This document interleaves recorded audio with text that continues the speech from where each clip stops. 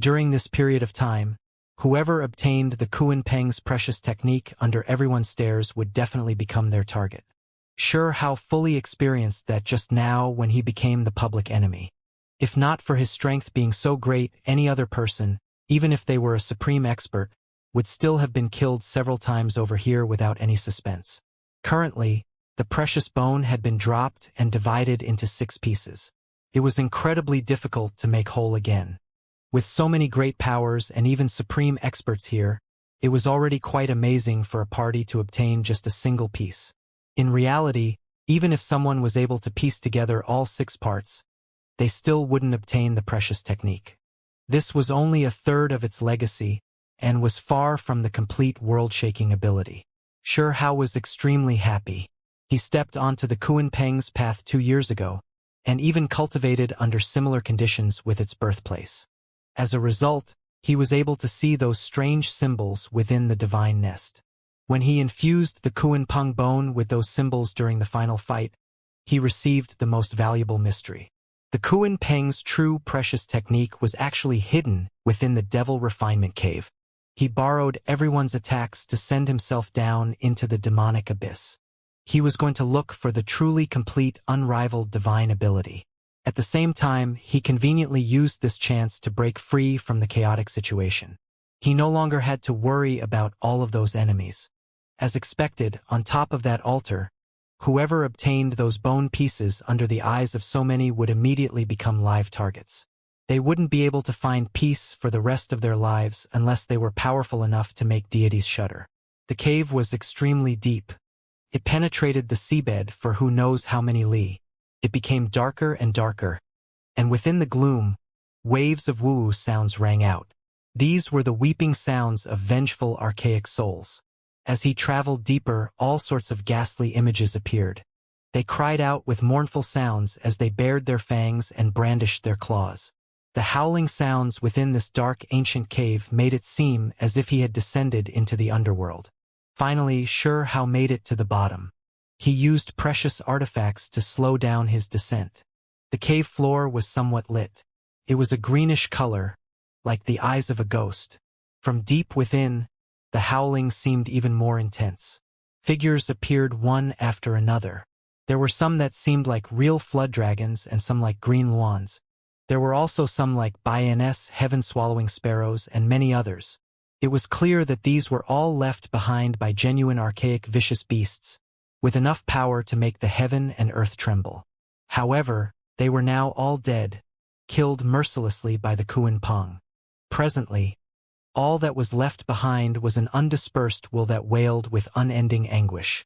The underground world was serene and deeply hidden.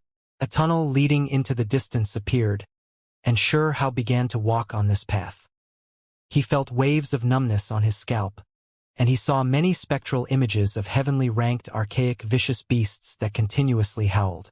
How powerful was the Kuan Peng back then? Just how many of these ridiculously powerful experts did it kill? If any of these creatures were still alive, they could easily remain unrivaled within the great wastelands. How?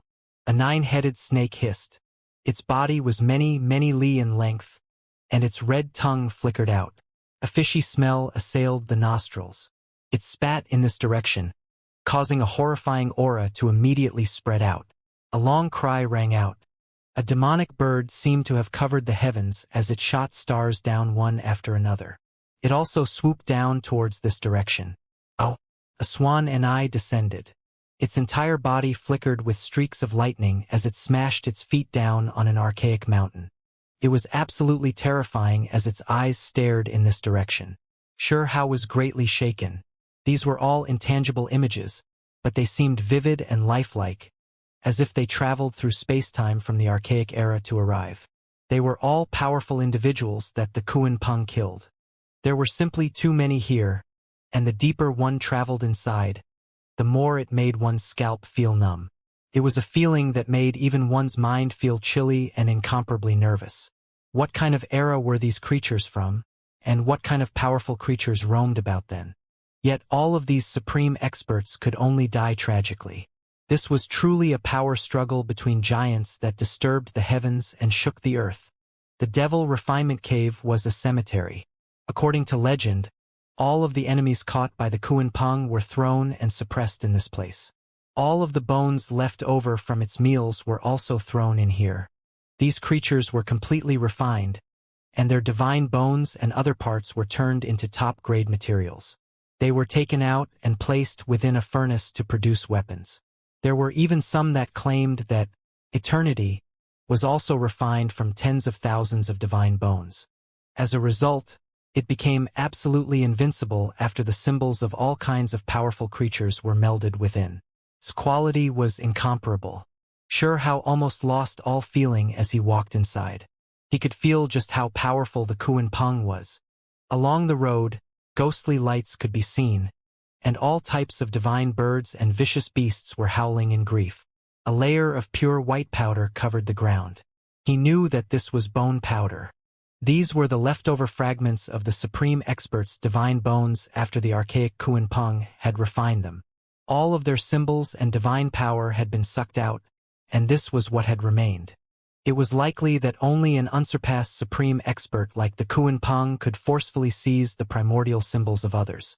In the end, even deities appeared from within the dark and secluded cave. There were also devils that seemed to be howling, full of unwillingness. However, there was nothing they could do. On the ground, the snow-white bone powder reflected the glory and viciousness of those years. The archaic era was truly cruel. Even creatures as powerful as these couldn't avoid death. Along the way, symbols would light up from time to time. The power they possessed could crush anything to death, easily causing a Supreme Expert to perish. As someone that walked along the Kuan-Peng's path, Sure Hao found that the symbols he obtained previously displayed a wondrous effect. They continuously circulated about him, and actually protected him this entire way from being killed. In the end, Sure Hao arrived at the end of the Devil Refinement Cave.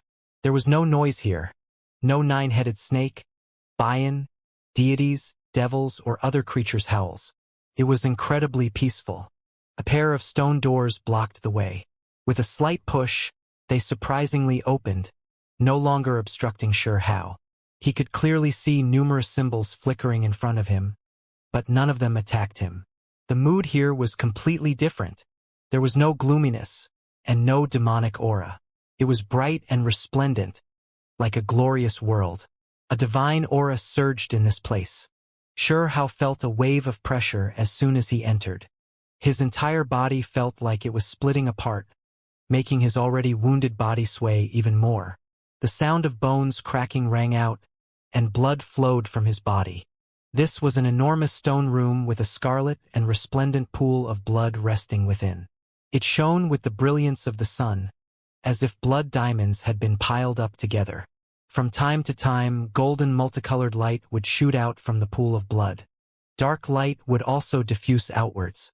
These were all symbols with enough power to make the entire world shake. They were simply too terrifying. Kuan-Peng's symbols. Sure Hao felt a shiver run down his spine. He could tell immediately that it was the legendary matchless precious technique. He saw 1/3 of it before, so this kind of feeling was extremely familiar. He finally got used to the pressure here. With a huala sound, innumerable symbols rushed up. Half of them were golden rays of light that tore through the void, and the other half were black light that seemed like black holes. The two were displayed together. Following that, the symbols all took form. Kung Chong sounds rang out, and they were as icy cold as metal. In the end, they quickly merged together to create a Kuan-Peng.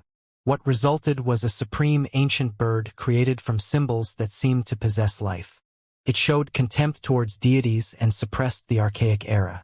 Its dignity and awe was at the absolute peak. Kuan-Peng. The legacy turned out to be like this. Sure Hao was astonished. All of the symbols of the precious technique had been extracted and hidden within this pool of blood. Could reappear at any time and reconstruct itself.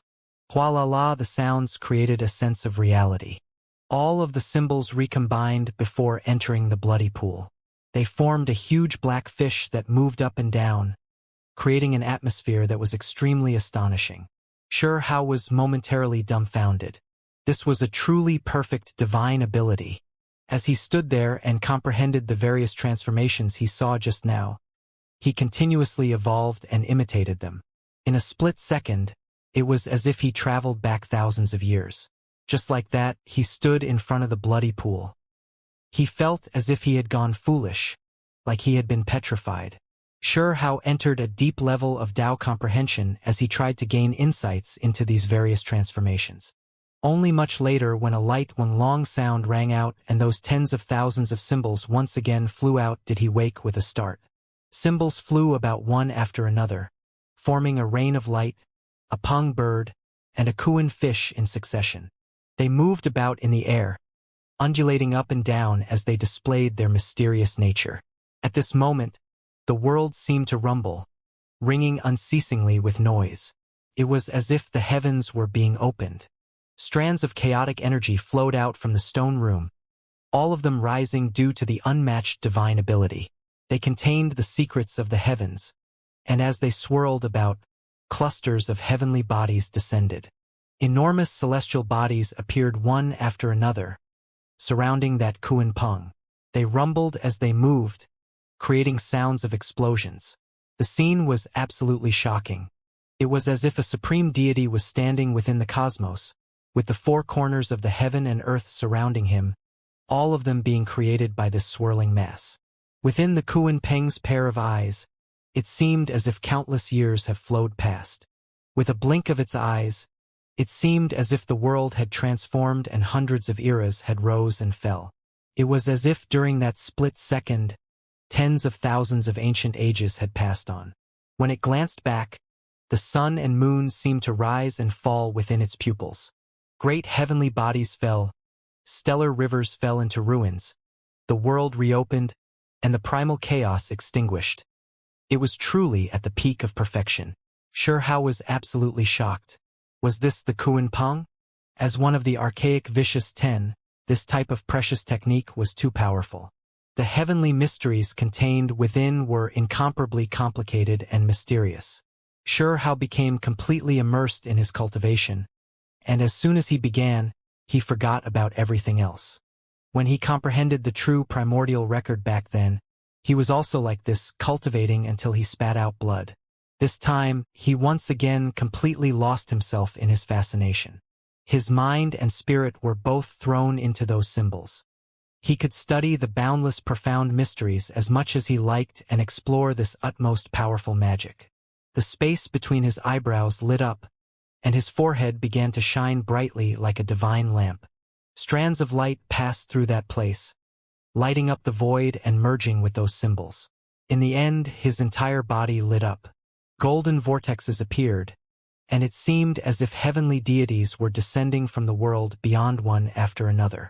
They began to shrink and rest on his body, chanting sutras within those golden vortexes immediately. The chants seemed to have become thunderous. They began grandiose and majestic, shaking the heaven and earth. Those were the Kuan Peng symbols that were descending and entering his body's periphery. They merged with him, making it easier for him to experience and comprehend these mysteries. Finally, a cry rang out. The world seemed to have been struck by lightning. A Kuan Peng in the air completely blasted apart, turning into endless symbols. They rushed towards Hao and reassembled on his body. Golden light shone with dazzling brilliance. The black light also appeared in strands within the golden radiance, turning into streaks. This was a miraculous transformation. The Kuan Peng's inheritance had fully displayed itself, without the slightest part missing. It was not reflected in the sky, but instead turned into tangible symbols that descended on Hao's body. If someone were to see this, they would definitely be astonished. Presently, Hao seemed to have become a Kuan Peng that was going to spread its wings and take to the skies. It was as if he was going to rush beyond this world into the boundless cosmos. Currently, countless symbols had condensed together, merging with him. They reassembled outside his body and flickered with the most dazzling radiance. Hao did not change at all and was still a human. However, those golden symbols and the descended black light had solidified outside his body. It was as if he was now wearing a set of divine battle armor. Right then, a type of supreme aura filled the air. This aura seemed like it could suppress the 9 heavens. Symbols dropped onto his body in seemingly endless amounts. It was difficult to see just how many of those net-like patterns descended. They were all crystalline and transparent, with each of them formed perfectly. Not a single chain was missing. Sure Hao was immersed in his study of these endless mysteries. Both his body and mind were thrown in, and at that moment, it was as if he returned to the archaic age. It seemed as if he arrived during the power struggle between giants, an era when tens of thousands of races stood in great numbers. In that instant, it was as if he glanced back tens of thousands of years. Hong! A bird of prey soared into the sky, striking down heavenly bodies one after another. It cried toward the moon and roared towards the heavens. Several moons were blasted apart, turning into a silver rain of light that scattered down onto the great earth. A winged dragon soared into the air, stirring up heavenly winds as it blasted down the shrines of the 9 heavens one after another. They smashed down like meteorites, creating huge explosions of dust and smoke. Was this the archaic era? There were simply too many powerful creatures. This was an era where supreme experts contended for supremacy, and the battle made people's blood boil. There were creatures who were happy, and many who suffered tragically as well. Many gorgeous individuals that were beautiful enough to be a part of legends existed. However, this was merely a look into the past. Sure Hao was able to see this small bit through the Kuan-Peng's inheritance. This scene overwhelmed him with emotions. Incredibly talented and powerful individuals came forth in great numbers, stirring up his heart greatly. Of course, this was only an era where only the strong would shed tears of joy. There were many creatures who were not happy to live during that time. Sure Hao understood that this was the era when the Kuan-Peng was born. There was an inseparable connection between that place and itself. While immersed within this state, he did everything he could to capture this scene in his mind. By living within that era and understanding this great backdrop, he could understand this unmatched divine ability even better. Just like this, he continued to engage himself in his study. On his body's surface, golden spirals swirled about, and within each of these symbols was another symbol. The most powerful, profound mysteries were being acquired bit by bit like so. During this process, the symbols around his body continuously transformed. It slowly went from a blazing gold to a black color. It followed the transformation of the Peng bird to a Kuan fish as he undulated up and down within the pool of blood. Gradually, Sure Hao reached the deepest state of Tao. He became completely isolated from the outside world as he became engrossed in this wondrous and mysterious realm. Everything became calm inside the Devil Refinement Cave. A single youth was gaining enlightenment as his mind traveled through the great emptiness. He soared over the archaic times to comprehend this supreme magic. Meanwhile, on that altar, the great battle was also reaching a climax. The fighting here was extremely bitter, with blood splashing in all directions. The great powers went crazy as they engaged in this contest of strength. For the sake of that great power, even supreme experts gave up their arrogant attitudes as they fought with their lives on the line. They summoned up every last drop of courage within them to fight endlessly here. Not good. A piece of the precious bone has fallen into the flaming fish race's hands. Someone cried out loudly, feeling that this was a problem. It was because there were over 100,000 flaming fish here. Even though they left the waters, they seemed completely unaffected as they stood on their tails. With all of them grouped up together while spewing out flaming symbols, who dared to approach them? Han Tian was incredibly powerful as well. The divine lamp of illumination lit up, blasting away a group of experts. He seized over a piece of the bone before returning to his allies. Kill! On the other side, the people from the archaic divine mountains were also fighting against everyone else with everything they had. Several pure-blooded creatures were killed in and out before they finally seizing a piece. They guarded it with their lives. Get out of the way or die! Mo Shang shouted loudly as he swept out with the golden halberd in hand. It almost seemed as if he was harvesting wheat as corpses fell all around him. On top of the altar, rivers of blood flowed. Experts from all different races fought over the Kuan-Peng's precious bones. Their eyes were all red from this bloodbath. This precious technique held too much importance.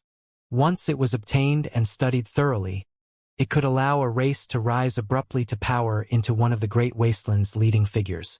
They would no longer have to fear others. In reality, a piece of it didn't make that much of a difference. At most, it would be exchanged with those supreme experts for a priceless treasure. Experts fought bitterly above and below the altar. Creatures were being slaughtered everywhere inside this cave. This place was absolutely chaotic, with cries of war echoing from all directions. No one knew just how many were killed here. The battle was desperate and bitter. Even someone as powerful as the incredible sea deity descendant Emoshang was suffering grave injuries. Many people were targeting him. The battle servants that he brought with him had all died without a single one surviving. Even the battle platform that he brought inside was shattered. The sea deity race's symbols burned furiously, flooding outwards. Of course, there were many people who died while trying to kill him as well. Corpses were piled up like mountains all around him. He had transformed into a blood-covered demon. His golden halberd seemed to have almost been completely dyed red. The battle was incredibly miserable. Emoshang originally seized 2 pieces, but after being attacked from all sides, he was forced to throw out a piece. He used the opportunity to break free from this terrifying battlefield. The fights continued, persisting for several days. They fought from the main palace hall into the other stone rooms, and from the sea floor all the way to the ocean surface. It was absolute chaos. It was a blood-covered demonic land. Everyone had already lost track of how many creatures died from all different races here. The entire Kuanpeng cave was dyed red with blood as far as one could see, with corpses lying about everywhere. The 6 pieces were divided up by the great powers. Not a single person could hold on to more than 1 piece. The inheritance was divided up between the hands of the land and sea powers. To the various supreme experts, this resulting situation was absolutely terrible. The appearance of the Kuanpeng precious technique was extraordinarily good news, but it ended up being scattered like this. It really was difficult for them to accept. Regardless, after fighting for so many days on end, the battle finally ended. A seemingly endless amount of corpses were left behind. There were still many powers that did not leave. They continued to struggle here with unwillingness, unable to accept the result.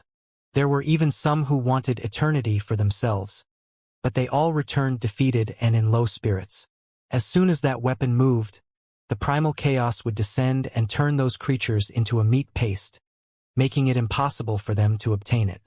Once the restrictions here disappear, we will send supreme experts here to collect it. Ancestors, let's retreat as well.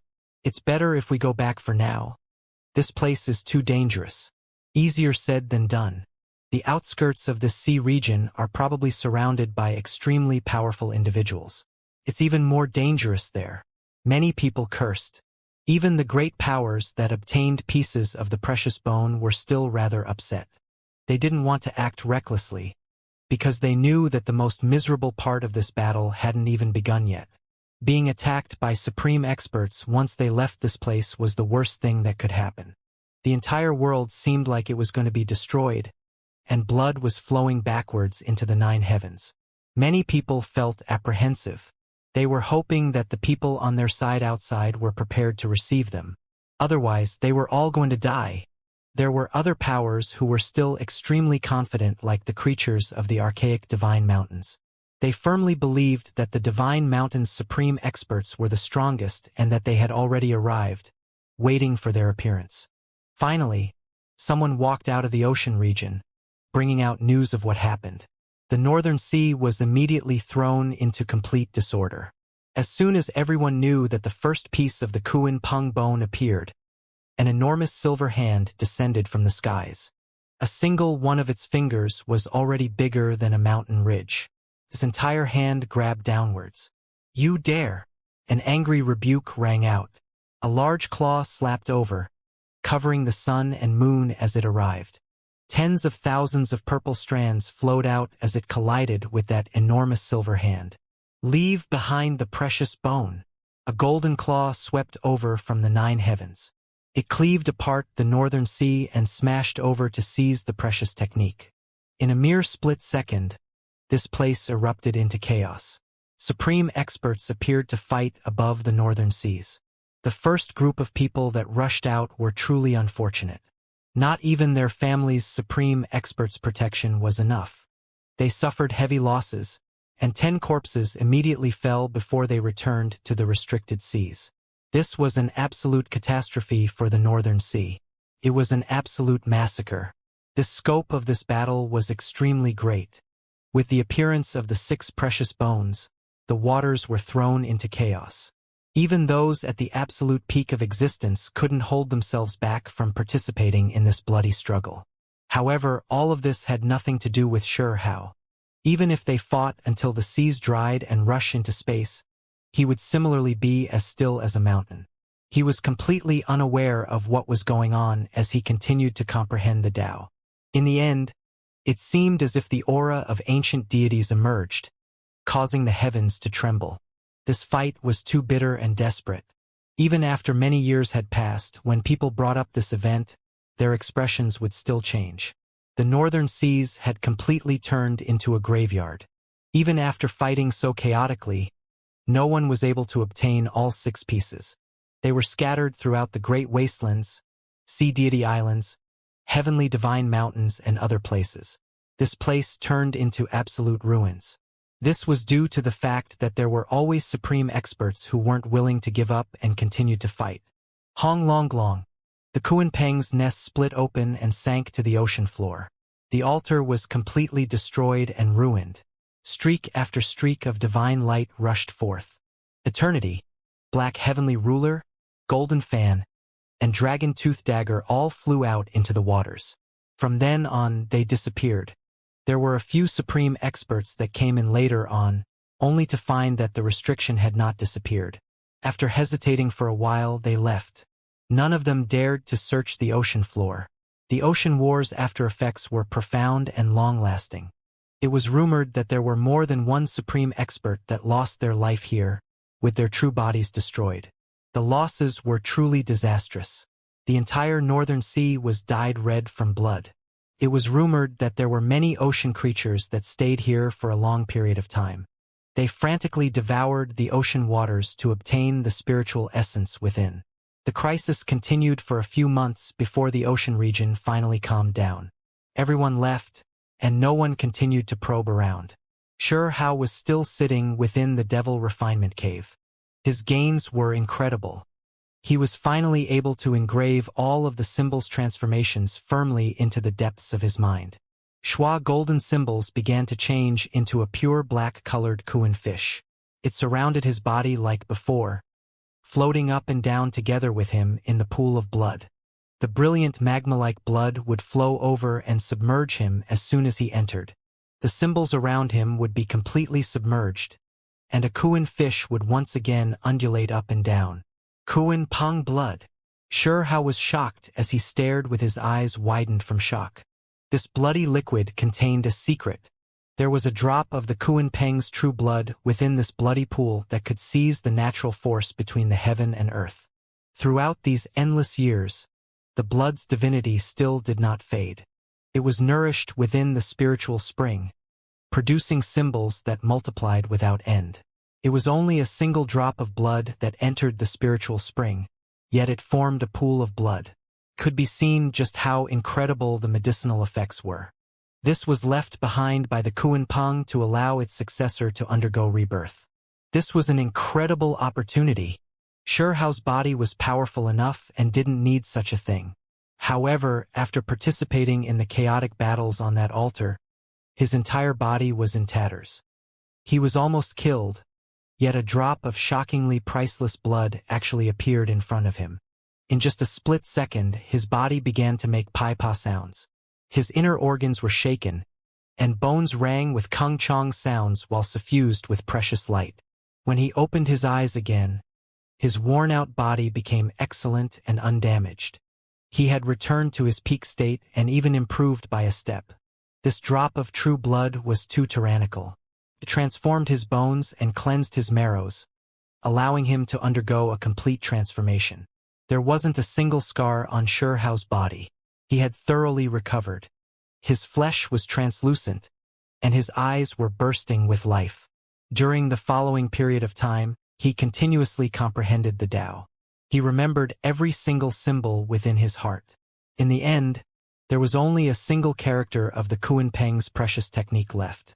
However, its profoundness was even greater than a diagram of the heavenly constellations. He firmly branded that symbol within his sea of consciousness. This was something that he needed more time to comprehend. It wasn't something that he could understand overnight. After all, it was the Kunpeng's magic, and was ranked within the archaic vicious 10. Finally, he started the process of nurturing spirit. Now that he obtained the true Kunpeng's magic, it was the perfect time for nurturing a spirit. The spiritual transformation realm was divided into 3 steps: body spiritualization, true self-reformation, and nurturing spirit in heavenly passages. These 3 stages could only be infinitely neared. They seemed almost impossible to reach, and throughout the vast wastelands, not many people had successfully achieved absolute perfection throughout the ages. Nurturing spirit within heavenly passages. After completing this stage here, I can return. This small trip really ended up taking 2 years. Xianxia muttered to himself. Inside the blood pool, scarlet clouds rose streak after streak into the air. They seeped into Xianxia's body, making his skin appear splendid and translucent. He continued his comprehension. While sitting there without moving a muscle, his body absorbed Kunpeng blood on its own. The aura around him was becoming more and more powerful. The heaven and earth pouch loosened just then, and a little golden creature revealed itself. Hairy Ball popped out its head and looked about, its little nose sniffing greedily. It joined Xianxia in getting cleansed by the Kunpeng blood. Let alone everything else, this drop of true blood alone was enough to make supreme experts kill others. It was simply too amazing, allowing one to completely be reformed from the inside out. Xianxia was totally unaware of his surroundings and his body. His body was absorbing the power instinctively as he continued his study of the Tao. Around him, clouds floated about while multicolored light shone resplendently. It made him gleam with a glaze-like golden light. 10 heavenly passages opened with a hong sound, and a Kunpeng opened its eyes from one of the passages. Nurturing of the spirit had already begun a while ago. What was happening now was the real transformation and the granting of life. At this instant, the 10 heavenly passages were filled with a majestic aura of life. In addition, they all carried within them a strong spiritual will. This was especially obvious in the Kunpeng heavenly passage where a wing-spreading Peng bird rested. The bird was looking down upon the world with an unrivaled boldness. Its splendid golden body had black stripes running through it, conforming to the true meaning of the great Tao. Right at this moment, Xianxia's body shook violently. The golden spirals on his body surface melted away and densely packed symbols emerged. The symbols then erupted, and in the end, they all disappeared into that heavenly passage, coinciding with the Kunpeng. Those were the remaining profound symbols of the blood pool. Xianxia had memorized them completely and inscripted them deep inside his mind, including the original one. He was now going to fuse the inherited imprints directly into a heavenly passage. It would fuse into Kunpeng's spirit body, unifying into a single entity inside of a single heavenly passage. It was an incredibly amazing transformation. The strength of this spiritual body increased rapidly. It grew more flexible and vivid, as if a real Kunpeng had come to life and hovered above 9 heavens. It seemed as if it reigned supreme throughout the great emptiness and remained unrivaled throughout the cosmos. If one reached the peak of perfection in the spirit transformation level, the spirit bodies inside the heavenly passages would be granted intelligence, as if they were turning into living creatures. There was no limit to how much a spirit could be nurtured. Eventually, one had to withdraw their own will and return it to the original body. Only the precious technique would be left behind, which would evolve on its own into a seemingly living entity. Of course, there were too many factors involved in this process. To be able to nourish spirits in one's heavenly passages was already quite successful. To grant the spiritual body with life would surely be seen as the deed of deities. Ordinary people would find it very hard to use the Kunpeng as a spiritual body. The creature was just too powerful, and condensing it into spirit was a truly difficult task. In fact, if one endlessly condensed the true spirit of Kuan-Peng within heaven and earth, it would only grow increasingly terrifying. Eventually, it would reach a point where it was infinitely close to the real thing and possess unparalleled strength. Finally, all of the golden and black symbols left over within the pool had merged with the Kuan-Peng in Xiao's heavenly passage.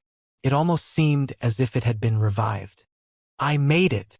Xiao knew that even though he had not fully comprehended this precious technique, with this special spiritual body alone, he could summon part of its commanding and frightful power. He then moved on with the refinement of the other heavenly passages. Within one of them, a swan and eye was raising its head and roaring towards the sky. It almost seemed as if it bore some kind of hostility against the 9 heavens, and was going to charge violently upwards. The remaining 8 heavenly passages did not have any divine birds or vicious beasts nurturing within them. Finally, Xiao infused his own will into one of the heavenly passages. A figure identical to himself was formed. In the other heavenly passages he created a sword core, pagoda, bell, cauldron, halberd, and other similar items. He was under a severe shortage of precious techniques, and so he could only use weapons as replacements for the time being. The effects, however, would be the same in the end. The purpose of nurturing spirit was to allow the spiritual nature itself to undergo evolution. Later on, when a corresponding precious technique was obtained, it could be placed directly inside. As for his current cultivation level, the nurtured spirit was only his will. Sooner or later, it would all return to him. The nourishing of spirit only needed to begin. As for everything else, everything would work out as long as the accompanying technique was perfect. He had already achieved this. The 10 heavenly passages had successfully nurtured the spirit, reaching the legendary state. A vigorous aura filled the air, creating an incomparably mysterious atmosphere.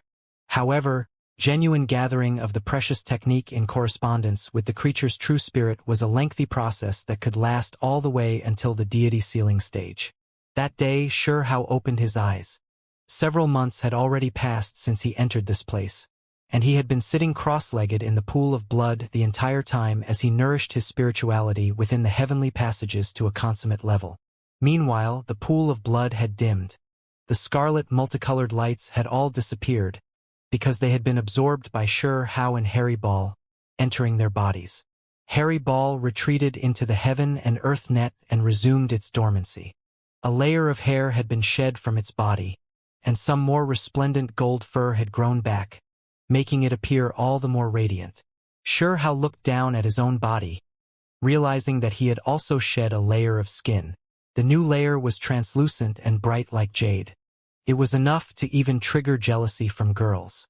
He stood up and did some stretching. After some peepa sounds rang out, he discovered that he had actually grown a bit taller. In the Great Wastelands, a 13-year-old youth was mature enough to marry and raise a family. Xiao had delicate and pretty features. His eyes were bright and clever with some dreamlike qualities.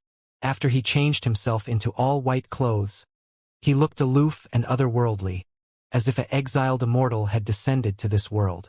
As a 13-year-old mighty expert of the spirit transformation level, he had already achieved the peak of perfection in all 3 stages. He had reached the legendary state. If word of this got out, it would surely stir up the Great Wastelands. Is it possible to break a legendary record? Xiao asked himself. From blood transformation to heavenly passage, he had always managed to create his own path. What about this time? I think it's time that I leave. With a sweep of his wide sleeves, he dashed out of the devil refinement cave with a schwa sound, as if an immortal was moving. As a result of the altar's collapse, the exit had been buried under as well. A Kuan-Peng erupted from Xiao's heavenly passage and destroyed everything obstructing him. With a honglong sound, a wide path was cleared. Finally, he left this cavern. His white clothes fluttered in the sea wind as he stood on the waters. He looked like an immortal who was riding the fair wind. He stood there for a moment, lost in his thoughts. It had been 4 months since that battle. The islands were still there, and the mysterious gate remained undisturbed. However, the Kuan-Peng nest had completely shattered. This place was completely ruined from that point on, with no imprints of the Kuan-Peng left behind. Sure how released a sigh. Even the most unrivaled beings would fade away with the passage of time. He did not leave immediately, but instead dove towards the bottom of the sea and entered the cave of utmost yang again. Once he felt the scorching heat on his body from the divine flames. He sat cross-legged onto that mysterious stone platform again. This time, flames climbed up his body's surfaces like lightnings, but they could no longer hurt him. His spirit was shining as splendidly as the flames, with no burning sensations at all. He didn't know whether it was due to the cleansing by that one drop of Kuan-Peng true blood or his achievement of the nourishing of spirituality in heavenly passages, but regardless, he could now resist the formidable flames here. He then visited the abyss of black ice and the tomb of fallen stars. In each place, he could reach the deepest parts without suffering any injuries, demonstrating his perfection of the spirit transformation realm. Oh! The devilish brat roared loudly. He stepped on the sea waves while running into the distance. This was a living legend. The accomplishments that this 13-year-old achieved were enough to shake this world. He was quickly growing up and quickly rising towards greatness. The appearance of Kuan-Peng symboled bones stirred up the great wastelands majorly, and no one knew exactly just how many great forces were involved. It was said that supreme experts had even been killed in the North Sea, creating an unimaginably tremendous impact. That battle was incredibly tragic and fierce. Those supreme experts had fought from the 9 heavens into the space beyond. The scene was exceptionally terrifying. The result was extremely miserable. Apart from the fallen supreme experts, those from the archaic divine mountains and divine islands also received great blows to their strength. Even the supreme experts that survived had been badly injured. As a result, even though several great battles broke out, the seas eventually became calm. The ancient divine land had taken a great blow, and no one could afford another round of conflict. After this incredible tumult, a brief period of peace and quiet settled in. All sides were in a state of rest and recovery. This kind of atmosphere was extremely abnormal. Everyone knew that things would not end like this. The homes of those forces that obtained the symboled bones would become troubled lands sooner or later. Disturbance would arise again, and endless battles waited ahead. Of course, these weren't necessarily bad news for the great ancient countries of the Great Wastelands. The reason was because they only sent a handful of people to the Northern Sea this time. The forces that took the greatest hit were not them, but rather the otherworldly divine mountains, as well as the descendants of legendary archaic vicious beasts. A rare period of tranquility had settled in, and the human race countries were rather peaceful. Some rather special trees grew within one of the wasteland regions. They were jet black in color, including their leaves. There were no chirping of birds and no signs of beasts. The place was deadly silent. It was the deep black forest, a legendary forbidden land. Ever since the ancient times, almost every living creature that entered this place had been killed. Only a few managed to come out alive. Yet now, a sound came from deep inside the black forest. An old man was making his escape, and despite his staggering movements, he managed to emerge alive. The moment he escaped that forbidden black land and saw the sunlight, he could not help but roar towards the sky. The sound blasted apart some hills nearby, and the entire mountain range was trembling. He was an incredibly powerful human being, almost deemed terrifying. He was tall and sturdy with disheveled gray hair. His beard was in a mess as well, as it had been quite some years since he last cleaned up his appearance. This individual must have been quite handsome during his youth. Even with his untrimmed beard and unruly hair, there seemed to be a rather special aura around him that made him seem like a supreme king. However, it was a pity that he only had one arm left. A giant bow hung on his back, but even with his maimed body, he still appeared extraordinarily heroic. "I've finally broken free. Haha, damned Pai Xiu. Not only were you not able to get rid of me, not even the heavens could deal with me." He let out a bold and generous laugh. After so many years of struggling and being trapped in that incredibly desperate situation, he still appeared to be rather optimistic. "It's been 13 years. My grandson should be a young man by now. He must have grown into a matchless hero, just like me. Ha ha. He sat down in a cross-legged position and adjusted his breathing. The cost he paid to break out was obviously great. Blood was spattered all over his body, and even the beard at the corner of his mouth was dripping with blood. Spirit essence of heaven and earth was surging over in a frantic manner. After seeping into his body soon began to glow from head to toe. Around his body, a golden-winged Peng, Bian, and many others appeared. As they circled about him, it created a scene that was absolutely frightful. After quite some time, he stood up and began talking to himself.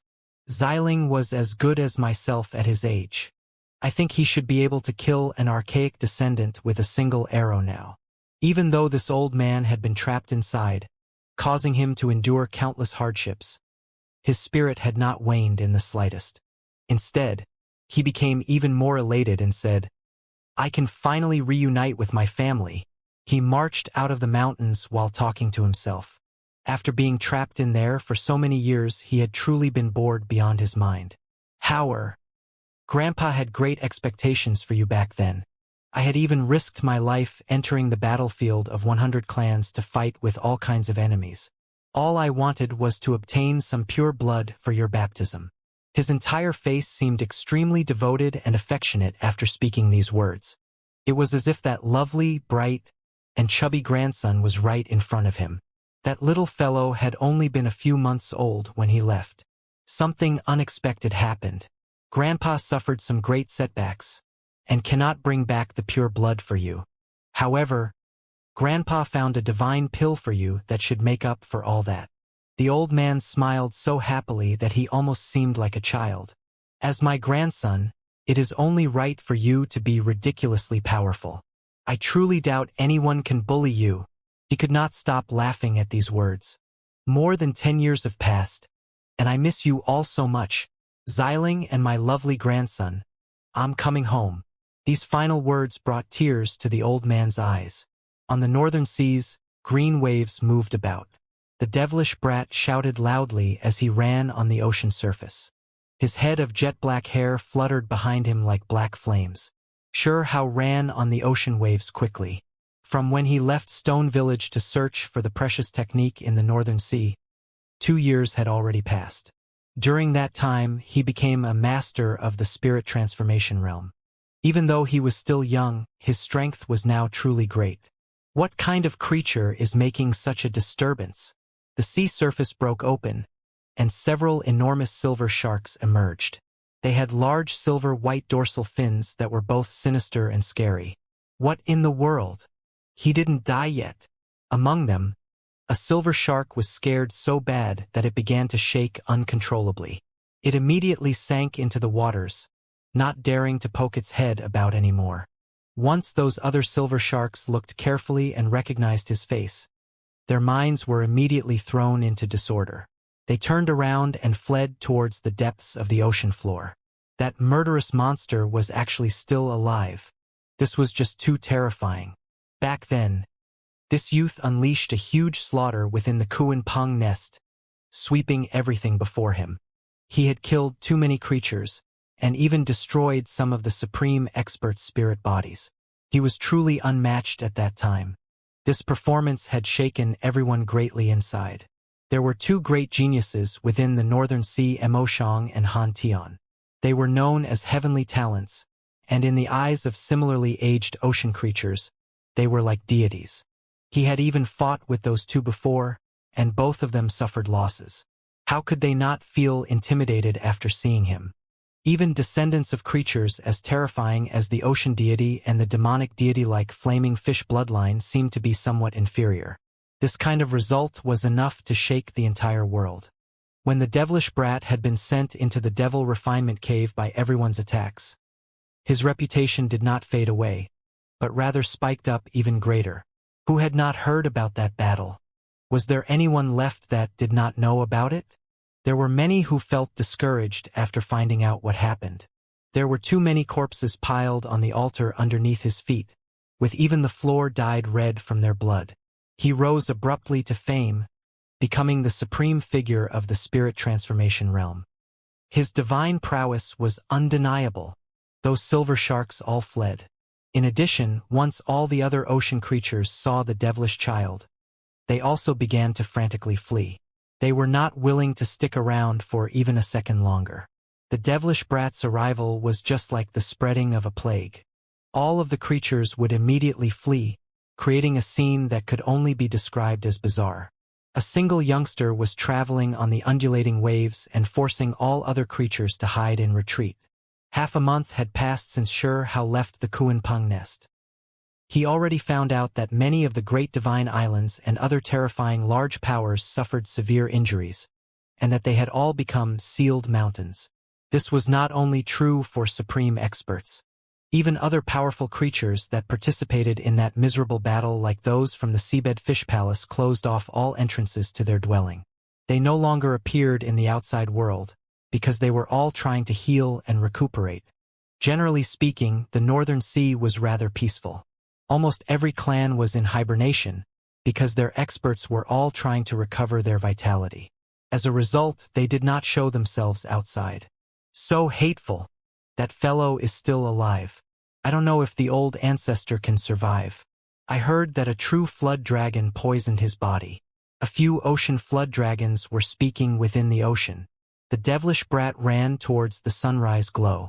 He happily captured massive lobsters, crabs, turtles, and others along the way.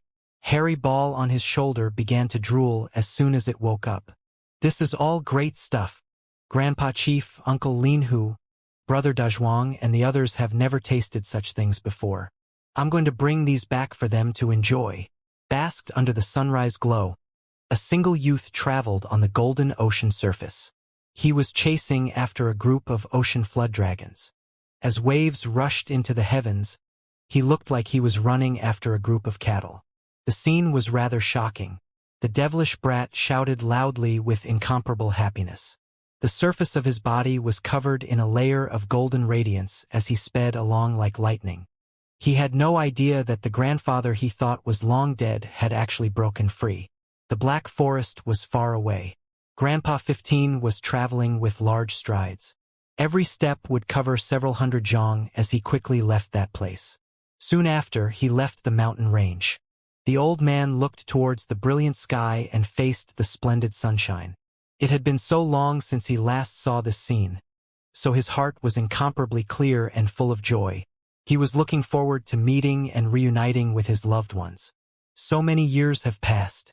I should prepare some more gifts for my grandson. I wonder if the jar of Pai Shio blood I obtained back then is still there. His running speed was like that of flying as he rushed towards the distance. Eventually, he turned into a streak of light, reaching an extreme speed. He was returning to an ancient mountain range to retrieve the item he abandoned back then. During the battle back then, Grandpa 15 suffered a severe injury. For the sake of breaking free from that mature Paishio, he had to bury the jar of blood to prevent the Paishio from tracking him. With the passage of so many years, he could only vaguely remember where it was. He didn't know whether or not he could find it. The battle back then was too miserable. Grandpa 15 had to pay an enormous price, losing one of his arms. If he hadn't borrowed the force of a divine formation to send himself through the skies, he would have probably died then. Pai Shio, we are fated to meet again. Isn't your cultivation only 180 years above mine? This old one will beat the shit out of you eventually and repay the favor. The old man seemed extremely angry. The 100-clan battlefield was a place where all types of outstanding heroes fought for supremacy. What awaited one upon entering was a survival of the fittest. There was no one to blame but yourself if you died here. Grandpa 15 had killed the younger one, only to find that the older one later. It chased him outside the 100-race battlefield, leaving his body in a terrible condition. He made a narrow escape and nearly died in the Great Wastelands. Grandpa 15 was an incredibly powerful character. Even if someone from the Divine Mountains chased after him, he wouldn't be scared in the slightest. He would always mutter about going back to give those Divine Mountain folks a good beating. If the outside world knew that this old man had this kind of thought, they might even be scared silly. Even the full force of an ancient country might not be enough to fight against that kind of power, and no one was dare to casually offend such a place. With Grandpa 15's speed, he quickly sped along. Later on, he borrowed the strength of his divine bow for flight. He traveled for several days because the great wastelands was truly too vast. It should be this swamp. He made his descent. Within the swamp, a wave of rotting smell poured out. It was an extremely gloomy place with sparse trees scattered throughout. However, each one were extremely huge, hiding the sky and covering the earth. Within the swamp ooze were rotten leaves and even a few skeleton remains. The atmosphere was extremely bad. Grandpa 15's palm slammed down. The sludge flew everywhere, causing the entire swamp to break apart. A huge abyss opened up that seemed several dozen zhang in depth. It's actually still here. Grandpa 15 was extremely happy. With a wave of his hand, a jade container appeared. It flowed with luster, and contained within was sparkling and splendid silver blood. When he opened the jar, a wave of fragrance immediately wafted out. The silver blood was sparkling and astonishing. A burst of dense energy rushed forth, immediately covering this swamp in a layer of silver-white sheen. What a pity! Some of the spiritual nature has dissipated. A large part of the jar of blood essence I refined has been lost. Grandpa 15 felt that it was rather unfortunate. Back then, he did not carefully preserve it. He only placed it within the jar, and so after so much time had passed, a large part of its divinity disappeared. However, regaining this jar after losing it still made him rather happy. Back then, it was precisely for this jar of blood that he suffered that tragedy, so he also felt rather regretful. Ow! A roar sounded from the distance. A 10-zhang long wolf elephant pounced over. Long green hair covered his entire body. He had the head of a wolf, but the nose of an enormous elephant. White teeth extended outwards. It had felt the powerful fluctuation of essence energy and quickly rushed over. However, before this archaic descendant even got close, a purple cloud suppressed downwards. An enormous bird that was over 100 zhang in length swooped down and tore apart its body. Blood dyed the mountain cliffs red, and it was soon devoured. Afterwards, it dove towards the swamp. Dragon-scaled sparrow. This flying speed is incredibly fast. However, don't irritate me, or I'll eat you. Wait, no. I'll use you as transportation. Grandpa 15 muttered softly. It was an enormous purple bird. Half of its body was covered in scales, and the other half was in feathers. The scales covered its body, and feathers covered its wings and tail. On top of its head were purple plume feathers that stretched towards the sky, making it appear quite magical. The dragon-scaled sparrow struck down without hesitation. Even though it felt the elder's energy fluctuating, the true blood within that jar was too astonishingly great. It was a ridiculously powerful dragon-scaled sparrow. For this type of species, it was extremely rare. It reigned supreme over its region. While resting within a mountain range in the distance, it felt the fluctuations of this place, proving just how sharp its spiritual perception was. Even if another supreme expert or old ancestor saw this creature, they would also feel some restraining fear. They would knit their brows and become serious. However, Grandpa 15 actually laughed when he saw this several hundred zhang long dragon-scaled sparrow throw itself over. He said to himself, "Be obedient and send me to Stone Country's capital. This really is a nice form of transportation." With a honglong sound, his grandeur suddenly changed. He soared into the air like a demonic deity, scattering out a peerlessly powerful aura. While in midair, he grabbed forward. The enormous bird was shaken. How could that damn human be so terrifying? He transformed into such a powerful expert, and his force even surrounded his several hundred zhang long body. "Behave, come here." Grandpa 15 laughed loudly. His hair was like disorderly grass, and his beard was scraggly and unkempt. However, he was able to constrain such an enormous, vicious bird. The dragon-scaled sparrow struggled about and wanted to flee into the skies. However, after it was trapped by that enormous hand, it couldn't escape. Strand after strand of multicolored light flowed out from the center of that palm and began to refine it as if it was a great furnace. "Carry me on a trip," You are free to go afterwards. The old man spoke. In the end, the dragon-scaled sparrow surrendered. This enormous and terrifying overlord had naturally lived for an extremely long period of time. It knew that this human wasn't worth provoking and was too frightening. The several hundred zhang long enormous bird spread its wings. It turned into a purple cloud and brought with it a frantic gale, zipping past the mountain range skies with astonishing speed. Such a powerful, vicious bird naturally didn't fear the appearance of any other creatures. It was not scared of being intercepted as it rushed ferociously into the clouds and towards the distant stone country capital. Many creatures were shaken throughout the mountain range. This was the unrivaled overlord of this entire mountain range, yet it actually yielded and became a mount. The wastelands were extremely large, and its regions were extremely vast. Even creatures as fast as the dragon-scaled sparrow had to fly for several days before it approached Stone Country's capital. An enormous wall made from blocks of jade-like crystals surrounded this place like a mountain ridge, and tall city gate tower rested within like a heavenly temple.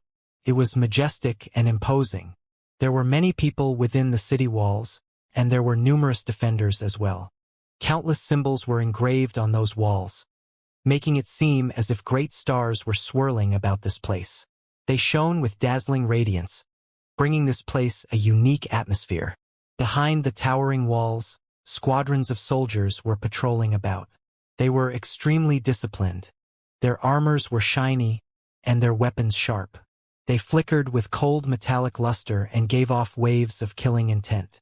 This was the capital of Stone Country, so everything was naturally the best of the best. There were a few generals supervising the protection of this enormous city, so this place was well fortified.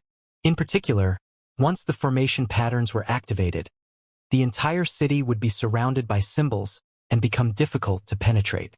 The dragon-scaled sparrow's descent immediately raised a disturbance within the soldiers on the city walls. Their hearts were thrown into disorder as they assembled. As for the city gate, the entering and exiting vehicles, merchants, and others were even more alarmed and shaken. This vicious bird was just too powerful. Was it going to attack the city? Grandpa 15 did not break the city regulations.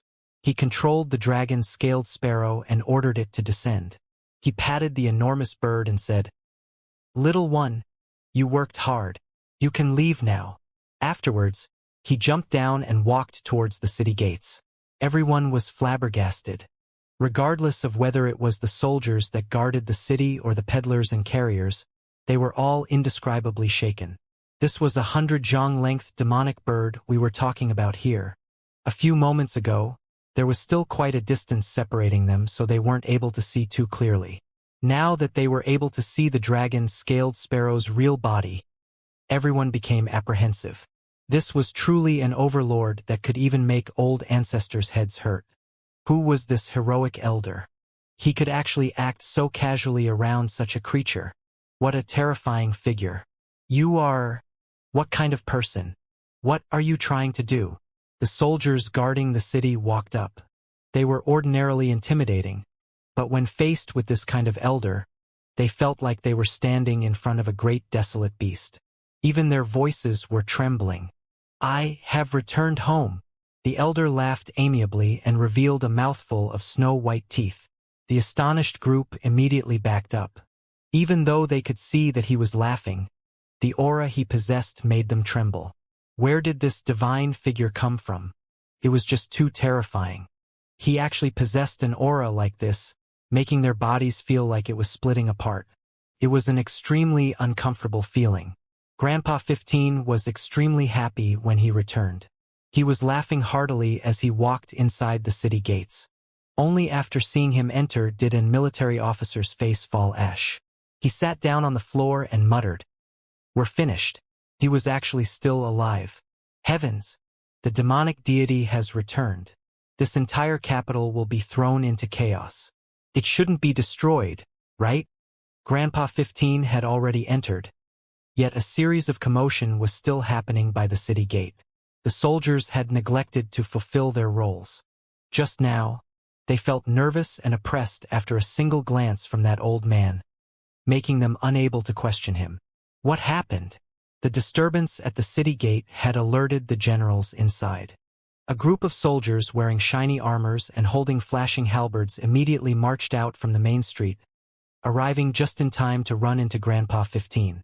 Everyone was alarmed. This old man was too powerful to be ignored.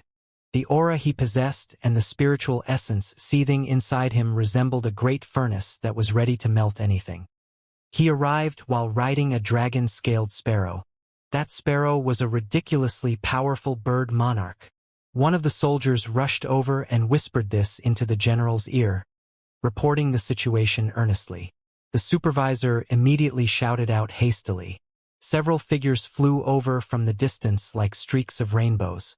They were all extremely formidable generals. After arriving, they blocked the intersection. The pale military officer at the city gate stood up and wiped away his cold sweat. However, his body was still trembling slightly. He muttered, "Our Rain clan is in trouble."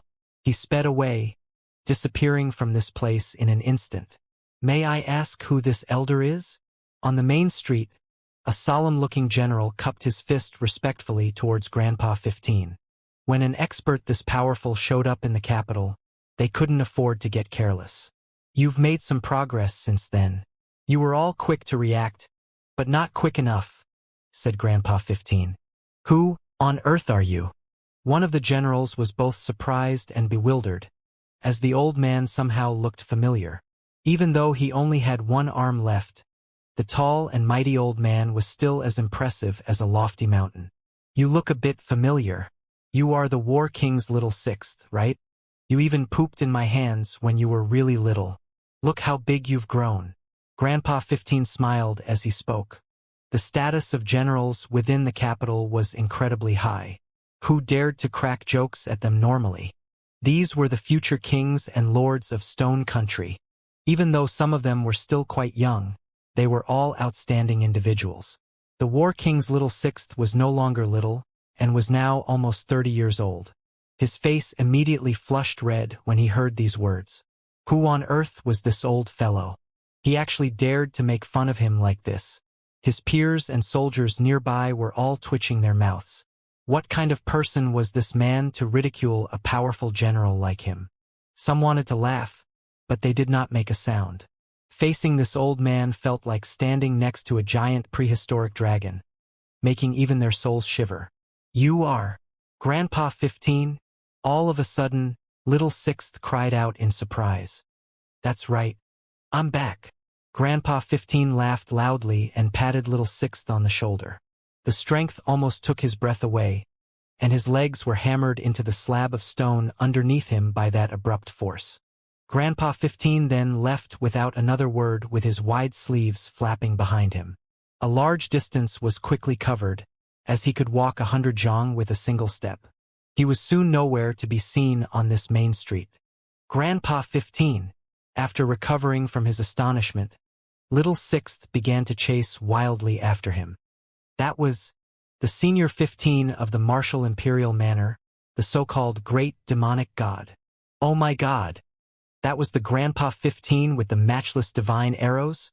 This place erupted with excitement.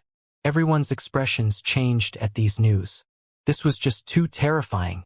Didn't he fight a bloody battle with a mature Pai Xiao and end up dying somewhere? Everyone felt their scalps go numb. Grandpa 15 was a powerful individual who dared to put up a fight with creatures residing in the archaic divine mountains. His extraordinary prowess was unparalleled, and his might shook the capital back then. When people discussed the great events of those years, they couldn't do so without mentioning Grandpa 15. He almost seemed to possess the power to rebuke the heaven and earth, leaving behind many legendary tales. He was around 50 to 60 years old, and to the ancestors he was still quite young. However, he was already referred to as a great demonic god 13 years ago. Hurry! Go back and report this quickly. All the mighty ones sent people back to their clans on the spot to deliver the message. One of the generals felt his face become completely devoid of blood. He had just arrived and was not able to meet Grandpa 15 in person, but even more fear seemed to have grown inside of him. He was from the martial imperial manor, and without uttering a single word, He ran up the city walls at a tremendous speed. A few lines were quickly jotted down on a piece of paper. He then placed it on a small altar that was roughly 1 chi tall. With the flickering of divine patterns, a silver passage opened, and the letter was gone. This was the capital, and the surrounding walls were equipped with altars like this one for the sake of rapid message delivery. He was truly frightened badly, sensing that a catastrophe was incoming. He was raised within the martial imperial manor, so he knew everything about that incident. Now that Grandpa 15 returned, even if he didn't turn the capital upside down, he would still never let this matter go. This was the unrivaled Grandpa 15 we were talking about. With a nature as resolute and unyielding as his, how could he possibly put up with his grandson's supreme being dug out? Apart from him, another general from the Rain clan's face also turned ashen. He not only sent messengers back, but also used the small altar to deliver news immediately. An undercurrent was flooding this main street. Few people knew of the return of the great demonic god and were trying to repress the news from leaking out too soon. In the end, Little Sixth was not able to catch up to Grandpa 15. The latter was too fast and disappeared in an instant with his wide sleeves fluttering behind him. The two weren't even in the same league in terms of their abilities. Emotions filled Grandpa 15. After 13 years, the capital looked all the more prosperous. The streets were full of carts and horses, and people were passing to and fro in a continuous stream. The sound of peddlers selling their goods could be heard everywhere. Men and women filled every street and lane, with shops standing in great numbers. A hubbub of voices could be heard as people jostled each other in the crowd. For an old man who had been trapped in a destitute land for more than 10 years, a busy town like this was incredibly welcoming. He laughed heartily with a state of mind that was completely carefree. He strolled along until he arrived in front of a grand and majestic mansion beside the flourishing main street. The mansion was extremely wide. On top of the vermilion gates, an auspicious beast held a ring in its mouth. Next to these two doors were two divine beasts carved from gemstones. White marble covered the floor, making it quite clear that this was the aristocratic mansion. There was a sign on the large gates with 3 large characters written on it: Martial Imperial Manor. The word nobility, bestowed with the hero character, was enough to reflect its power and bravery. This place was definitely extraordinary. "Halt! State your identity!" someone shouted in front of the gates. After seeing the one-armed old man with shaggy clothes and broken armor, he immediately shouted for him to stop. Grandpa 15 had a dissatisfied look on his face. He was even stopped by someone after finally returning home, and the words that were spoken were so harsh. He was rather upset after seeing this. "Young man, it's better to use a nicer tone when speaking." He walked forward. The person in front couldn't hold on any longer. Grandpa 15 naturally exuded his aura, and when he approached, not even supreme experts could endure it. They would feel as if their flesh were splitting apart. "You, freeze. How can the Martial Imperial Manor be a place where you can randomly barge into?" In front of the gate, a squadron of soldiers spoke with trembling voices. They were forced into a retreat. "I'm returning home, so how can this be called random barging?" Grandpa 15 calmly replied. "You, returning to your own family? Who are you?" These people's hearts trembled, because the other side's aura was too powerful. Just his flesh alone was shining like a sun, burning so fiercely that everyone felt like they were being roasted alive. "My name is Xianxia." Grandpa 15 gave out his name. He sighed softly. After being trapped for more than 10 years, no one back home even recognized him. Where did all those elders that watched the gates go? Why were they all switched out? Xianxia, who is that? Never heard of that name before. One of them spoke and began to discuss with his companions. "It seems a bit familiar sounding." One of them spoke in a soft voice, revealing a look of contemplation. Grandpa 15, the Grandpa 15 back then. His name seemed to have been Xianxia. Finally, there was someone who broke out in cold shivers. After speaking these words, he immediately began to shake. "What?" The group immediately felt a wave of fear. The one reputed as the great demon god had returned? How could that be? Didn't he die already? Who here didn't know who Grandpa 15 was? These people immediately became stupefied. Didn't he pay the creatures of the divine mountains a visit and die outside as a result? Such a divine and unrivaled existence had reappeared. They couldn't help but shake uncontrollably. When they saw his broken armor and the enormous bow on his back, these people began to fall back, because they believed him. With this kind of aura and unmatched self-confidence, who else could it be? This was definitely the return of Grandpa 15. These people all began to shake from head to toe. Who came back? Who came back? With a quang-dang sound, the enormous scarlet steel doors were pushed open and an elder with white hair and beard walked out. When he saw Grandpa 15, he was first startled. After rubbing his eyes, he was then shocked as he quickly rushed over. "Old 15, is it really you?" He was extremely moved, and he quickly grabbed Grandpa 15's remaining arm. "Haha, it's me. Seventh brother, after not seeing you for so many years, you seem to have become more intimate towards me. You don't hate me anymore." Grandpa 15 laughed loudly as he joked around. When they walked inside, a group of soldiers immediately walked out with an extremely serious expression. These individuals normally guarded the manor exits, and they were currently closing the large gates. This was a message to the outside world saying that they weren't seeing any other guests today. At the same time, within the depths of the manor, a small altar lit up. Letters disappeared one after another. Within the depths of the mansion in a secluded place, an elder flowing with golden light was being stopped. He immediately spoke furiously. "Surely, Yuan, what are you two trying to do? Fourth brother, don't be impatient. You should just rest there for a while. There is no need for you to go out. Since you're treating me like this, let me guess. Did Xiling return? No, you guys are scared of me saying things that shouldn't be said. Could it be that an even more powerful figure arrived?" Stone Manor was truly rather large. Palace halls were everywhere, making it seem as if a heavenly palace had descended into the mortal world. However, this was completely normal due to the flourishing population of clan members. Grandpa 15 slowly walked inside. He felt a wave of frustration and disappointment, because this time he left for more than 10 years.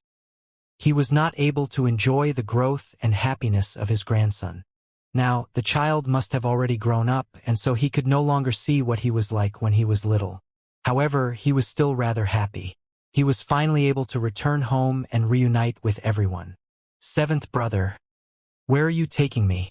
I want to go to my own residence. Why are you bringing me to the main hall?" Grandpa 15 asked. "Grandpa 15, you left for more than 10 years this time. Everyone had already thought that you left this world. We obviously need to gather everyone first so that you can meet all of them." There were many who were bustling around trying to spread the news. The entire Stone Manor was busy with commotion and noise. It was almost as if everyone had been stirred up. "Grandpa 15, you are still alive. We missed you to death." A group of people appeared. Some had tears flowing, some sighed with sorrow, and others were laughing heartily. Grandpa 15 also felt a wave of emotion overcome him. After so many years had passed, these people had all aged. Back then, they all feared him, and so not many got close to him. However, so many gathered now, and moreover, why did none of the brothers that he was actually close with come? Afterwards, some of the old ancestors also came, with Shirley being one of them. If Shirhao was here, he would have definitely faced him with a cold attitude. Back then, he was the driving force behind the people who attacked his parents, as well as the one who shielded Shiyi's relatives. He was ranked 9th among the ancestors, and so his authority was extremely great. "Zhongtian, for you to return alive is truly great news. My clan's battle deity has come back alive. This mansion will have to celebrate for an entire month. Ha ha ha." Shirley laughed loudly. He was a level higher than Grandpa 15 in status, and was an old ancestor that truly had authority. Grandpa 15 also smiled, but there was some doubt stirring within his heart. Why did none of the ones that he had good relationships come here? For example, there was the old ancestor fourth uncle who was like a golden lion, as well as his other brothers. Where were they? Uncle 15. Grandpa. Ancestor grandpa. A large number of experts entered the palace to pay their respects. There were middle-aged people and children who seemed extremely lively. They all shouted together in courtesy. When Grandpa 15 glanced around, he realized that he didn't recognize most of the kids. After 10 or so years had passed, there were many new faces within the mansion. Some of the children's natural talents weren't bad. Grandpa 15, you truly are formidable. You were able to escape such a huge disaster and live. Some elders with extremely high statuses appeared. One of them had dazzling pupils and wore a gray gown, possessing a powerful aura. His name was Shi Yuan, and among the ancestors he was ranked 5th. During the battle that year, he fought against Shi Xiling while shielding Shi Yi and his mother, suffering a severe injury as a result. He still had another identity, and it was that him and Shi Yi had an undeniable blood relation. He was his paternal great-grandfather.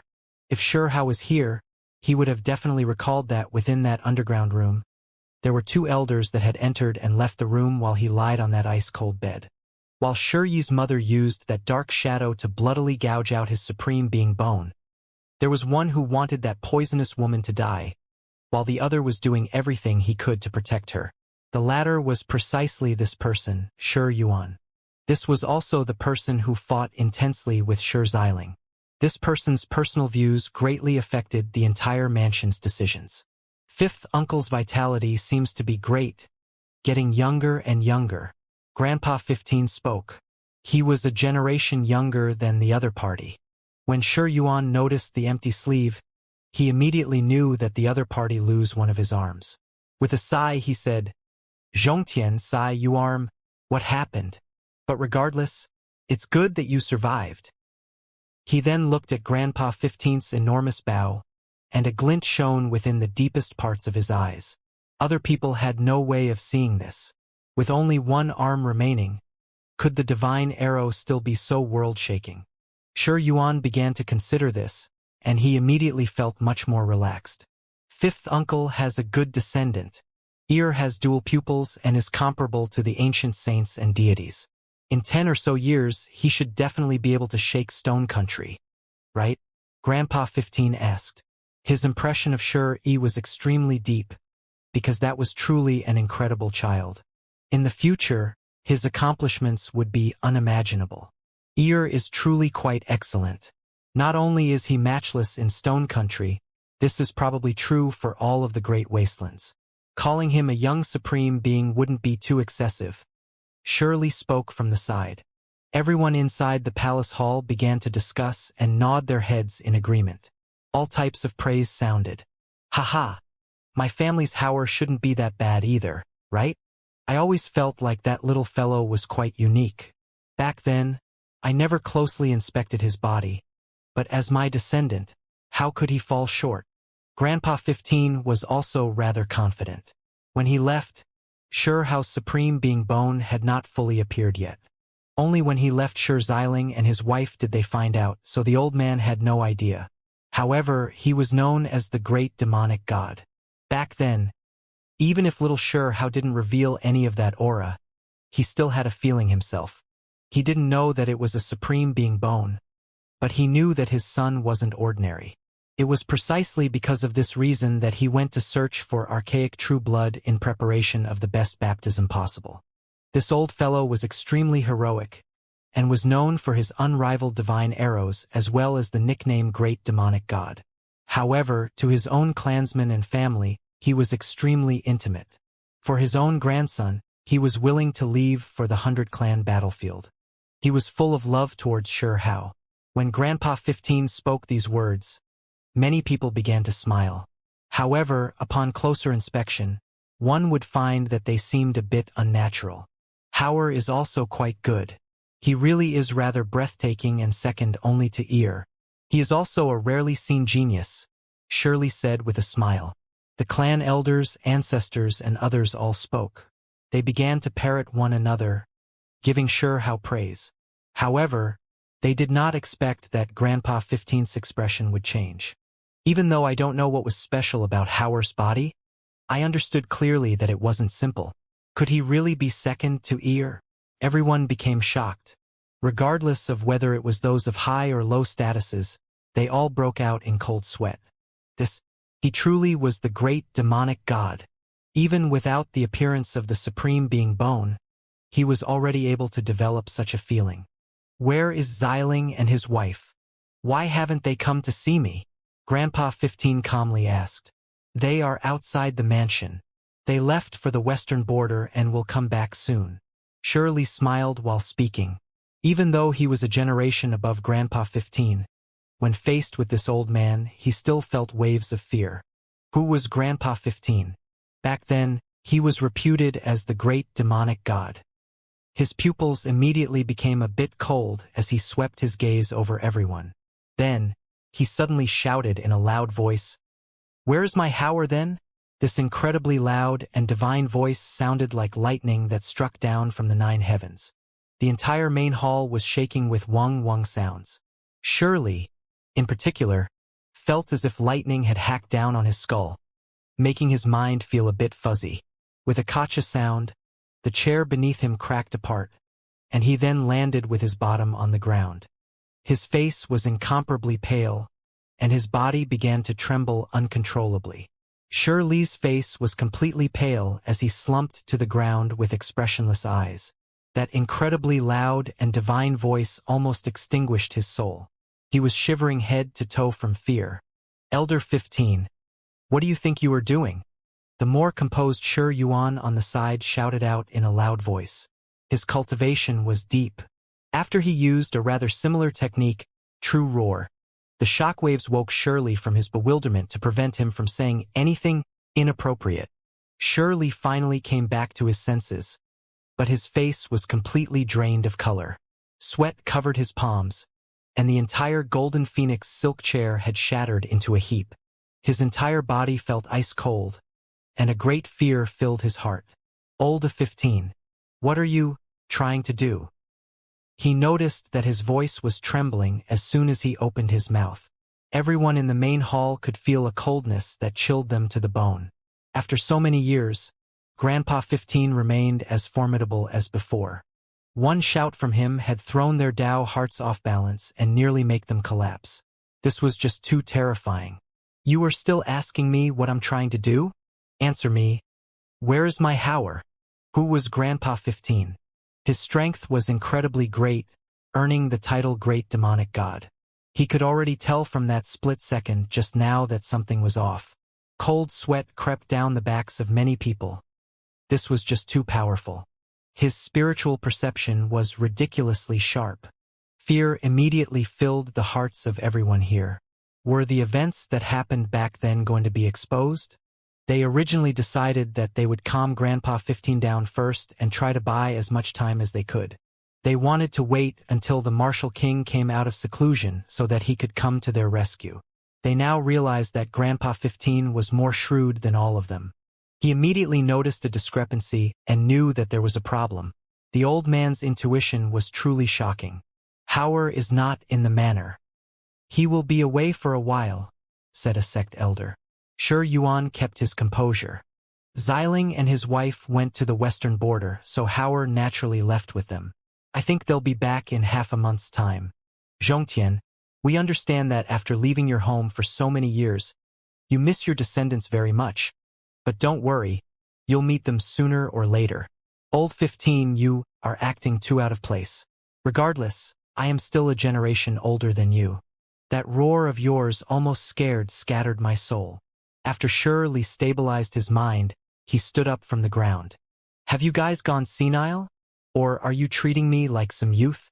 Grandpa 15's expression had already returned to normal, but the pressure behind his words only seemed to have increased. He was like an active volcano. Although the eruption had not started yet, the scorching heat and the destructive aura had already built up, ready to explode at any time. What are you talking about? I don't understand. Shirley stood up and took a few steps backwards. His calves were actually shaking as he walked. Grandpa 15 was his junior, yet surely felt as if he was the inferior one. He trembled at the presence of the great demonic god, and the fear was suffocating. The main hall fell into dead silence. The crowd watched as Shirley stumbled back with his shaking legs. They couldn't decide whether to sympathize with him or to be ashamed of his actions.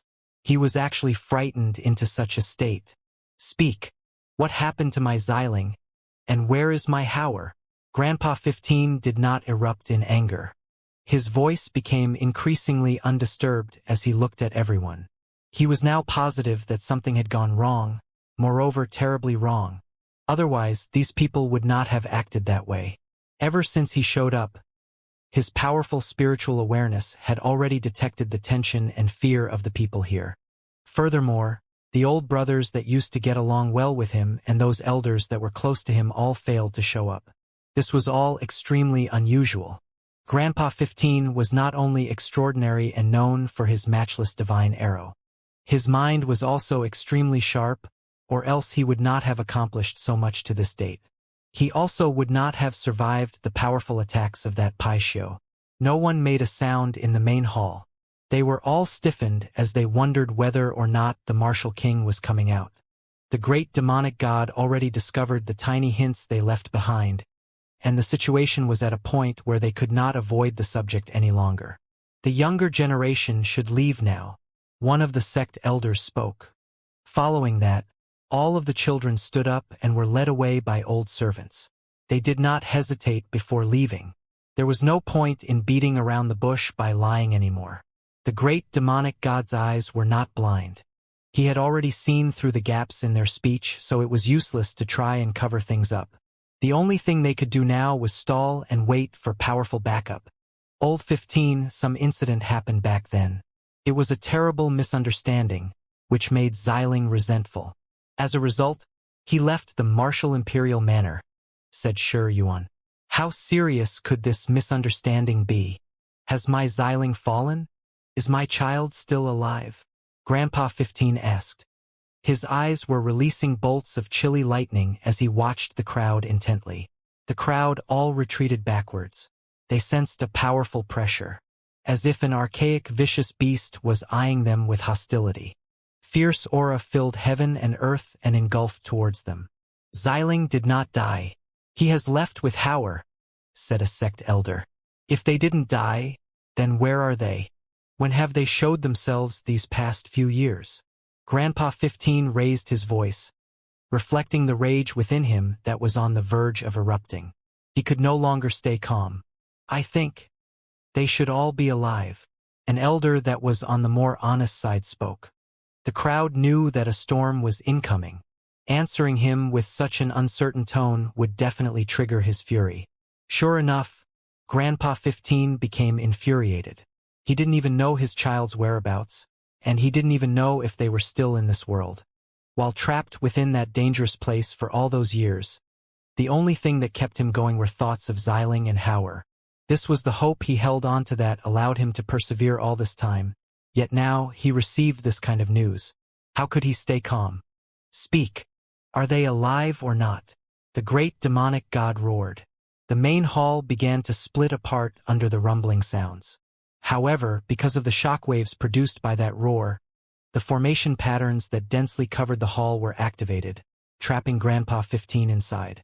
Flood dragons and bayonets surrounded him. Good. You all are truly formidable.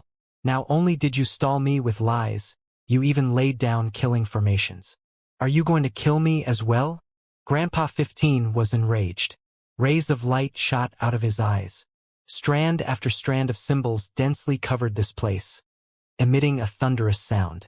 The crowd in the hall backed away and retreated immediately. Even while trapped, Grandpa 15 still frightened them tremendously, for he was the great demonic god.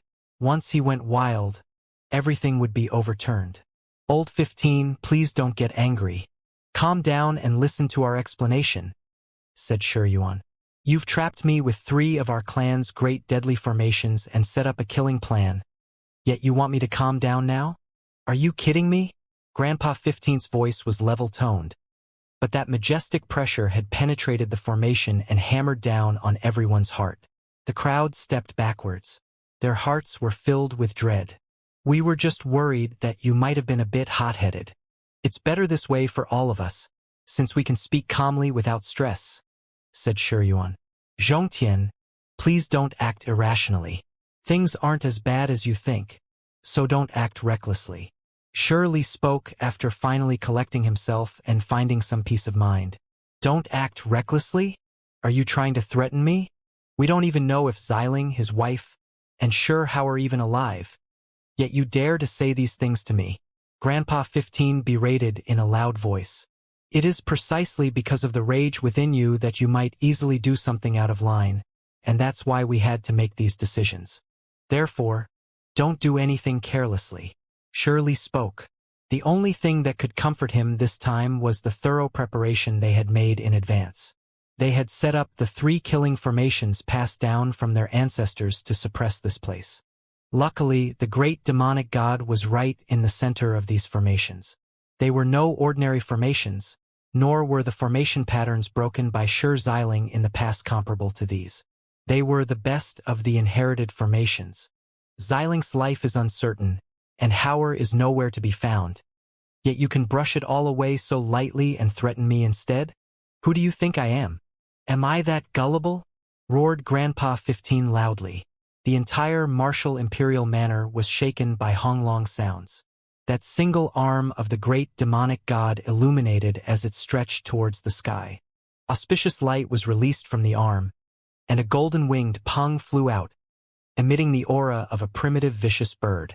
The dazzling golden light then devoured the place, shocking everyone here. What happened? The eyes of the great demonic god was incredibly formidable. They were shooting out beams of symbols that broke the killing formations apart. Furthermore, that golden-winged pung was circling about, shattering the beams of light that were aimed at him. All of them were destroyed.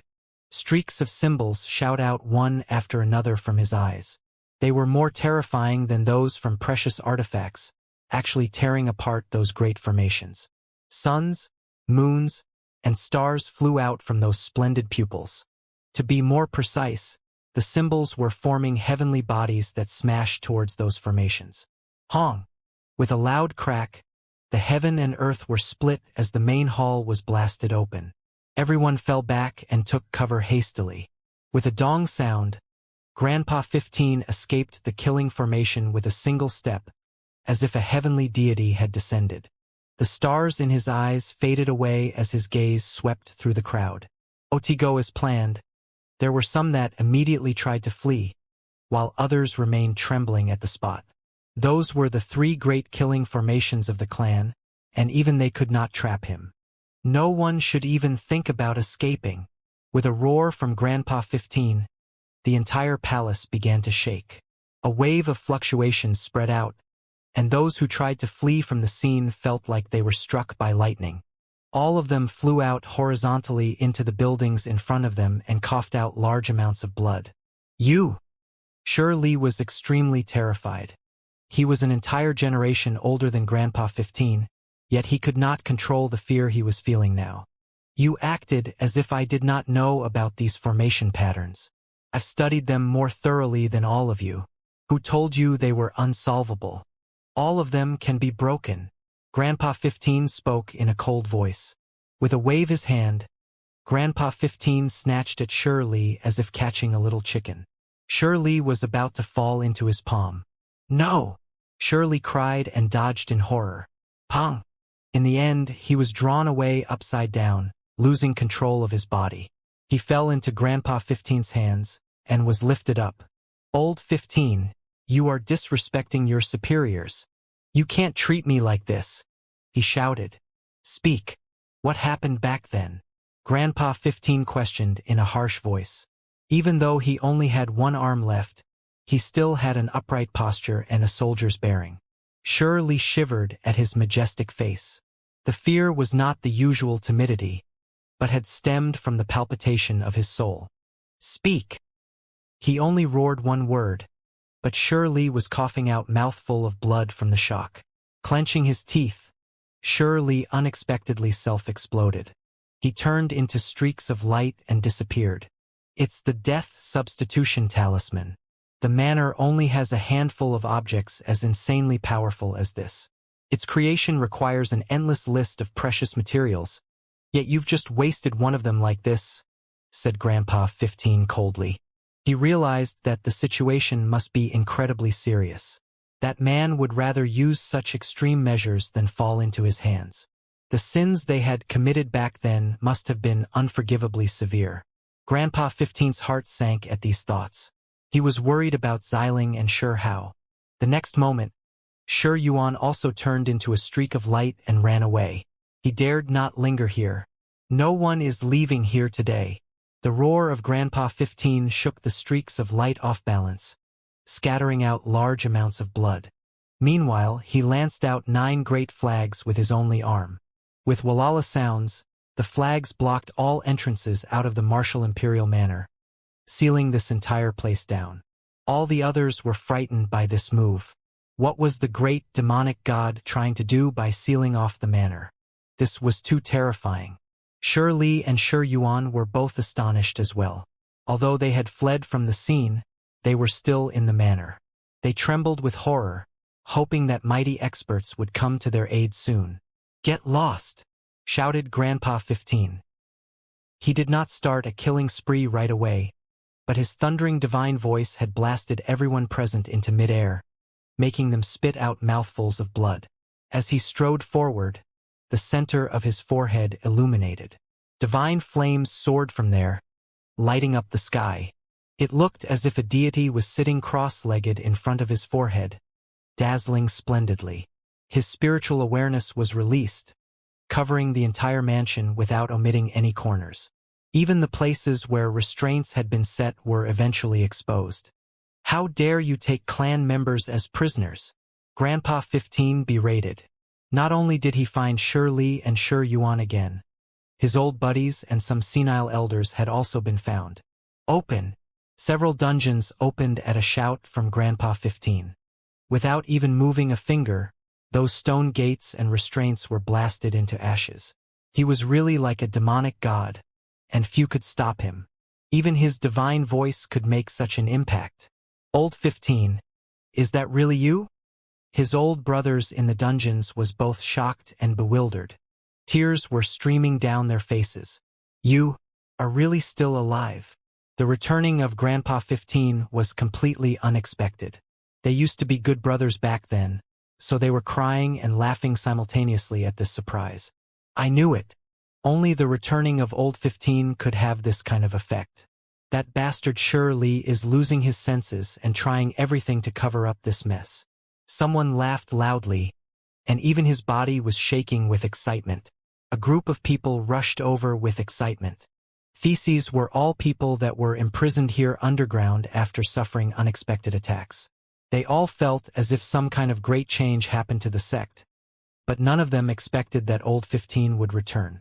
They all thought that the all-powerful great demonic god from back then had long died, and never would have thought that he would reappear. These were all his good brothers that fought alongside him, so their relationships were very good. They were laughing and crying at the same time. Seeing their presumed dead brother alive again made all of their emotions go wild. "Ha ha ha! Old 15. Everything is good as long as you are back." Only after a long time had passed did these people gradually calm down. They crowded around him and returned to a large hall to catch up. Grandpa 15 did not hurriedly take action, because there was nothing he feared here. He was not scared of any changes, because with the 9 great flags sealing up the martial imperial manor, it was impossible for those people to escape. "I want to know a few things. Where did Xiling go, and is Hauer still alive?" Grandpa 15 asked with a low and unhurried voice. His brows were locked up deeply, reflecting how worried and emotional he felt. His true emotions were revealed, making him seem completely different from his previous overbearing appearance. There was immediately a group of people who became silent, feeling sorry for Grandpa 15. They knew that they didn't properly take care of his descendants. "None of us were in the mansion that year, and so by the time we received news, it was already too late." One of them sighed. "Blame it all on me. I didn't take good care of Hauer." The one that blamed himself the most here was that lion-like elder who was ranked 4th among the clan elders. Back then, he was doing everything he could to get rid of that poisonous woman and punish Shuri, but he was stopped by Shi Yuan and the others. They confronted each other and almost broke out into a huge internal strife. I want to know exactly what happened. Grandpa 15 sat on top of a tall and precious flood dragon skin chair. At that moment he felt extremely weary. He had already realized that things were not good, so both his heart and mind were extremely sunken. Hauer was a natural-born supreme being. When these elders explained what happened back then, Grandpa 15 felt his emotions stir. His own grandson actually possessed that kind of bone. His old body was comforted, and he began to laugh loudly like a child. Hauer was extremely cute, intelligent, and innately talented. His eyes were large and bright only later. When he heard that his own grandson was bound on top of an ice-cold iron bed and had his supreme being bone bloodily gouged out, Grandpa 15 erupted into absolute fury. His roar was so loud that it shook the entire stone mansion. Hong! The enormous palace exploded, and all the walls were blasted into ruin. Debris flew in every direction. His fury had reached its peak, making him feel stifled and wronged to the absolute extreme. Who was he? This was the grand and magnificent great demonic god, and his grandson was a natural-born supreme being, yet there were actually people who dared to do such a thing. He could just imagine how much bitterness that child suffered from this bloody crime. He could visualize his helpless pleas, desperately begging with his large eyes as he called for his close ones. However, that aunt was completely heartless. "My Hauer, you suffered." Tears unexpectedly appeared within the great demonic god's eyes. He was always strong and domineering when facing enemies, dealing with them mercilessly. However, at this moment, he couldn't help but shed tears. They rolled down his face as he clenched his fists. His heart was feeling a ridiculous amount of pain and bitterness. That child was so small, yet he suffered such great bitterness. He said to himself, "Grandpa has let you down. Why did these things have to happen back then? Old 15, don't blame yourself. The reason you left home back then was to find pure blood for Hauer, and you even risked your life in the process. If he knew, he would definitely be happy." Ah! Grandpa 15 couldn't help but go crazy, roaring towards the skies loudly. His entire head of hair flew upwards and danced chaotically, making him look like a demonic god. "To dare treat my grandson like this? Do you think there is no one left in my bloodline?" Grandpa 15 was beyond furious. He truly wanted to return to that time. If he could travel through time-space, he would definitely have unleashed a massacre within that underground palace. In the distance, Shirley, who was hiding within the palace hall, went pale as his body shook uncontrollably. Back then, he truly involved himself too deeply, siding completely with Shirley and his mother. Within the main hall, the clansmen continued to narrate the various events that happened back then. This time, the old man held himself back and did not shout out in anger and grief. He quietly listened to everything. However, the others noticed that his eyes became increasingly colder. The cold light was incredibly frightening, like that of a vicious beast, making all of them feel intimidated. Grandpa 15's anger had almost exploded his lungs. His natural-born supreme being grandson was actually harmed like this, and not even his life was guaranteed. When he heard that his grandson's memory became fuzzy, that the clever and lovable child became unable to recognize the people around him, and that his eyes became lifeless, he felt as if a knife was stabbed into his heart and was being twisted about. What a pitiful child, my pitiful Hauer. In the end, he still couldn't hold it all in and roared towards the sky. He walked out from the palace in large steps towards a stone mountain. With a wonglong sound, Grandpa 15 reached out with a large hand formed from countless symbols. It engulfed everything in front of him, shaking the great earth as it smashed down towards the underground palace. "Ah, no!" Shirley shouted loudly. He was in absolute dismay. Hiding himself seemed to have been completely futile, because he was discovered so quickly. He was scared. Before, he wanted to wait for powerful assistance, but it seems like there's not enough time now. Grandpa 15 suppressed him all the way from the distance and grabbed him in one go. His voice was cold. Do you still have any death substitution talismans left? I'll wait until you've used your fill. No, no more. I only had that one. Shirley shouted loudly. Grandpa 15 lashed out with his palm. Shirley's mouthful of teeth all fell out, bringing blood with them as they flew out. Moreover, his lower jaw was smashed with a gotcha sound.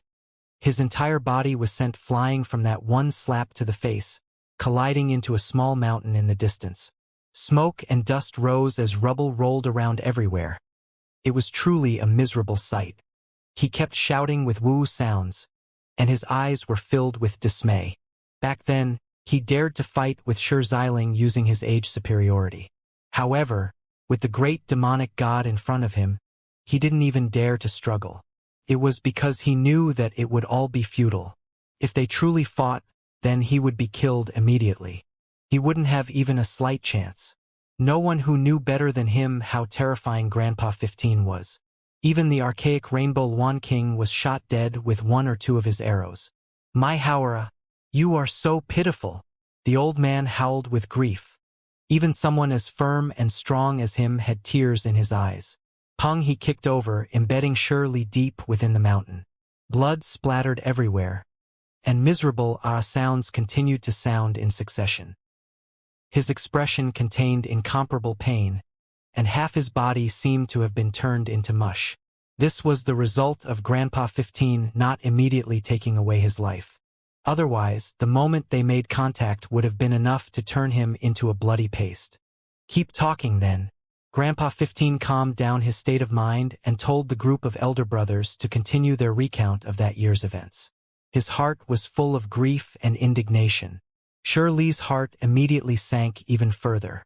The great demonic god was using him to calm his mind. This was more miserable than dying immediately. If he was the opposing side's blood-related uncle, then there might be a chance of mercy sparing his life. However, they weren't even of the same bloodline, so there was definitely not going to be a good result. After hearing everything, Grandpa 15's heart was even dripping blood. His chest undulated violently, hurting for his grandson. He wanted to smash through the blue dome of heaven and return to that period of time to change everything. Finally, he heard that after Xianxia returned, he caused havoc within the martial imperial manor. Only after hearing that Xianxia's golden spear directly impaled the poisonous women to death did he release a breath. Ultimately, Xianxia and his wife were forced to travel far away after fighting with the clan's experts. They left with the weak and dying infant that had lost his supreme being bone, never to be heard from since. Hot tears poured down from Grandpa 15's eyes. Such a wonderful family was broken up just like this. No one knew if they were still alive, and their whereabouts were completely unknown. He truly wanted to go berserk. At that moment, the great demonic god bellowed towards the heavens. He now knew about everything that had happened, and he simply couldn't endure it any longer. Like a wounded beast, he roared out. Tears trickled down his face as his hair danced chaotically in the air. He went mad, and there was no one who could stop him now. Like a demon king that had thrown off all shackles and restrictions from hell itself, he walked towards the distance. With every step, the great earth would split open. The cracks were wide, extending far into the distance. There really was nothing that could stop him. Even if a building lied before his feet, it would shatter and be crushed into pieces. Grandpa 15 went insane. He was actually crying loudly. How could a demonic god like him cry?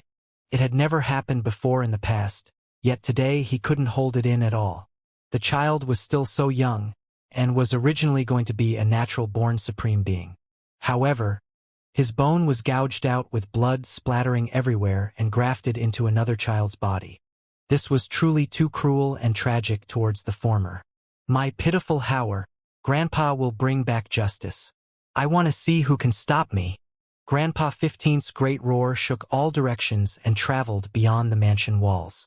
This was not only directed towards those within the mansion, but also a message informing the entire capital of his return. The great demonic god did not fear anyone.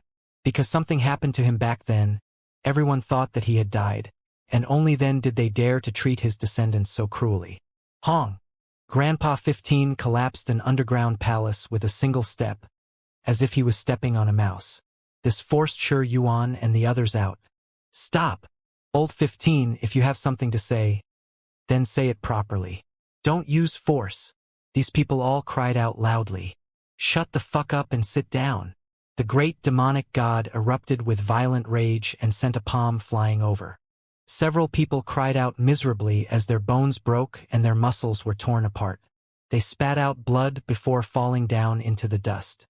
Shi Yuan and the others naturally weren't going to sit and wait for death, quickly fighting back. The number of people here weren't few, and they were all experts from the same bloodline or those that were closely related. Symbols filled the skies as they rushed over, and all types of killing formations were activated. However, it was all pointless. After 13 years had passed, the great demonic god had become even more terrifying, and his cultivation had advanced at an incredible pace. With a loud roar, many people immediately exploded into peace on the spot. This kind of scene, and this kind of bloody slaughter was enough to stun every person here. It was just too powerful. The loud roar was like the fury of a god. It immediately shook the majority of experts here to pieces. Do you think there was no one left from my bloodline? Grandpa 15 went crazy. Who could stop him? Old 15, don't kill us. Xiling and the others aren't dead yet, and Hauer should still be alive as well. Don't you want to know where they are? Stay your hand. Shi Yuan was frightened badly. Even though he was a sect elder and possessed great authority, he was still shaking from head to toe. He couldn't stop trembling as he used all of his strength to shout loudly. These words finally made the great demonic god stop in his tracks. He restrained his fury and calmed down before sweeping his ice-cold gaze over them. Old 15, don't kill them and just capture them for now. You should take a breather first. From behind him, those old brothers of his shouted. It was because even they were starting to become terrified. Once Grandpa 15 went mad, no one could stop him. They were scared that he would really flatten the martial imperial palace and slaughter everyone until not even a single blade of grass could grow, and not even a chicken or dog would remain. Fine! The great demonic god only said this one word. Following that, all of the martial imperial manners people were gathered. Grandpa 15 personally pressed his palm into the void and caused a golden-winged pung to appear. It suppressed the heaven and earth, subduing everyone from Shi Yi's bloodline. As for Shi Li, the first one he dealt with, the great demonic god sent out a foot to first ruin his cultivation. He then kicked him into that crowd. Grandpa 15 sat on top of a tall and lofty chair. Sadness and pain was reflected on his face, and only after remaining silent for a long time did he say, I am not an unreasonable person. Today, I am going to let you guys explain yourselves. Everyone's minds immediately loosened and released their pent-up breaths. They began to secretly rejoice, because Grandpa 15 finally returned to normal, no longer going mad. After a moment of quietness, Grandpa 15 coldly and merciless spoke. Stone Clan prohibits all internal strife. If there is a violation, then they should all be killed, executed without exception. Today, I am going to carry out the family's law. Once these words were spoken, all of these people immediately became fearful. Their hearts immediately froze, as their faces showed absolute horror. What did this mean? They were all going to die here with no chance of surviving. Old 15, you can't act like this. The family law is not meant for you to carry out, but rather something to be decided by the martial king once he comes out. Shi Yuan shouted loudly. Pooh, with a single finger, Shi Yi's great-grandfather released a miserable shout. With a pu sound, blood blossomed, and to his dismay, his body's cultivation was ruined. Grandpa 15 did not immediately kill him either, but instead coldly stared at everyone. Do any of you think that I am not fit to carry out the family's law? Everyone was terrified, and none of them dared to utter a single word. When he stood up, he truly seemed like a supreme demonic god as he looked down on everyone. Even though he only had a single arm remaining, he still seemed incomparably heroic. It was absolutely intimidating. Old 15, even if we've erred, we still have to wait for the martial king's decision. Finally, Another clan elder spoke. Martial king? From what I can see, his mind is muddled as well. After so many years have passed, he still did not properly deal with this matter. Leaving things like this is unjust. He has grown old. The great demonic god coldly spoke. Everyone began to tremble. Who was the martial king? He was someone who dared to fight against the human emperor for the title of emperor when he was young. He was powerful enough to make this entire ancient country shake in fear. You aren't allowed to act so rudely. You cannot treat the martial king with disrespect. One of the clan elders shouted. Why can't I? I will carry out the family's law on you first. The great demonic god lifted his hand, and with a wung sound, his palm turned into a large golden millstone. It smashed into that sect elder's body, and with a pa sound, he exploded on the spot, turning into a bloody mist. These actions were merciless, carried out with lightning-fast speed, deeply affecting every person here. Grandpa 15 once again opened his mouth and said, if the martial king is muddled-headed and no longer wants that position, then he can be disposed of. Everyone shuddered at this statement, and the place fell into silence. The great demonic god was too tyrannical. He even dared to speak such domineering words. If the martial king did not want to sit in his position then he can be disposed of. This statement was simply world-shaking. Even though he didn't carry out this threat yet, the entire capital would still be greatly shaken. What this implied was the great demonic god's great dissatisfaction. Not only was this a warning for those of the martial imperial manor, but also a demonstration of his resolution for the outside world. Was he going to change everything that has been established until now? It was possible that the martial imperial manor might have a new master. If word of this got out, not only would the various great kings and nobles be shaken, even the human emperor would be shocked. You, old 15, how even dare to something like this? One of the sect elders berated these words were incredibly shocking for them. The complete overthrow of the martial imperial manor would make too great of an impact. Many of them felt their bodies go cold and could not accept this. Even though our bloodline looks splendid on the outside, it is extremely problematic inside. There is a serious illness, and it has to be cured. Grandpa 15 spoke calmly as he overlooked everyone here. What are you saying? Old 15, do you realize what your words and actions are implying? You need to understand your position. Do not become a sinner that tears apart this my sect. A sect elder spoke. Of course I know what I am doing. It is you all who can't see the state of the current situation clearly. Does this manor still need me to split apart? Ever since you all committed that disastrous act 13 years ago, a seed of destruction has already been implanted within the martial imperial manor. It was only a matter of time before a great problem happened. Grandpa 15 swept his cold eyes across them. He spoke in a flat tone. It is like a great tree that looks to be thriving on the outside but has bugs eating on the inside. The tree will rot eventually, so I am applying treatment, exterminating these bugs.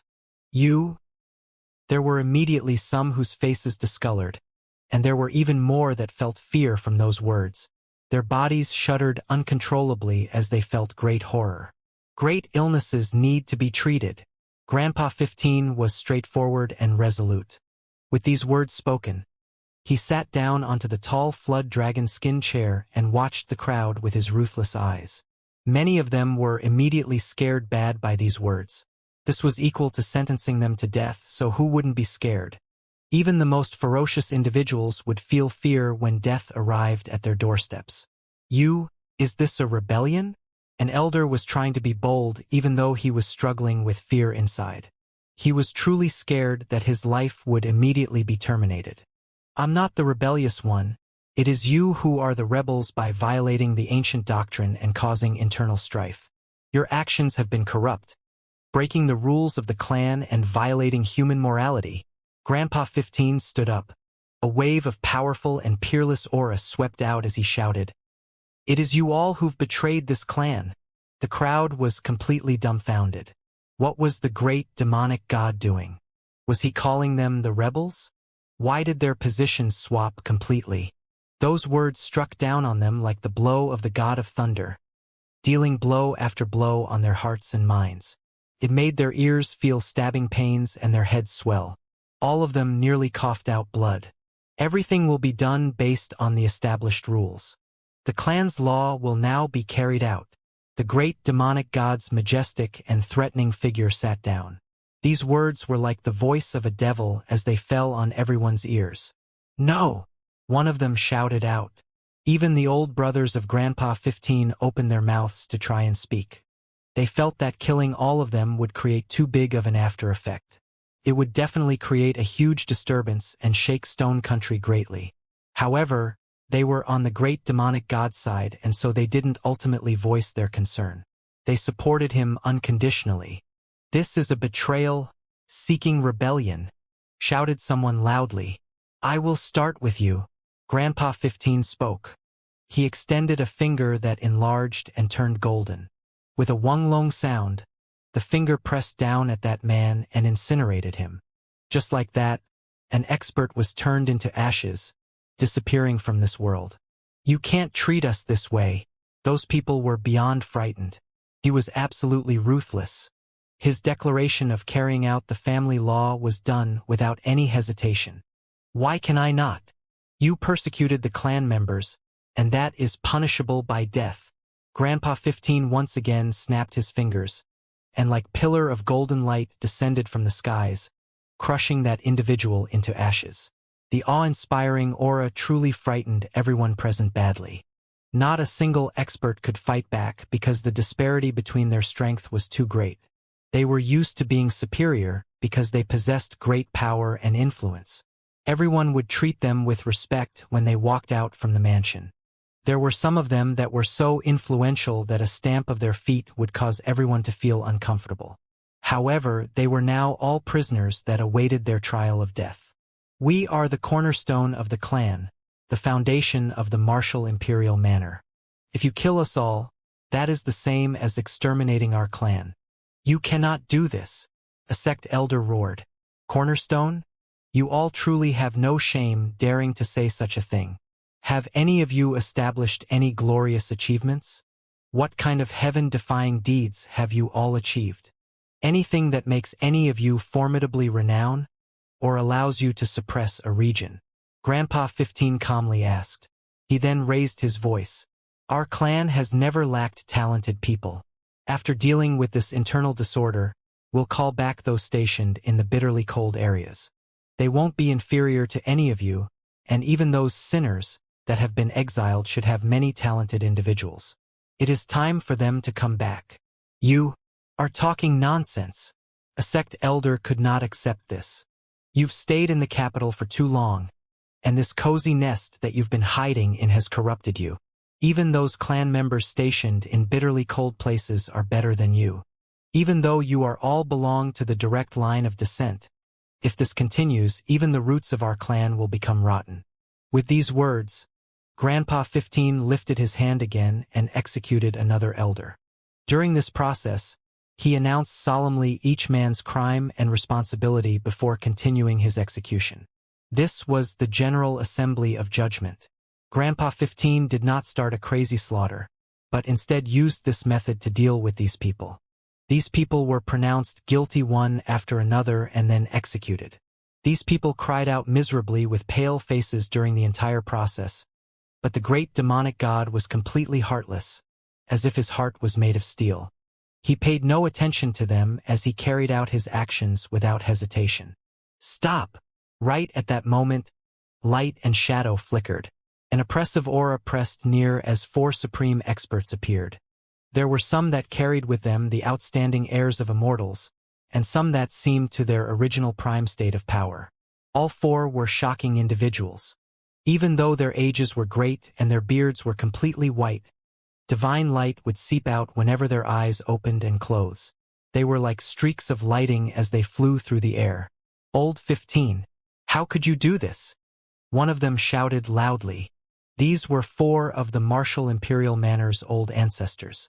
Back then, it was because of their appearance that forced Xianxia to leave the capital. "Why shouldn't I? Since you all can't handle these affairs with righteousness, I have decided to bring reformation to the martial imperial manor and bring order back to this place. Grandpa 15 replied. He showed no trace of fear in his expression even while in the presence of these 4 individuals. Old 15, we know that you're angry. The clan has failed your party greatly, but you have to understand that the clan members' decisions have been made for the greater good. Exactly. Everything we did was for the sake of making our clan stronger. We have already lost a supreme being due to our negligence, so we cannot get rid of another naturally talented individual, right? Otherwise, our losses would be too great for our clan to afford. The 4 ancestors' expressions were calm as they once again tried to mediate the situation. They began to describe what was at stake. What kind of reason is this? That vile person has stolen my grandson's blood and bone all for the sake of growing stronger. Yet he completely got away with it. Meanwhile, my Xiling was exiled far away, with no one knowing if Hauer is still alive.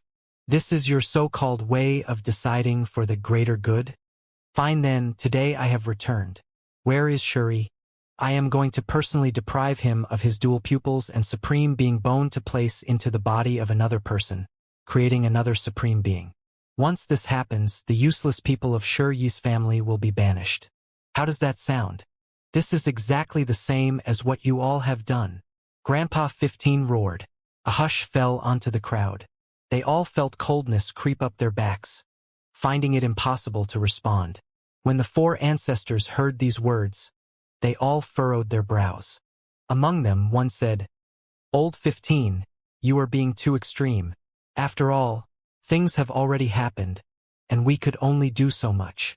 Ir has now become a supreme youth whose great power has rarely been seen since ancient times. He could be one of the greatest figures in all of the wastelands. He'll surely lead our clan to greatness, spoke another ancestor. The great demonic god laughed coldly. You all are wrong. Truly powerful individuals are brought up in this way. If my grandson is not dead, I believe that even without his supreme being bone, he could still similarly defeat the ear you've all armed to the teeth. Isn't it just dual pupils and a bone? Yet you care so much about them, so you've already become inferior. In the end, all of those hopes and efforts will be futile. His voice was thunderous and was ear-splitting. The crowd fell ashen at these words. These were words only he could speak of. You don't believe me? The great demonic god ran his eyes down the crowd nonchalantly. I have a feeling, if Hauer managed to survive, even without the supreme bone, he will still rise to greatness on his own. Many have felt shaken after hearing this statement. When they looked at his demonic, godlike face that was full of confidence, everyone trembled. Could the kid from back then really return? Old 15, there are some things that cannot be undone. Don't speak such sulky words anymore. Ir is truly quite incredible, and his unrivaled disposition has already emerged a long time ago. Sulky? The great demonic god laughed loudly and shook his head. You either understand it or you don't. It seems like you all truly cannot understand. The 4 ancestors' expressions changed. The other party was truly looking down on all of them. It was as if he was set up high above them, making the 4 feel rather unhappy. Ir's destiny is extraordinary, and ever since he was young, he has received many great opportunities that are beyond your imagination. Currently, he has entered the ancient sacred courtyard, and there is a chance that he might obtain the legendary heaven-mending technique, so no one can stop his rise to greatness. Old 15, for the sake of our clan's prosperity, we have to ask you to be magnanimous this one time. Just think of it as a request from us and allow our clan to rise to a splendid peak. Just stop this, okay? The 4 ancestors looked ahead of them with serious expressions. The dual-pupiled individual is formidable, but if you continue to pamper and indulge in him, in the future, everyone will follow suit and murder each other to reach a similar state. What kind of unity would the clan have then? Someday it will collapse and fall apart. You all don't understand where you've gone wrong even to this day, and are constantly praising how great of a heavenly individual he is. This is not being wise, but pure stupidity. Grandpa 15 spoke bluntly. Nonetheless, he still felt regretful in the end. He released a sigh and muttered in a sorrowful voice, How great would it be if Howard was still alive and at my side? The facts would speak for themselves. No matter how great of a supreme being On is, they definitely cannot depend on a bone or a pair of eyes. Finally, he quickly raised his head and said, "The clan law cannot be broken. Those who deserve death still must be killed." He began to proclaim the sins of those people again, and was about to kill the ones that have participated in this great crime. "No, you can't do this." The four ancestors tried to stop him. You all still decided to intervene somewhat back then. The four of you were invited out in the end to stop Xiling, so your crimes are not too outrageous by letting him go and even pointing out the ancient ancestral land's whereabouts. Therefore, I cannot judge you too clearly right now. However, you all have truly grown too old, so it's better if you all go into seclusion to cultivate. Grandpa 15 spoke in a heavy voice as he spoke. He watched them intently with extremely intimidating eyes. At that moment, the crowd felt their hearts skip a beat. All of them became incredibly nervous. The four ancestors went ashen. "Don't act without thinking," they shouted when they saw Grandpa 15 take action again, executing those that he pronounced guilty. Hong! They tried to stop him, but it was as if they were struck by lightning. They were all shaken until blood trickled from their mouths as they stumbled back. The great demonic god stood upright and unafraid at the center of this place. He seemed like a supreme deity as light blazed around him, making it difficult for anyone to look at him. Outside his body, a golden-winged Peng, Bian, Swan and I and others circled about, creating a scene that was absolutely horrifying. At the moment, he was announcing the crimes of these people as he executed them. With a pu sound, a sect elder was blown into ashes. Pooh! Another elder was annihilated in his hand following that. Soon after, one other sect elder was told the clan law he had broken and crushed to ashes. Fear seized the crowd, because nobody could stop Grandpa 15. "Stop!" The four ancestors shouted before moving forward again to attack Grandpa 15. "You four should all just retire." The great demonic god opened his mouth. Around his body, the golden-winged Peng, Bian, and the others charged forward. With a Wunglong sound, the four old ancestors were blasted away. It was actually hard for them to even get close. 15, you've gone too far. Right at that moment, a majestic voice sounded. It seemed as if it was transmitted from a place beyond this world. The voice was awe-inspiring, and it shook people to their souls. "Martial King, you've finally arrived."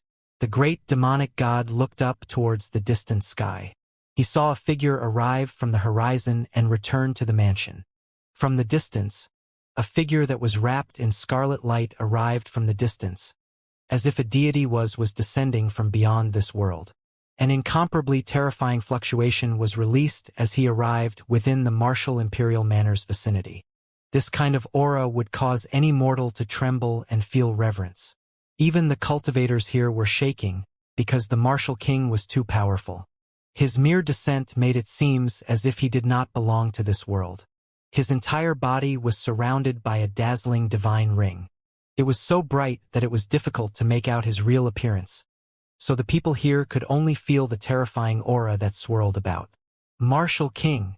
Many people shouted out once they saw hope of survival.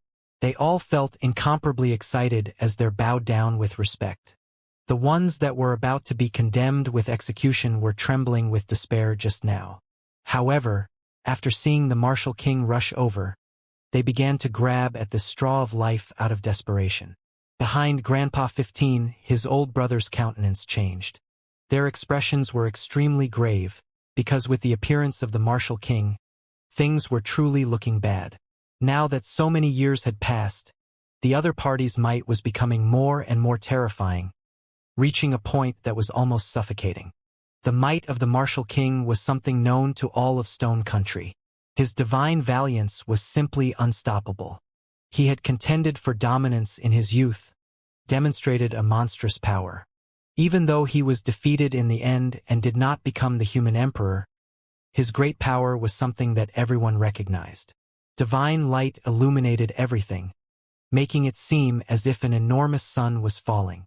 The entire courtyard was shaking with honglong sounds as a layer of terrifying splendor covered the enormous manor.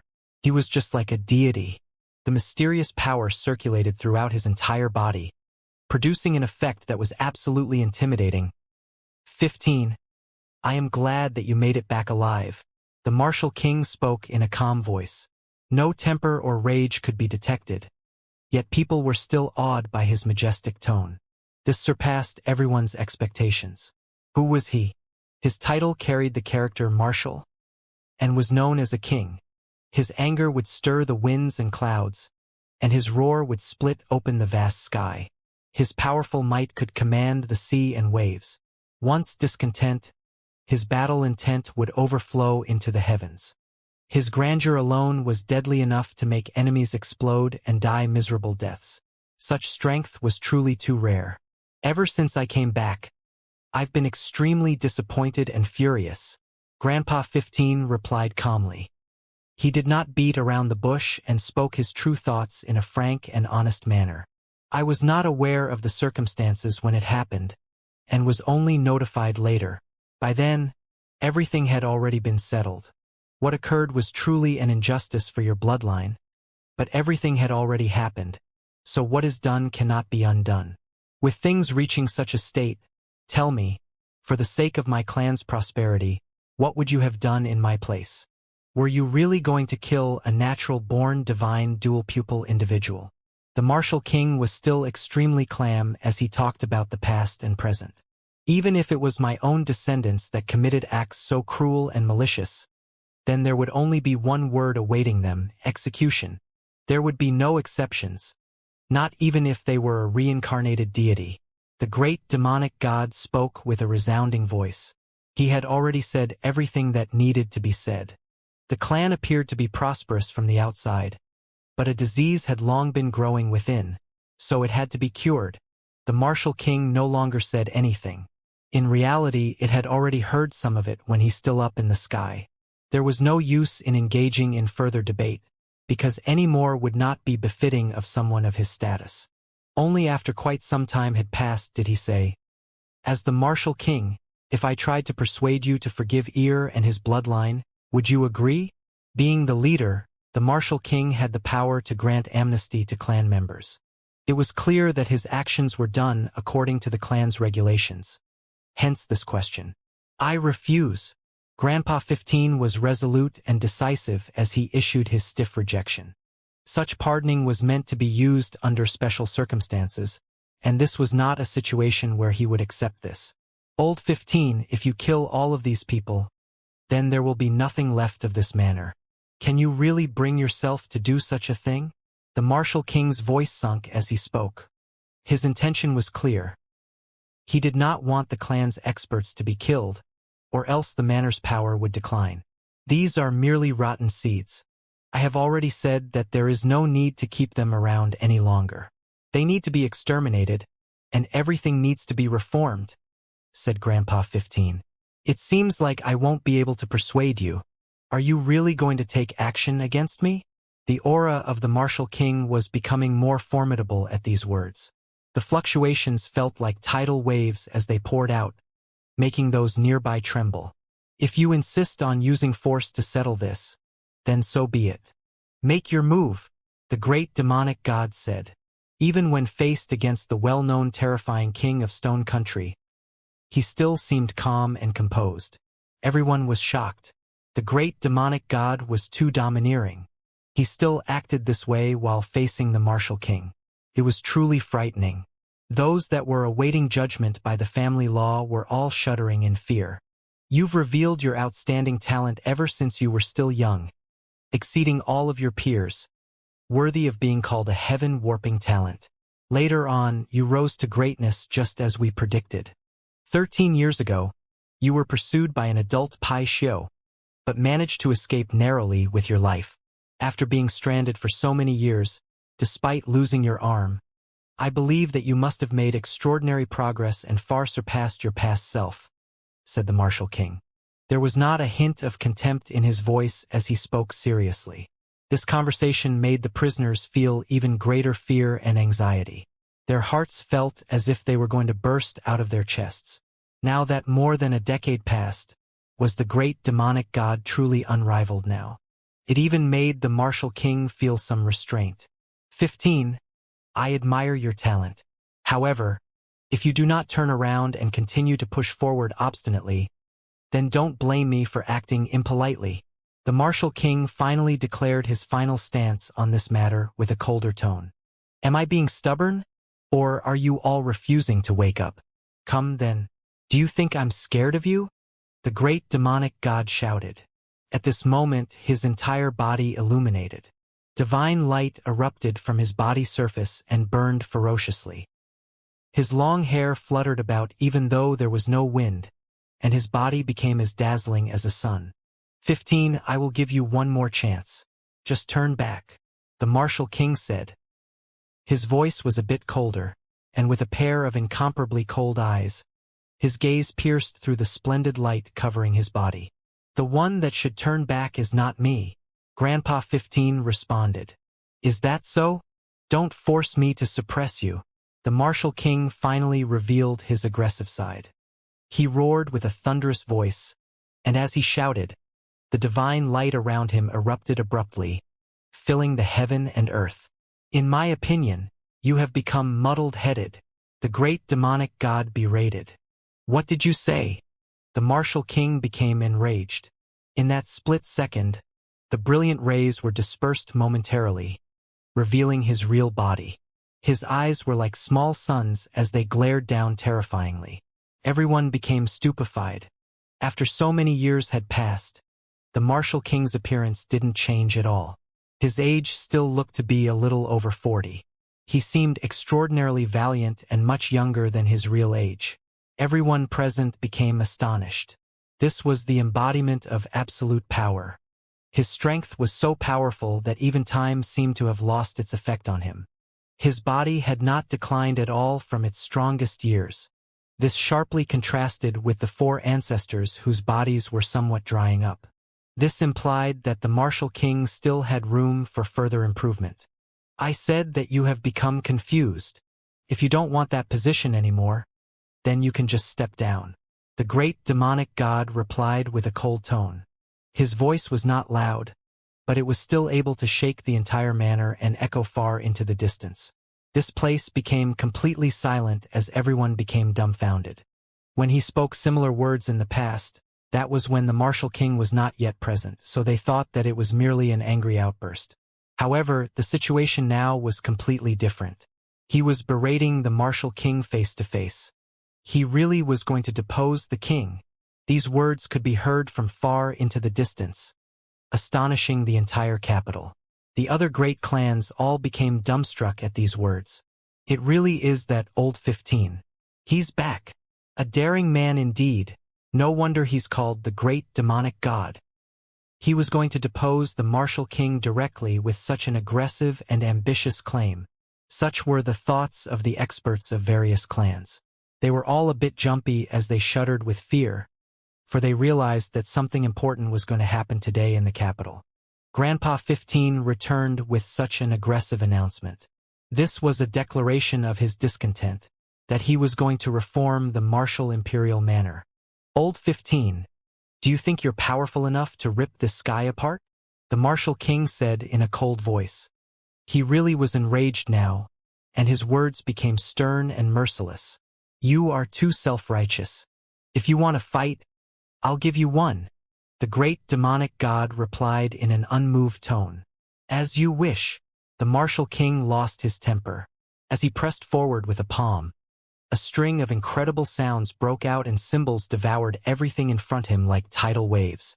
The heaven and earth was shaking violently, as if the entire martial imperial manor was going to explode. Put on. Many could not endure these terrifying fluctuations and collapsed. It felt like their souls were about to abandon them as their physical body trembled uncontrollably. Pong! The great demonic god swept his single arm forward, and a similar series of symbols flew out. They were packed densely in the sky as they collided into that splendor. An explosion immediately followed. Then, the scorching symbols and terrifying divine power was burnt into oblivion upon contact. The impact did not spread out far, however, so no others were injured. Obviously, these two had reached near perfection in their ability to manipulate symbols. Had these fluctuations spread out, even a mountain would be annihilated. Hong! With a wave of the Martial King's sleeve, an ash-colored ancient flood dragon flew out. It was imposing and majestic. With a body that was as thick as a mountain ridge, it was absolutely frightening. This was naturally the embodiment of a precious technique. It was extremely realistic. The flood dragon was too large, covering the skies with its ash-gray scale-covered body. It was as if it had traveled all the way here from the archaic era. When its eyes opened and closed, it seemed to possess essence energy, as if it was living. Grandpa 15 remained fearless. He released a soft shout, and a golden-winged great pung rushed out. The golden symbols were incredibly dazzling, and all of its golden feathers seemed to be burning as they illuminated the skies. It reached out with one of its claws to grab that ash-colored flood dragon. The family law will be carried out. At the same time, the great demonic god coldly spoke as he looked towards the prisoners. You, stay your hand. The four ancestors were shocked. The other party actually still had time to be distracted by other matters while confronting the Martial King. They quickly moved up to stop him. However, they were too close, and Grandpa 15 had already arrived in front of them. The four old ancestors were blasted back as he arrived in front of everyone with a single step. Following that, with one slap after another, those people's bodies exploded in front of the four ancestors and Martial King's faces. His actions were decisive and absolutely ruthless. Broken bones flew out as a mist of blood scattered. These actions were powerful and explosive, truly like those of a demonic god.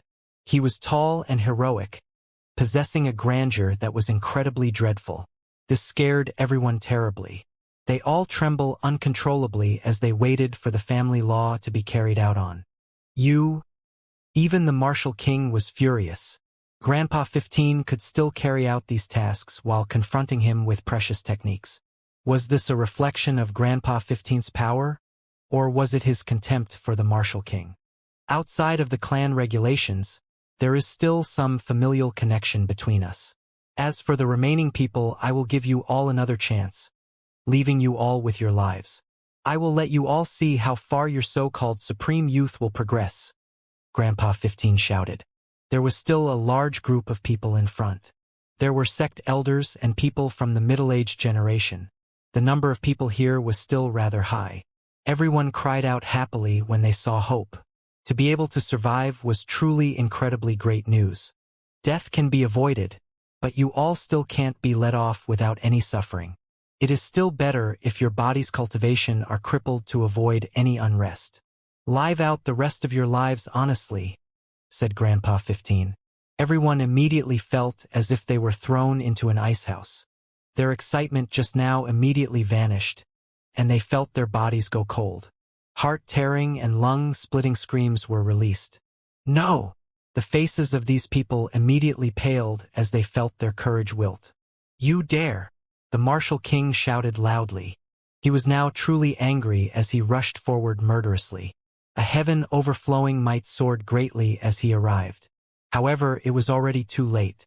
The instant the great demonic god raised his hand, symbols filled the air and submerged those people. They coughed out blood one after another before falling. Hong Long Long. The Martial King and the great demonic god fought ferociously. It was incredibly terrifying, as if two supreme deities were fighting fiercely. Waves of divine and magical afterimages could be seen. During the course of this fight, something unexpected happened. Shirley was struck by the shockwaves of their battle, causing his body to explode on the spot. Meanwhile, Shi Yuan and the others almost suffered as well, but at the most crucial moment, it was actually the great demonic god that took action. He slapped them away, saving their lives. I've already said that I would let you all live to see exactly how Ear ends up. These people all trembled. How cruel was this? Could it be that the only reason they were left alive was to bear witness to this? Get them all out of here, commanded the Martial King, ordering the servants to carry the crippled elders away. An exuberant expanse of radiance was blazing where the Martial King stood, as if he was standing within the dwelling of a divine being. The resplendent light shone around him, giving him a superior and untouchable look.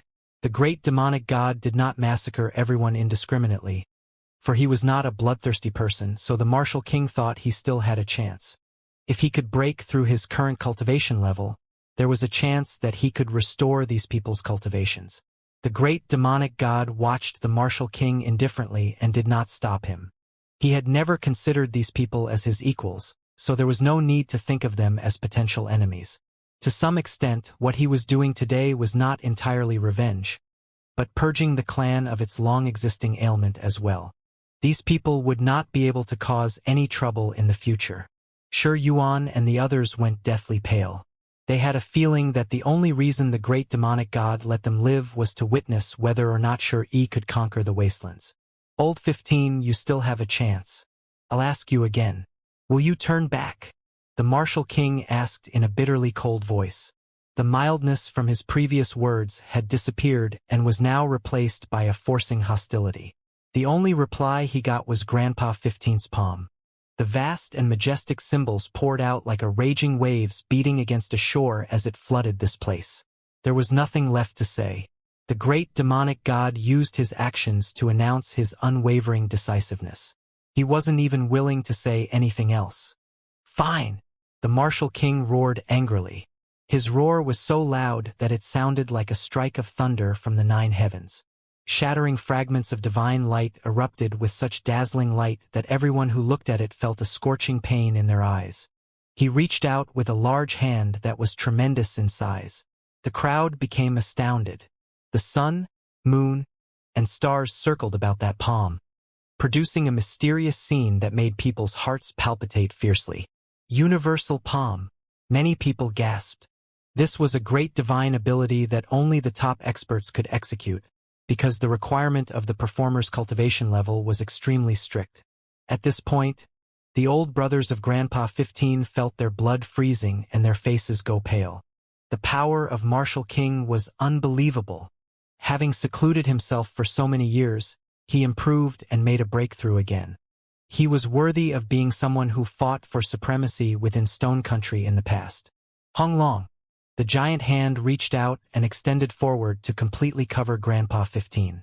Boundless mist filled that palm, making it look even more immense. Grandpa 15 leapt up, and blazing scarlet light curled around him. It made him look like a deity that was about to split open the heaven and earth as he rose high into the sky. The martial king did not move. He remained standing in the courtyard, but that giant hand had reached out and followed Grandpa 15 high into the air. It obscured everything while casting down its enormous shadow. The heaven and earth were shaken by a wung sound as all 5 fingers enlarged abruptly and turned golden.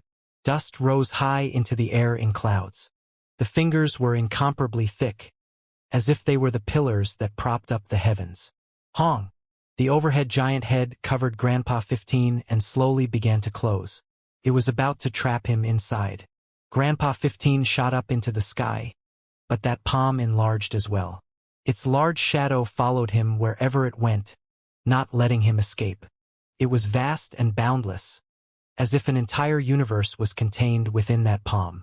Meanwhile, the sun, moon, and stars moved around in that palm with rumbling sounds. These mysterious and frightening bodies circled abound within those gigantic fingers. The crowd had never seen such a scene before. The universe in the palm normally did not contain heavenly bodies, yet these were clearly created from symbols. A mist began to spread out to trap the opposing party. The current scene was very astonishing. The suns, moons, and stars were rumbling with extremely loud sounds as they rotated, disturbing the capital skies. There were many experts who were shocked. They immediately took to the skies to see what was going on within the martial imperial manor. After so many years of seclusion, the martial king truly did become much stronger, making them all feel rather intimidated. Hong! The great demonic god smacked over. He wanted to pierce through this palm and fly out of its range. However, the strength of the martial king was truly frightening. Every single giant star turned, and their symbols illuminated one after another. They squashed forward from all directions, preventing him from escaping. The universal palm was closing in. Giant stars descended and circled around Grandpa 15 to suppress him. Divine light sprinkling down one layer after another. They all poured towards the center to ignite and incinerate him. The crowd was terrified. The fluctuations alone would astonish the mighty experts of the manor, let alone the other techniques. Had it been them who fell under that giant palm, they would surely have turned to ashes without a single bit of flesh left. Hong! Grandpa 15 was fearless even inside the universal palm. While brandishing his fist, he sent one fist after another towards those great heavenly bodies. Above, the scene in the sky had completely changed. Divine power gushed out in streams as light spattered out, throwing the skies into chaos. Grandpa 15 had smashed many giant stars into pieces with his fist, and he was about to smash his way out. Transform! The universe in the palm changed at the Martial King's shout. The river of stars disappeared, and blazing flames erupted. His palm and fingers closed up, turning into a furnace to refine the great demonic god. Everyone's expressions changed. The bronze furnace was the Martial King's weapon, yet currently, it had completely merged into his palm and fingers. This kind of power was extremely frightening, and many shuddered at this suppression and annihilation method. The sky was shaking, and the clouds were scattered as an eternal bronze furnace made its appearance. The furnace was unexpectedly mottled with bluish-green rust. Raging flames burned inside to melt down the powerful enemy. Open! Following Grandpa 15's shout, the people heard a mighty bang. With a dang sound, the sky shuddered, and all of the clouds were completely scattered. The bronze furnace shook violently. The Martial King's body swayed as he loosed up that hand. The bronze furnace also disappeared.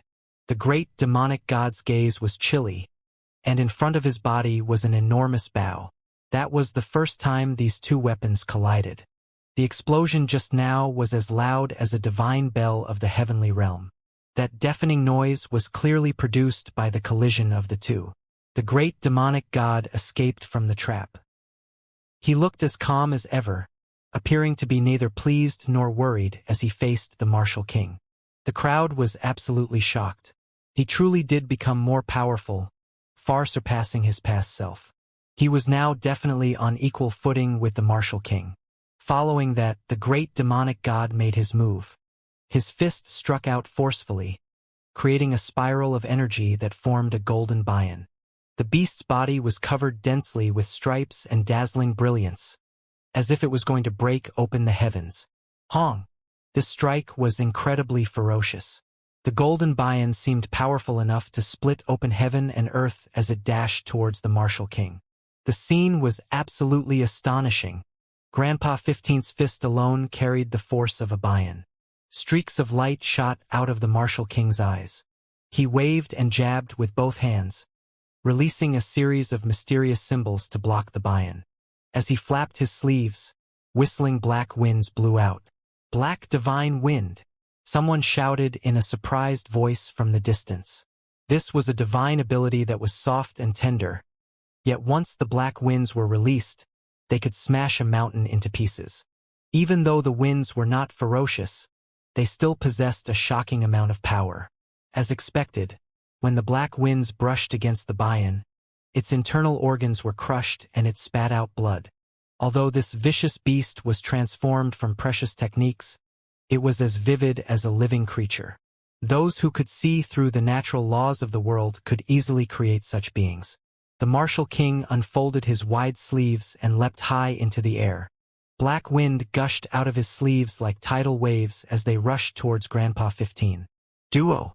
The great demonic god let out a soft sound, and a hazy mist was spat out. It immediately scattered the black divine wind in a berserk manner. This is the great chaotic breath? Everyone immediately felt fearful. This was a technique that had almost been lost throughout the passage of time. At the very least, it was incredibly rare within Stone Country, and not many people comprehended it. None of them expected Grandpa 15 to successfully understand it. By cultivating all types of origin symbols internally, a breath of chaotic energy could be refined within the body. Upon being spat out, it would produce a world-shaking power that could scatter apart everything. The martial imperial manor's old 15th's lung power is truly great. No wonder he is so formidable. Truly an incredible individual. From the distance, there were some amazed spectators that softly muttered, "Worthy of being called the great demonic god." The crowd all sighed with admiration. The martial king's gaze pierced forward. Suddenly, a gap emerged from between his brows, and a silver eye was revealed. It shot out streaks of symbols that flew out like strands of heavenly sword energy. They all hacked towards Grandpa 15. Dang, dang. Grandpa 15's right hand reached out, unexpectedly forming a dragon claw. It was incomparably dazzling, blocking all of the sword energy. This was incredibly intimidating. The two of them both grasped a large number of divine abilities. Just these probing attacks alone were already enough to make everyone's head feel dizzy. It was absolutely terrifying. It was as if two divine flames were illuminating the horizon. The martial king and great demonic god collided, erupting with endless radiance.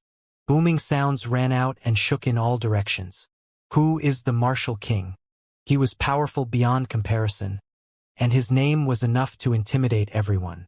However, now he actually met his match. All types of precious techniques danced about, causing dazzling radiance to blossom in all directions. It was as if two dragons were intertwining and violently struggling from the sky to the earth, and then once again through the clouds. This battle shocked everyone within the capital. Grandpa 15 has returned. Even many commoners became informed, making them immediately tremble. The great demonic god that had left for more than 10 years had returned, and he was actually fighting against the martial king. A copper furnace with green rust spots appeared. It began to light up and suspend itself above the martial king's head. Meanwhile, a divine waterfall poured out from the furnace opening, protecting him within. He was like a deity as he tread on the empty skies. As he walked forward, his might erupted frantically. The sun, moon, and stars circulated within his hands as it smashed towards the great demonic god. Everyone was greatly shaken. Was there any difference between this and a god? Standing within the heavens and operating the sun, moon, and stars. Just how frightening and domineering was this? Old 15, your rate of progress is great, but your body has already been crippled when you lost an arm. Even though you reached such a cultivation level, you still possess that inherent weakness. The martial king spoke as he took large steps forward. Great heavenly bodies appeared one after another within the sky, making even the sun seem to lose color. It was like a great starry sky. Hong! The heavens collapsed and the earth split open as he borrowed the force of tens of thousands of stars. Around him, a serpent, ash-colored flood dragon, swan and eye and other vicious beasts displayed their power as they circulated around his body. This attack was ridiculously frightful, as if raging waves beating down on a shore. The entire capital was thrown into disorder, possessed the power to annihilate everything. Martial King, are you scared? Are you using words to attack me? The great demonic god's voice was calm. His lone arm moved. There was no dazzling radiance, and no stars-filled sky. However, the grandeur that exuded was absolutely dreadful. The sun, moon, and stars exploded one after another, resulting in a horrifying scene. It was as if an entire world was being destroyed. Those heavenly bodies were created from the martial king's symbols, yet under a single arm, they were crushed one after another into pieces. The great demonic god released a loud roar. He walked forward in large steps, and his single arm continuously shook and struck out. All of the great stars in front of the martial king were blasted apart. The great demonic god brandished his arm and continuously smashed down on the martial king. The symbols that struck down wave after wave were absolutely horrifying. Blazing radiance enveloped this place, greatly shaking the martial king. He was also forcefully fighting back. In the end, it felt as if tens of thousands of great mountains were smashed apart. Pu the martial king spat out blood from his mouth. The great demonic god's simple yet tyrannical attacks shook his body so greatly that he began to stagger and continuously fall back. The martial god is coughing out blood? On the ground, Shi Yuan and the others' faces became deathly white when they saw this. All of them were frightened badly. Just what level of power did the great demonic god reach? He was actually able to harm the martial king. Each and every one of them felt the hairs on their bodies stand up straight. A chill ran through their bodies all the way from head to toe. When the martial king first appeared, they were hoping that he would suppress Grandpa 15 for their sake. Yet they never would have thought that this would be the result. In the distance, the experts from various clans sucked in a cold breath of air. The great demonic god was ridiculously powerful. It made everyone horrified. After leaving for more than 10 years, he came back to stir up the capital again. The martial king was shaken until he spat out blood from his mouth. However, he did not back up but instead smiled. The blood from his mouth actually began to increasingly spread out, turning into a lake of blood. His eyes were extremely chilly. Even though there was a smile on his lips, his expression was ice cold. His two hands joined together, and with a honglong sound, the lake of blood swept towards Grandpa 15. Everyone was shocked. This was a divine ability. It was just a mouthful of blood, yet it turned into a lake of dense symbols. Did this mean that a single drop of his blood was enough to kill a large mass of people? Grandpa 15 remained fearless as he slapped forward. A true wave of blood engulfed the skies as it surged, smashing apart this lake of blood. The martial king's gaze became increasingly cold. His two arms waved about, causing a large expanse of blood to once again surge. This time, it rushed out with even more ferocity.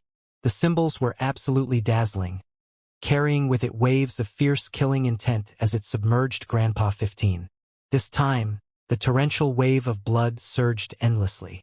It drew in essence energy from all directions to refine Grandpa 15. The great demonic god released an ice-cold snort. His remaining arm lit up, and with a hong sound, he created a huge cauldron out of symbols. Its power was released, collecting the endless blood inside before sitting down to refine it. This is a pot of precious flesh medicine. Who wants some? Grandpa 15 spoke. The contents of the cauldron began to boil, and the lake of blood was completely evaporating into a single pellet. Scarlet multicolored light was released, and essence energy flowed about freely. The martial king's expression became even colder. The opponent was ridiculing him at this point. He truly did not expect to be wounded today, because never did he foresee that his opponent would be so powerful. Old 15, you really are great. The martial king shouted this sentence.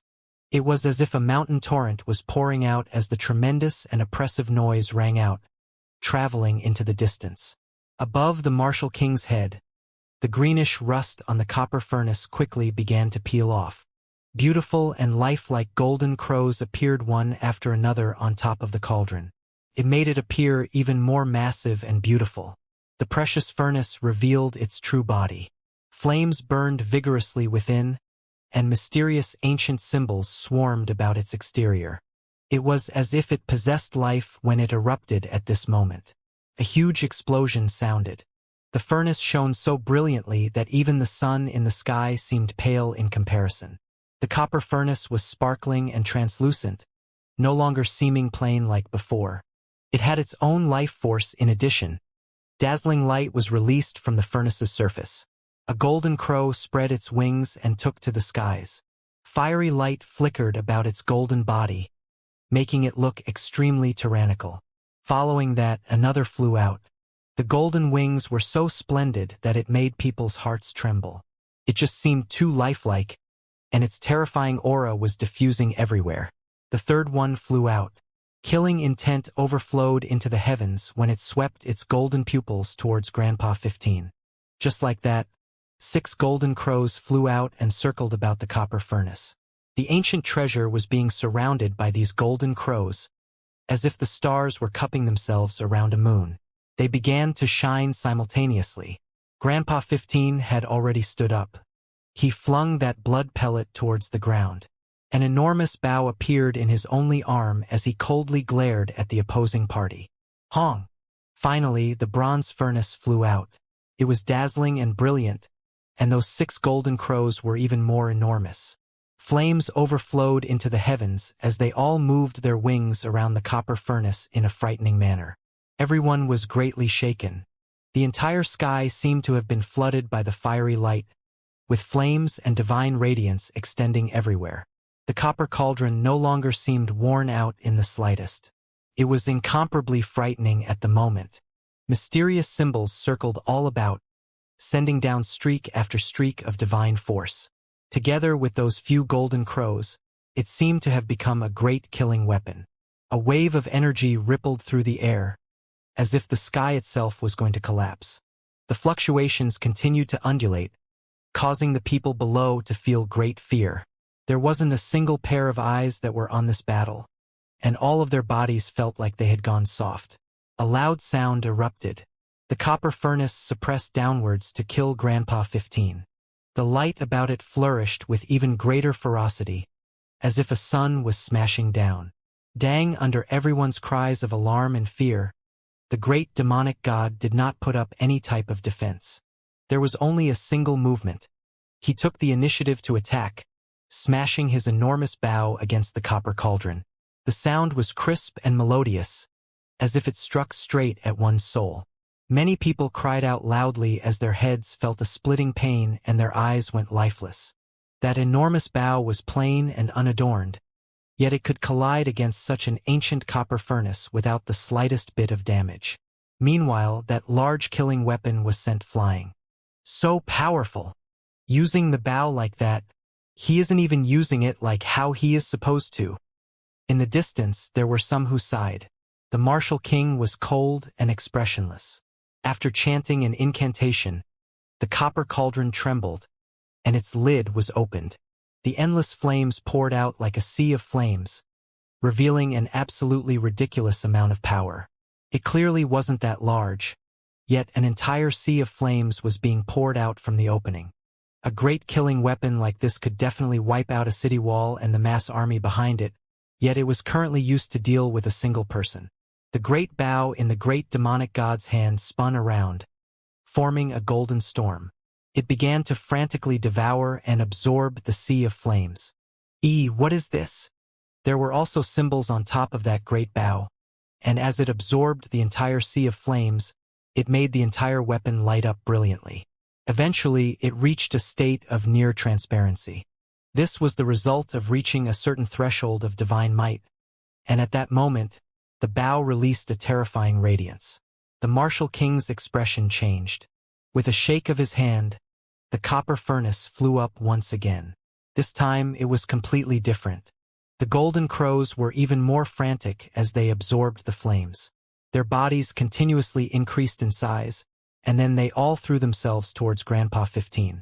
Old 15, what a pity it is for your renowned unmatched divine arrow.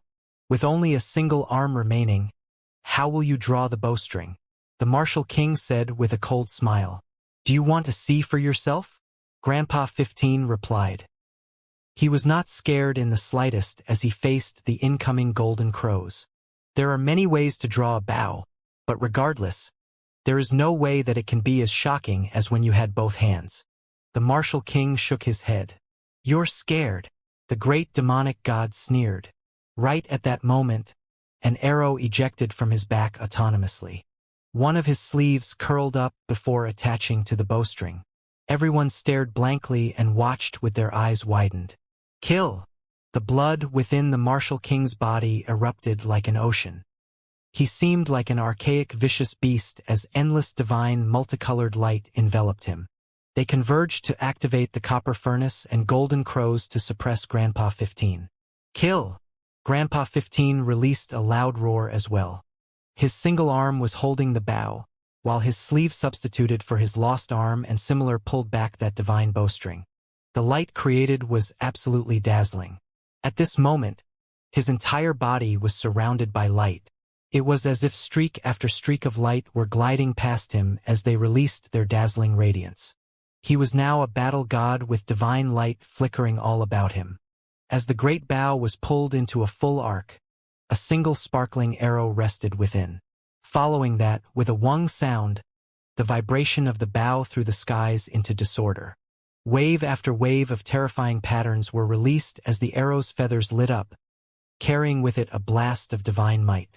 Chi! The divine arrow covered the sky, leaving behind a long trail of light. It turned into a divine rainbow, directly penetrating through a golden crow's chest. The crow unexpectedly contained spirit, releasing a miserable shriek. Blood splashed outwards as it dropped from the sky. Following that, the second arrow was placed on the bowstring. Bright light shone as it flew out almost instantly, directly piercing through the head of the second golden crow. Its body was blown apart without a chance to even make a sound. The great demonic god continuously drew his bow. 6 arrows flew out and 6 golden crows were killed. They were equivalent to the frightening symbols on the copper furnace, possessing astonishing divine force. However, they were all shot through in the end. This all happened in a split second. Following that, Grandpa 15 shot out 3 arrows in succession that struck the copper cauldron. Dang-dang sounds rang out. It was sent flying, and fiery light was scattered everywhere. The martial king was furious. Even though the ancient furnace was not harmed, those 6 symbols seemed to have faded somewhat. He truly couldn't take it anymore, because he had constantly been on the losing end today. Kill! Light erupted from his entire body, and a wave of vitality surged into the heavens. His entire being was like a supreme, archaic, vicious beast. With a wave of his hand, the copper cauldron flew back. Following that, the ancient magical artifact in his hand flew towards Grandpa 15. This was a battle of life or death. He rushed forward to engage his opponent. At this moment, an ash-colored flood dragon appeared outside his body. A golden divine crow spread its wings, and a purple swan and I roared. These were all powerful vicious beasts and divine birds in the heavenly passage realm. They rushed out at the same time murderously and displayed an utmost strength. The great demonic god's face looked cold, without much expression. However, his aura erupted. A golden-winged pung circled about his head. A Bayan roared and leapt out.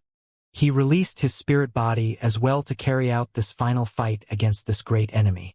Kill! The 2 individuals shouted at the same time before rushing towards each other. Grandpa 15 drew back his bow, forming a full moon. This time it was aimed at the martial king and nothing else. Dang! The copper furnace violently shook. The martial king used it to block his chest to avoid being killed by that arrow. A blast of terrifying light was released. Dang! Dang!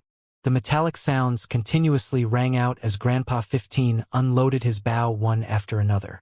The martial king concentrated all of his attention on the copper cauldron. This was a great killing weapon passed down from the ancient era, yet currently it was continuously suffering damage. A part of the furnace was now dented, because all of the arrows were shot at the same place. The great demonic god's divine arrow was unmatched. His grasp of its power was perfect, reaching its absolute peak. Every single arrow shot out with extreme accuracy. Old 15, do you only know how to shoot arrows? The martial king had long become furious. His heart was feeling great pain. This precious artifact's origins were so great, yet it was damaged like this today. It made him feel a raging anger. In the end, he rushed forward, and with a pu sound, a streak of blood blossomed. Grandpa 15 killed one of the spiritual bodies next to him, hitting it right between the eyebrows. Accept death, the martial king roared, and his entire body was set ablaze. His divine might surged, making him seem completely different from before. What? He was actually holding back strength. He suppressed himself. This is also a type of cultivation. Now that his power has truly been unleashed, Grandpa 15 is in danger. In the distance, there were many people who cried out in alarm. This battle stirred up every single expert within the capital, and all types of powers were watching carefully. The martial king erupted into rage. He unleashed everything he had to confront Grandpa 15 and kill him here. Regardless of how he thought about it, he still had to deal with his opponent harshly. Hong! It was as if the heavens fell and the earth tore apart. Grandpa 15 stepped backwards as blood flowed out from the corner of his mouth. This was the first injury he received. Again! The martial king roared loudly. His power became even more boundless as his entire being ignited. He smashed the copper furnace in his hands towards Grandpa 15. Grandpa 15 avoided it. At this moment, two different kinds of light rose, starting all the way from his feet. A wave of spotlessly white and peaceful energy swirled up from the center of his left foot, and from the right, a wave of pitch black and deeply cold energy extended upwards. With a hong sound, the white and black strands of light intertwined and suffused his body. "Great demonic god!" everyone shouted at the same time. There was always a rumor that Grandpa 15 was not known as the Great Demonic God purely due to his character, but also because of his cultivation. Today this was proved. The divine nature and demonic nature were both released. His entire body shone, and a terrifying energy filled the air. It was much more powerful than the power he showed just now, and he was now going to fight the Martial King with everything he has. Dong, his single arm slammed down on that copper furnace, and the furnace unexpectedly caved into by a large amount. Just what kind of power was this? Even the ancient magical artifact was having a hard time holding on. Just like that, the two individuals collided and carried out the most horrifying confrontation. Meanwhile, the spiritual bodies also engaged in this battle. It was as if two tyrannical dragons had clashed into a bitter struggle. They fought from the heavens down to the earth, from the capital into the mountain range, and then back up into the heavens to resume their slaughter. They fought until the heavens became muddled and the earth became dim. Blood flowed from the corners of their lips. In the end, the Martial King's copper furnace was sent flying from one of the great demonic god's strikes, and his entire body was so shaken that he continuously coughed out blood. He took to the skies to create some distance. "Martial King, are you going to surrender?" the great demonic god yelled. "I will not." The Martial King roared back as anger clouded his eyes. The great demonic god directly drew his bow. This time, his facial expression was even more serious before, yet it was also more calm. The great bow was drawn back, and a single alternating black and white arrow flew out with a woo-woo sound. The Martial King did everything he could to bombard it with interweaving symbols, and even his body was trying to dodge it. However, it was still futile, and he was struck by the arrow. A string of blood blossomed. Most of the symbols around his body were extinguished, and his ribcage was penetrated. Many of his bones were broken. If not for the symbols that were concentrated around the wound to quickly protect himself, he would have undoubtedly exploded into pieces. With a pung sound, the Martial King descended into the manor. The battle had concluded. Blood splashed outwards when the Martial King got struck. He fell down into the courtyard after being shot out of the skies. His injuries were severe, and he had lost the ability to fight. This moment, a hush fell over heaven and earth. For a long time, nobody made a single sound. The battle ended in such an unexpected way. Many people found it difficult to believe what they had just seen. The Martial King had lost. He used to be an all-powerful figure that ruled over the great wasteland. His great strength had won him prestige and prominence in this world, and he was worshipped by many like an overlord. Yet despite his incredible power, he was defeated by a mere arrow, falling down from the sky in a shower of blood. How could anyone not be shocked? This was the Martial King we were talking about, whose title alone would stir up a great quaking within Stone Country.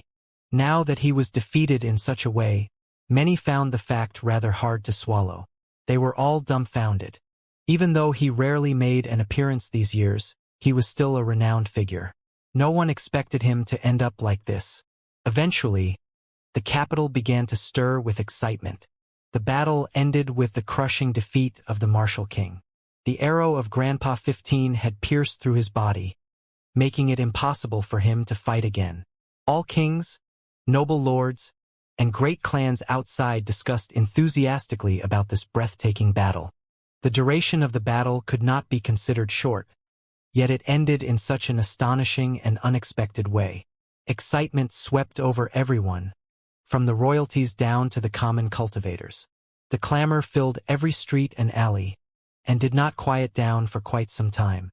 An incident like this would surely cause a disturbance that would travel far and wide. It would become the most talked about topic, and the excitement would not subside for several days. Inside the martial imperial manor, Shi Yuan and the others had gone pale. The result was a severe blow to them. Even the martial king had been defeated, so how could they make a comeback in the future? They felt as if the entire world had been turned upside down. This kind of defeat and frustration turned all of their hopes into dust. It was merciless and cruel, leaving their entire body ice-cold.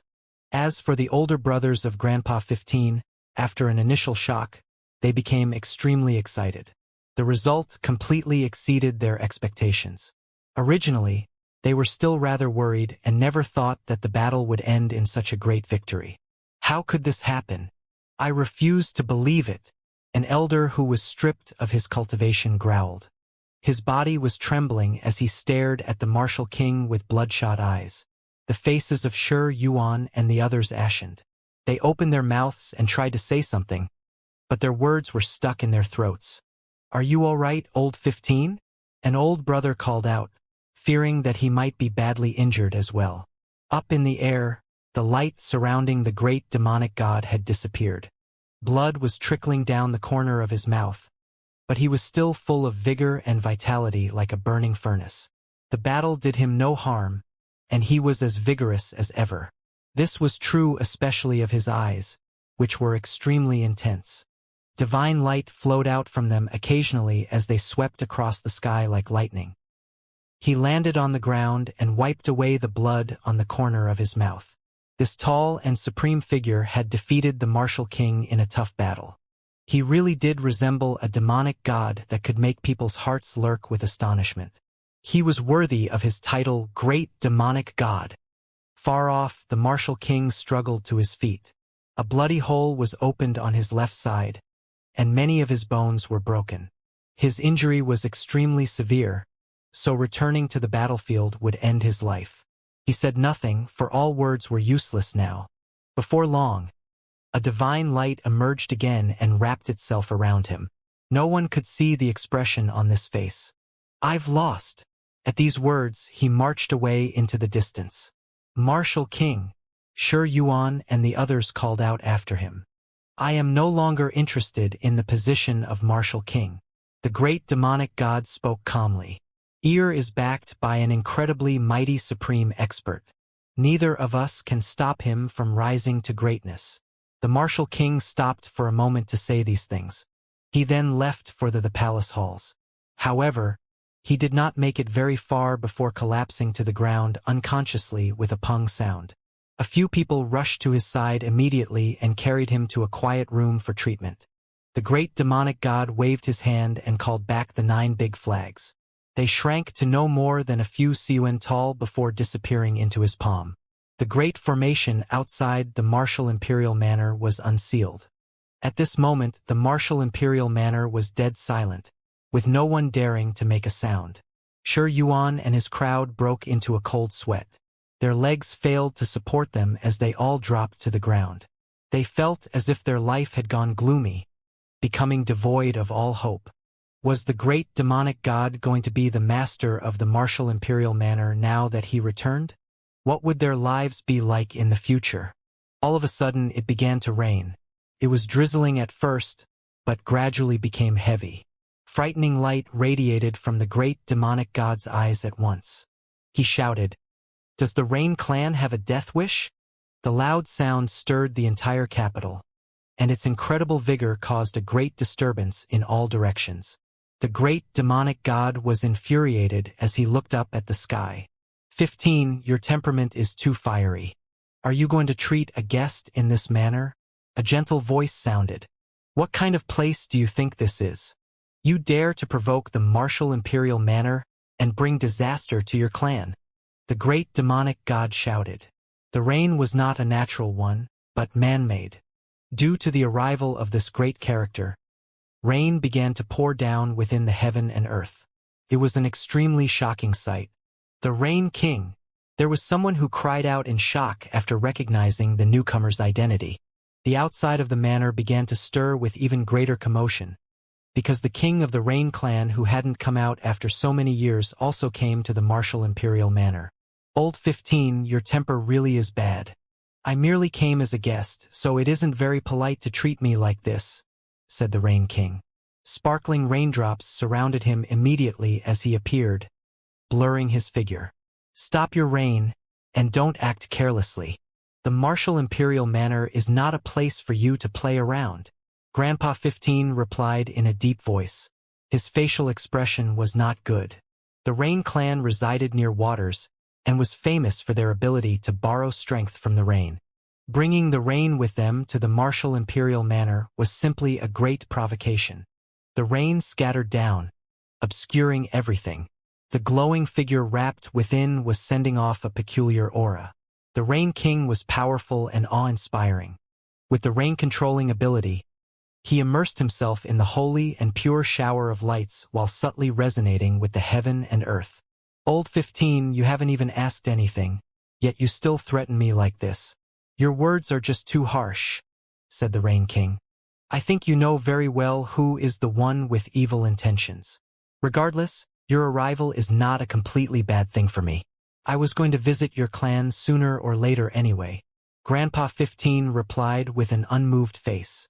From what he had heard, Xiling had been hunted down repeatedly by the Rain clan. When Xiling and his wife took Xianxia to the western border, they encountered many experts along the way.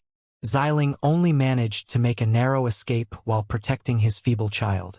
You have two choices. Get lost, or be defeated by me and watch me pay a visit to the Rain clan, the great demonic god said in a cold voice.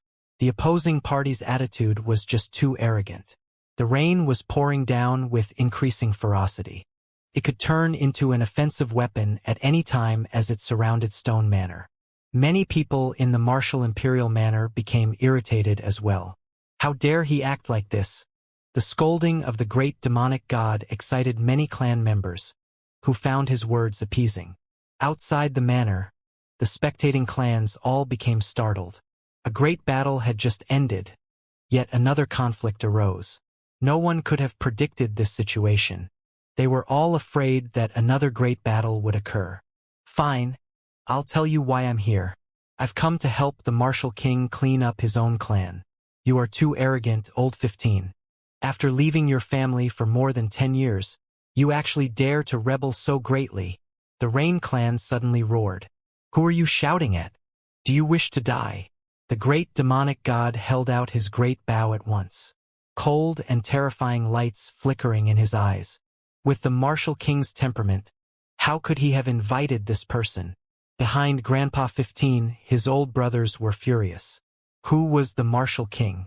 Even though he did not agree with the great demonic god and had fought him fiercely, he would never ask someone from the Rain clan for help. The Rain King had poked his nose too far this time. Who did he think he was by coming here? He's still brave enough to show himself after witnessing Grandpa 15's frightening power. So everyone suspected that he had something to rely on. The Rain King could not possibly be stronger than the Martial King. This emboldened act meant that he definitely had some formidable measures. On the Martial King's behalf, I'll clean up his clan for him. You've crossed the line, Old 15. After disappearing for so many years, even if you did make some progress, you shouldn't have acted so domineering, said the Rain King. Who the hell do you think you, to even dare criticize my martial imperial manor? At these words, Grandpa 15 directly took out his radiating bow. With the flow of symbols, a long black and white arrow was set on the bowstring. It aimed at the sky, and resplendent light erupted from it. The Rain King changed his countenance. He was actually somewhat terrified of the great demonic god's unmatched arrow. Even though he came prepared, his expression was still somewhat unnatural. The great demonic god was incredibly mighty as he drew the bow. The bowstring trembled with a wung sound, releasing a splendid long arrow high into the sky. As the arrow pierced through layer after layer of rain barriers, exploding sounds rang through the skies and all sorts of rain symbols were shattered. Hong! It did not feel like an arrow at all, but rather a great mountain as it smashed towards the Rain King. Even the sound it made was magnificent, and everything was shaken by its wenglong sound. The Rain King fell back and evaded rapidly. However, his opponent was the great demonic god, and his shooting skill was unparalleled, so all of his evasion was futile. The arrow would not stop until it reached its target. With rumbling sounds, symbols erupted from the arrow, and it changed direction to chase endlessly. The Rain King halted in surprise. Light gathered in front of him, and many peculiar symbols emerged. He summoned an unknown divine object that radiated with blinding light. Dang! A loud bang sounded, as if a divine figure was pounding against the heavens. It was so loud that the crowd could hear wung-wung sounds in their ears, making them feel dizzy and befuddled. The black and white arrow made contact with the radiating object and was blocked.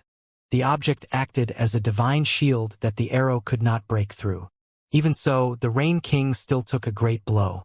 A tremendous force passed through that object, sending him flying backwards with that divine object. His body did not stop for hundreds of zhang. One could imagine how formidable that arrow was. It immediately knocked the powerful Rain King away, as if a mountain had smashed into him. Finally, the Rain King managed to regain his balance and stood still up in the air. He put the radiating object away.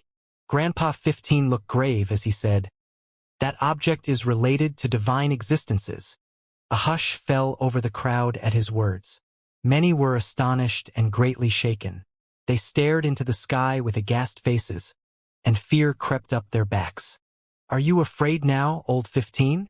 Surrounded by the misty light, the Rain King walked near again.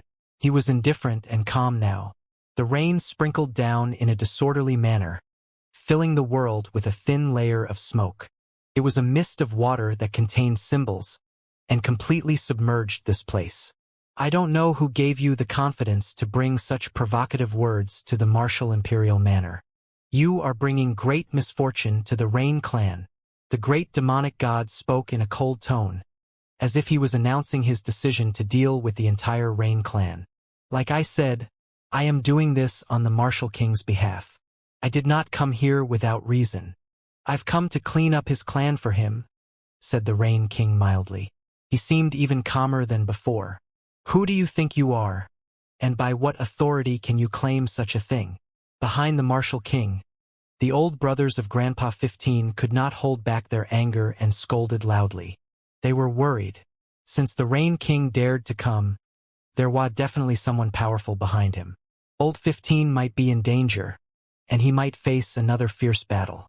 "I'm the one who invited the Rain King and gave him the permission. After all, Ear is his relative as well." Just then, a figure emerged from the misty rain and walked near.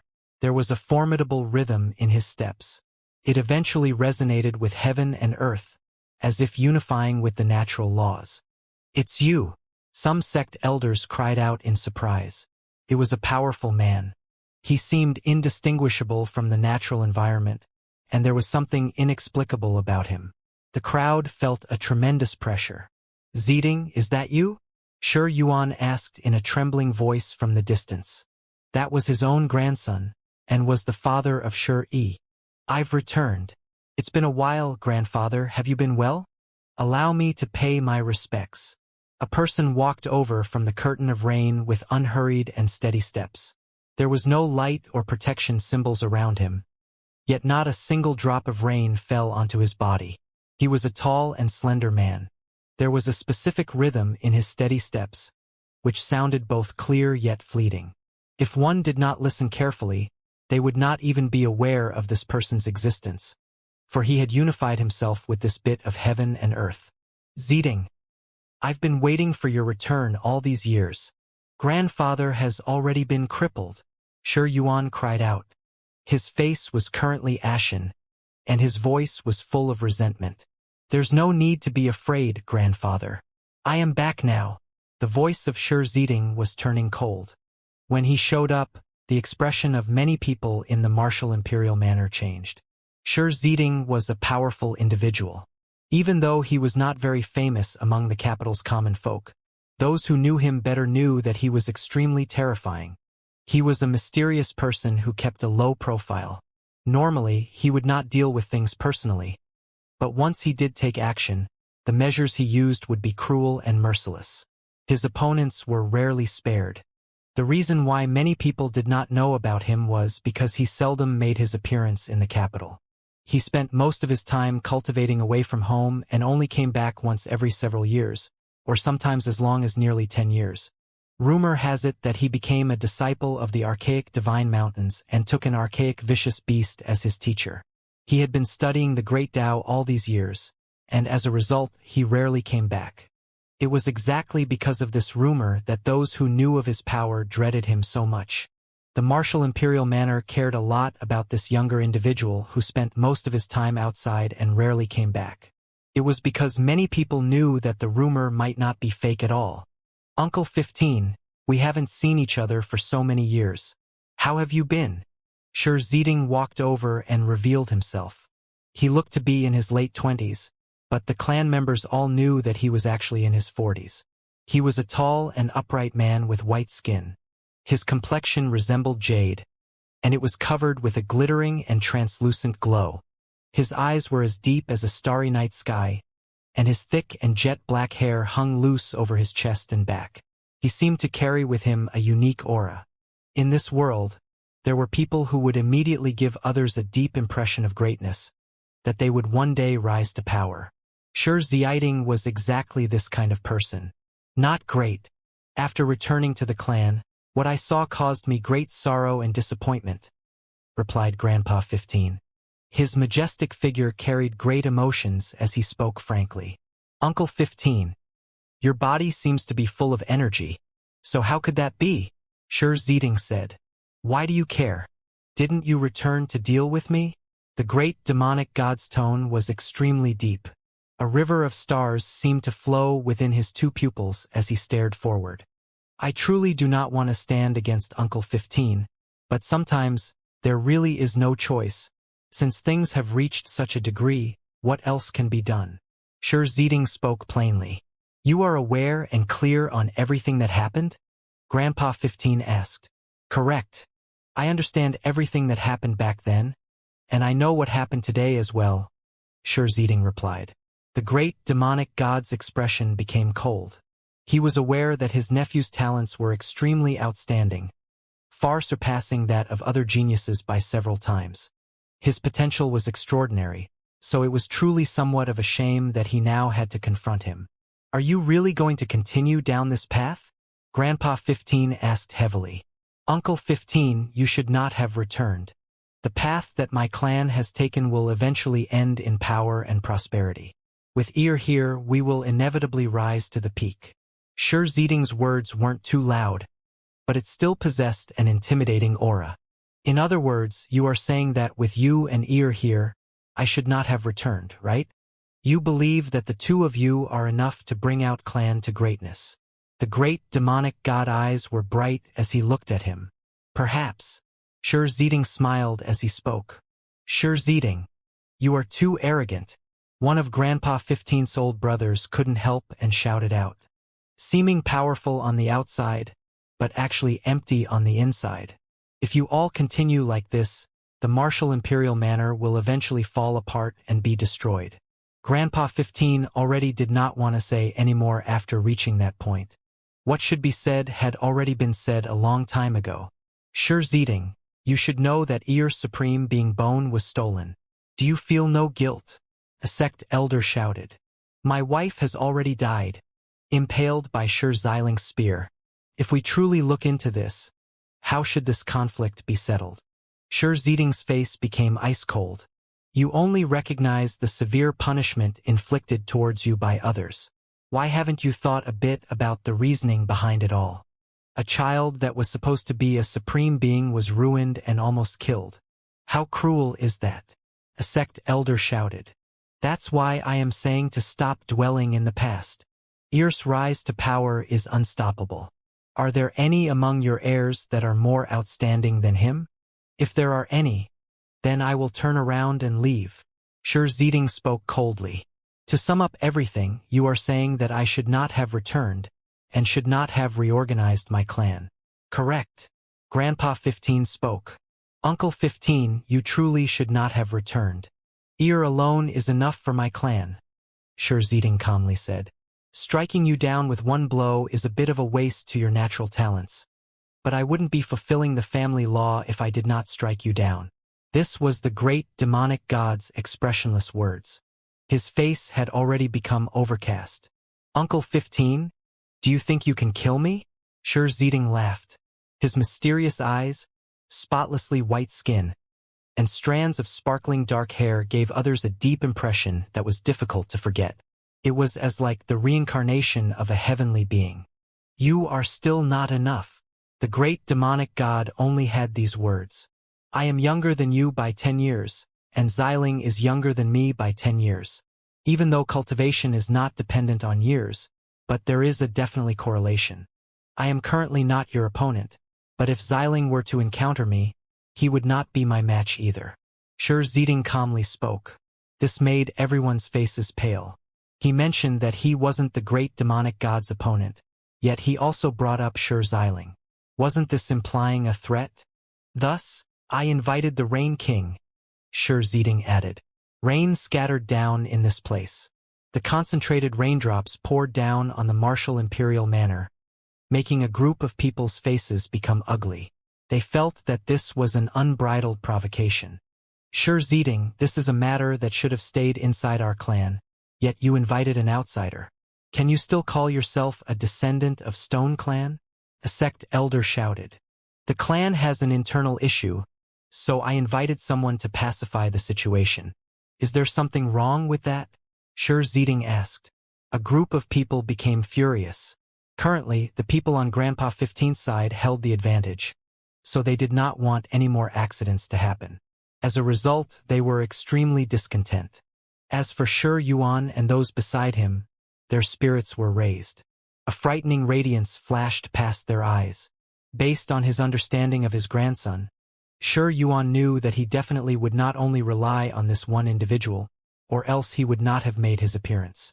The great demonic god looked at Xianxia and said, I will give you a single chance. Get lost. When Xianxia heard these words, it was the first time his expression changed. That word was something that he hadn't heard for a long time, and it has been many, many years since he last heard someone berate him like this. His master was extraordinary, and could overlook the entire wasteland region. Who dared to act like this towards him? Rain King, you have two choices, which I have already told you earlier. One is to immediately leave, and the second is to have your Rain clan dug up after you are defeated. The great demonic god shouted coldly. The curtain of rain around him was hazy and incomparably dense. Water splashed out with brilliance, making the Rain King seem even more mysterious. Old 15. I fear that you don't have that kind of power. The Rain King spoke. With a honglong sound, rain poured down endlessly. Following that, lightning erupted as silver snakes hacked down streak after streak. The entire imperial manor was lit up in a brilliant splendor. This was the martial imperial manor, yet he did not restrain his actions in the slightest as he released the endless rain. It made everyone in the manor incomparably angry and their faces bitter. The great demonic god's expression carried a hint of coldness as he walked forward with large steps. Meanwhile, he stared towards Xianxia and the Rain King, deciding to dispose of them. Ear's mother was one of my most beloved descendants, yet she was killed by Xianxia. This debt cannot be unpaid, and this kind of hatred cannot be left unsettled. The Rain clan spoke in a soft voice. The old brothers behind Grandpa 15 became enraged. Why wasn't the root of the issue brought up? The great demonic god also became angry. His pitiful grandson was originally a natural-born supreme being, yet his bone was gouged out and his body crippled. No one knows if he was still even alive, yet the father of the other party actually turned everything around. They were now turning the blame around and using force to support their argument. Have you thought about why Xianxia would rebel? My grandson's supreme being bone is inside whose body right now? Grandpa 15's voice was incomparably severe, and wounded emotions were deeply embedded within his deep voice. Shi is a dual-pupil, natural divine being. How could your grandson compare? The Rain King sneered. If my grandson was still alive, even if he lost his supreme being bone, he would still similarly rise to power. He will surpass sooner or later. The great demonic god's voice was very low, and his eyes were extremely cold. He was truly sorrowful. When these thoughts of regret rose, he truly wanted to raise his head and roar towards the sky. If you aren't satisfied, then find your grandson and have him fight ear. We can then see who is strong and who is weak. The Rain King spoke callously. Your heart is bottomless, and thus you are using this to infuriate me. You have already lost. The great demonic god's voice was extremely cold, yet calm as well. There wasn't a single tremble in his voice. Today, under the invitation of one of the martial imperial manor's bloodlines, I will take action in the martial king's place. In order to eradicate the source of the rebellion, I will execute Xianxia here. With these words spoken, the capital began to shake. The Rain King used the true roar sound technique. His voice struck down like thunder, trembling the entire city. Put away your filthy rain. Don't dirty my martial imperial manor with your water. If you insist on barking here like a dog and not leaving, then die. This was the great demonic god's voice. The voice similarly spread through the capital, raising a huge commotion. How was he treating the king of a clan? The great demonic god was acting so tyrannical. This was simply contempt for the Rain King. Honglong. A resplendent explosion of light erupted, rushing into the heavens and scattering the curtain of rain. The great demonic god took action. All of his hair stood on end, and as his eyes opened and closed, two streaks of draconic figures soared into the heavens. Their enormous bodies were enormous beyond comparison as they swept through this world. There was a black dragon and a white dragon. After shooting out from his eyes, the extraordinary figures quickly enlarged and filled up the heaven and earth. Hong! The Rain King took action, stirring up lightning from the 9 heavens. It directly hacked down onto those 2 dragons with absolute power. Oh! One of the large dragons actually opened its mouth to devour the sky-covering lightning radiance as it swept forward.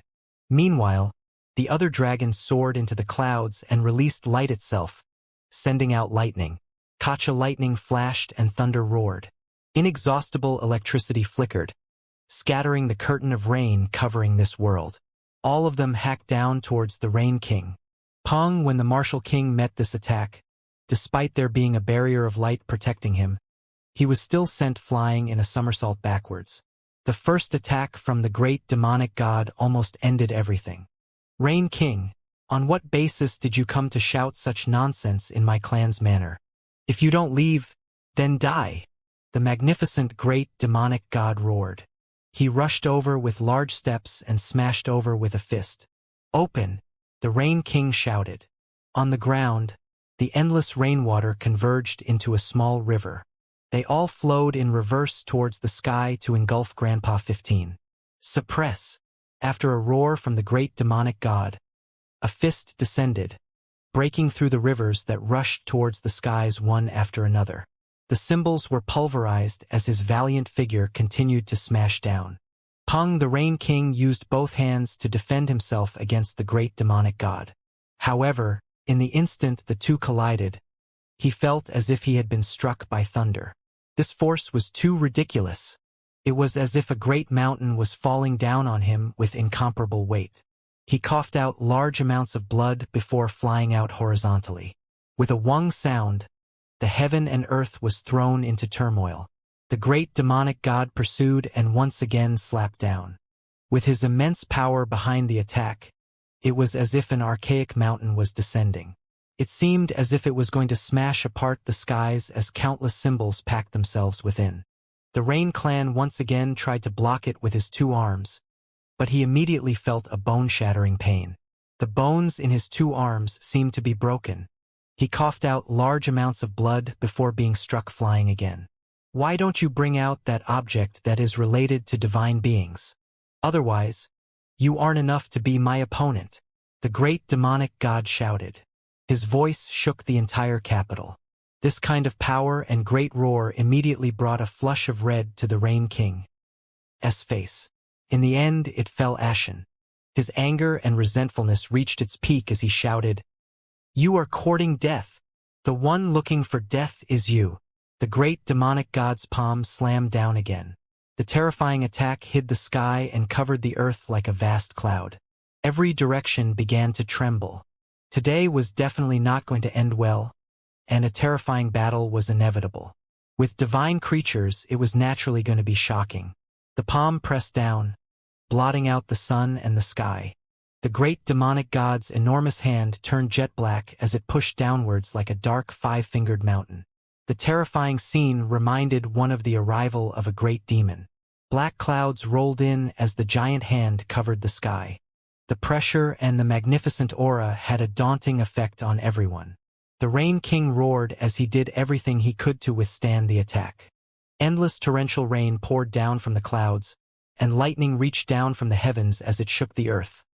This was the thunder and lightning released from clouds that had reached an absolute threshold of power. Electric radiance wrapped around him as he tried to resist that giant black hand. Following a violent collision, countless streaks of light erupted between the two. Pong! Eventually, the Rain King coughed out blood and was knocked away. The electricity flashing around him were dispersed under that black five-fingered mountain. All symbols went dim. The entire sky seemed to have split open. Grandpa 15's expression was cold and detached as he walked over. He was like an enormous demonic god, and his presence alone brought everyone inside the capital great pressure. It was a demonstration of the fierce and mighty great demonic god's demonic feature. Even though he only had a single arm left, he was still unstoppable as he smashed it downwards. The Rain King suffered a heavy blow. He could not bear the tremendous force and stumbled back several steps with trembling legs. As he floated in the sky, large amounts of symbols were extinguished. Grandpa 15 looked indifferent as he charged fiercely without a single word. He was going to kill the Rain King who had stepped into this manner to provoke his clan. The giant black hand smashed down, shaking the sky. The Rain King's arms made gutsy sounds as he fought back, as if they would snap at any moment. More and more blood was coughed out from his mouth. "That's enough!" He roared loudly and spat out some blood deliberately. All the blood he coughed out surged into the sky and turned into a shower of blood rain. Grandpa 15 was surprised. The spurted blood contained an astonishing divine energy that was incredibly powerful. This was a rain of blood. Each raindrop contained the vital essence of the Rain King. This was all done intentionally. The blood that he coughed out was not wasted and part was within his calculations. "It's the great blood rain formation," someone cried out from the distant sky when they realized what was happening. In the next moment, the scene changed completely. Everything became misty in this world as the scarlet shower of light turned heavy and submerged this place. It continuously underwent change and enlargement. Meanwhile, 9 tiny gourds appeared. The ominous and mysterious objects were all bright red in color and undulated in the blood rain. A weird energy was spreading out from the gourds. Multicolored light spurted out of the openings of the gourds. These were all sword blades, and all of them were hacking towards Grandpa 15. The blood raindrops turned into symbols, flickering ceaselessly. With the 9 tiny gourds inside, the power of the great blood rain formation increased rapidly. Even the clouds and winds of this place was stirred up. The swords almost blended together. In the end, they were no longer separate shiny blades, but instead waves. Scarlet tides rolled in vast and endless quantities, covering the heavens and earth. The crowd was shocked. The great formation passed down from the Rain clan ancestors was indeed terrifying. With such a formidable measure, normal people would explode into blood mists as soon as they stepped into the formation. The endless sword radiance turned into tidal waves. Some of the residual power flew out of the capital and traveled into the distance, and the mountains over there were blasted open immediately. This was only a portion of the scarlet waves, not even all of it. This kind of power terrified everyone.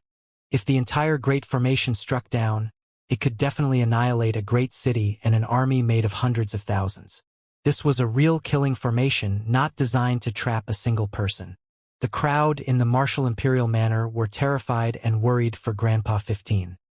His opponent had come fully prepared, which meant that the earlier weakness shown by the Rain King was done on purpose. He was now showing his true strength. Hong! A loud explosion took place in the Great Blood Formation, and blobs of light flew up one after another. The giant jet-black hand erupted and smashed into the blood-colored light. Sonorous sounds rang out as the blades and waves made contact with the hand. Hand of Devil! Someone shouted this in surprise. No wonder he was called the Great Demonic God. He was able to cultivate such a great divine ability. Black light flickered about with a terrifying demeanor. The endless blades didn't manage to stop its arrival at all. Hong! The giant black hand fell down and scattered rain of blood, leaving behind only the 9 gourds that were still radiating with circulating symbols. Shi Zhongtian, cease your attacks. While the Rain King cried out, the 9 bright red gourds moved closers and radiated resplendently. The aura around them erupted abruptly as more killing beams surged out. The great demonic god charged fiercely. He made 9 strikes with his head, each on top of a gourd. The resounding sounds of explosion shook even the skies. Break! Roared Grandpa 15. Open! Roared the Rain King too. Finally, with a series of gotcha sounds, all 9 bright red gourds split open. Webs of cracks appeared all over them before they were completely destroyed. Hong! In the end, rosy clouds filled the sky as the 9 precious gourds exploded. They broke into pieces that flew towards Grandpa 15. Annihilate! Roared the Rain King loudly. The divine power produced by the explosion was incredibly violent, making all the great forces in the capital shuddered. If the explosion spread out, numerous creatures could be killed. As for the martial imperial manor, an even great disaster would befall it. Grandpa 15's old brothers were extremely worried and feared that something abnormal might happen, because that power was too great. All of a sudden, color of the great demonic god's palm changed. The black light faded away, and the palm turned as white as jade. It looked completely different. Hand of God! Everyone was mind-blown again, and all of them became dumbstruck. This was a legendary divine ability. His power was enough to make everyone shudder. It had already been many years since the last time the Hand of God made an appearance. The great demonic god's title did not exist for no reason. Rumor had it that he had been cultivating both the divine and demonic path, and it was being demonstrated right now. It was first the Hand of Devil and then the Hand of God. These types of divine abilities were extremely powerful.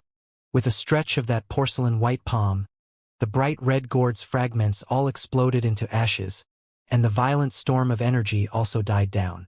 Peace was restored to this place. The storm and bloody mist completely disappeared, and the 9 bright red gourds were completely destroyed. The Hand of God was true to its name, resembling the technique of a divine being. Terrified everyone. The Rain King was smashed away, and blood trickled from the corner of his mouth again. He stumbled backwards in the sky. Excitement swept across the capital. The great demonic god had returned with mighty strength. He had demonstrated his invincibility, overcoming all obstacles with ease. Nothing was unbreakable to him. He was completely unstoppable. Rain King, you've overestimated your capabilities when you provoked the martial imperial manor. This is your punishment, shouted some sect elders from below. They were most discontent with his deliberate provocation during this chaotic situation. Hi hey, ha ha ha, laughed the Rain King. He was not upset at all, and his face looked colder. This is a sacrificial rite, a reception. Let's begin. The smile faded from the Rain King's face, and his expression became even more callous. Blobs of light appeared in the air one after another. As the pieces radiated, all kinds of characters emerged. An incredible pressure was released, making the crowd feel as if their souls were trembling. What are those? Many people raised their heads towards those shining pieces. They all felt a type of indescribable pressure, as well as an ominous feeling that made their bodies kneel down. It's the aura of deity, the great demonic god said in a soft voice. His arrow was blocked by this extremely formidable artifact earlier. Revive! Shouted the Rain King. The mighty divine power emitted by the rain of blood and 9 broken gourds he summoned previously did not disappear. but instead absorbed by these pieces hidden within the void. Relics of deities. Many cried out in surprise. Gasping sounds arose simultaneously in the capital. They were in big trouble now. The Rain King had sacrificed everything for these pieces, using the energy he gained from the battle to resurrect them. He was waiting until now to reveal everything. Imperial decree of the Rain deity. Someone shouted with an ashen expression. The decree left behind by archaic deity was incredibly terrifying. There were many symbols inscribed on it, and they were shining brilliantly as they released their mighty aura. If Sure Hao were here, he would have definitely been surprised, for he had previously eaten a piece of the decree. Of course, it did not happen in the real world, but in the Void God realm. The Rain clan was infuriated by that incident and cursed Sure Hao multiple times. The incredibly powerful deity's decree was suppressed when taken into the Void God realm, and a piece of it was eaten by that devilish brat. They were not in the Void God realm now. This was the real world, where the decree could function with its full power. Its aura alone was making the crowd's blood curdle. Old 15, what else can you use to fight me? Today, I will clean up your school and kill you for your betrayal. The Rain King was becoming more forceful. After wiping away the blood at the corner of his mouth, he stood upright and stared at Grandpa 15. There was a pressing and mighty aura about him. The martial imperial manners people were infuriated. The Rain King was only an outsider, yet he acted so arrogantly, meddling with their internal affairs. They were all enraged. In the sky, muddy-colored pieces of decree appeared one after another, which soon turned splendid and golden. The symbols on each piece were shiny like the sun, stinging people's eyes. The aura was becoming stronger. On the ground, countless people couldn't help but kneel down, as if they were at the presence of an archaic deity. The capital fell into a dead silence as people feared for their lives. With the aura of a deity fluctuating through the air, how could they even fight back? Hand over your head, old 15, shouted the Rain King. The golden pieces descended, and the power it produced was far more terrifying than what an aristocratic noble could.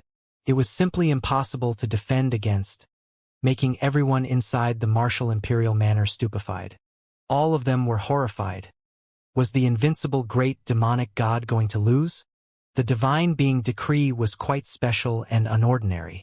A divine will was recorded within, and killing intent was suffused within.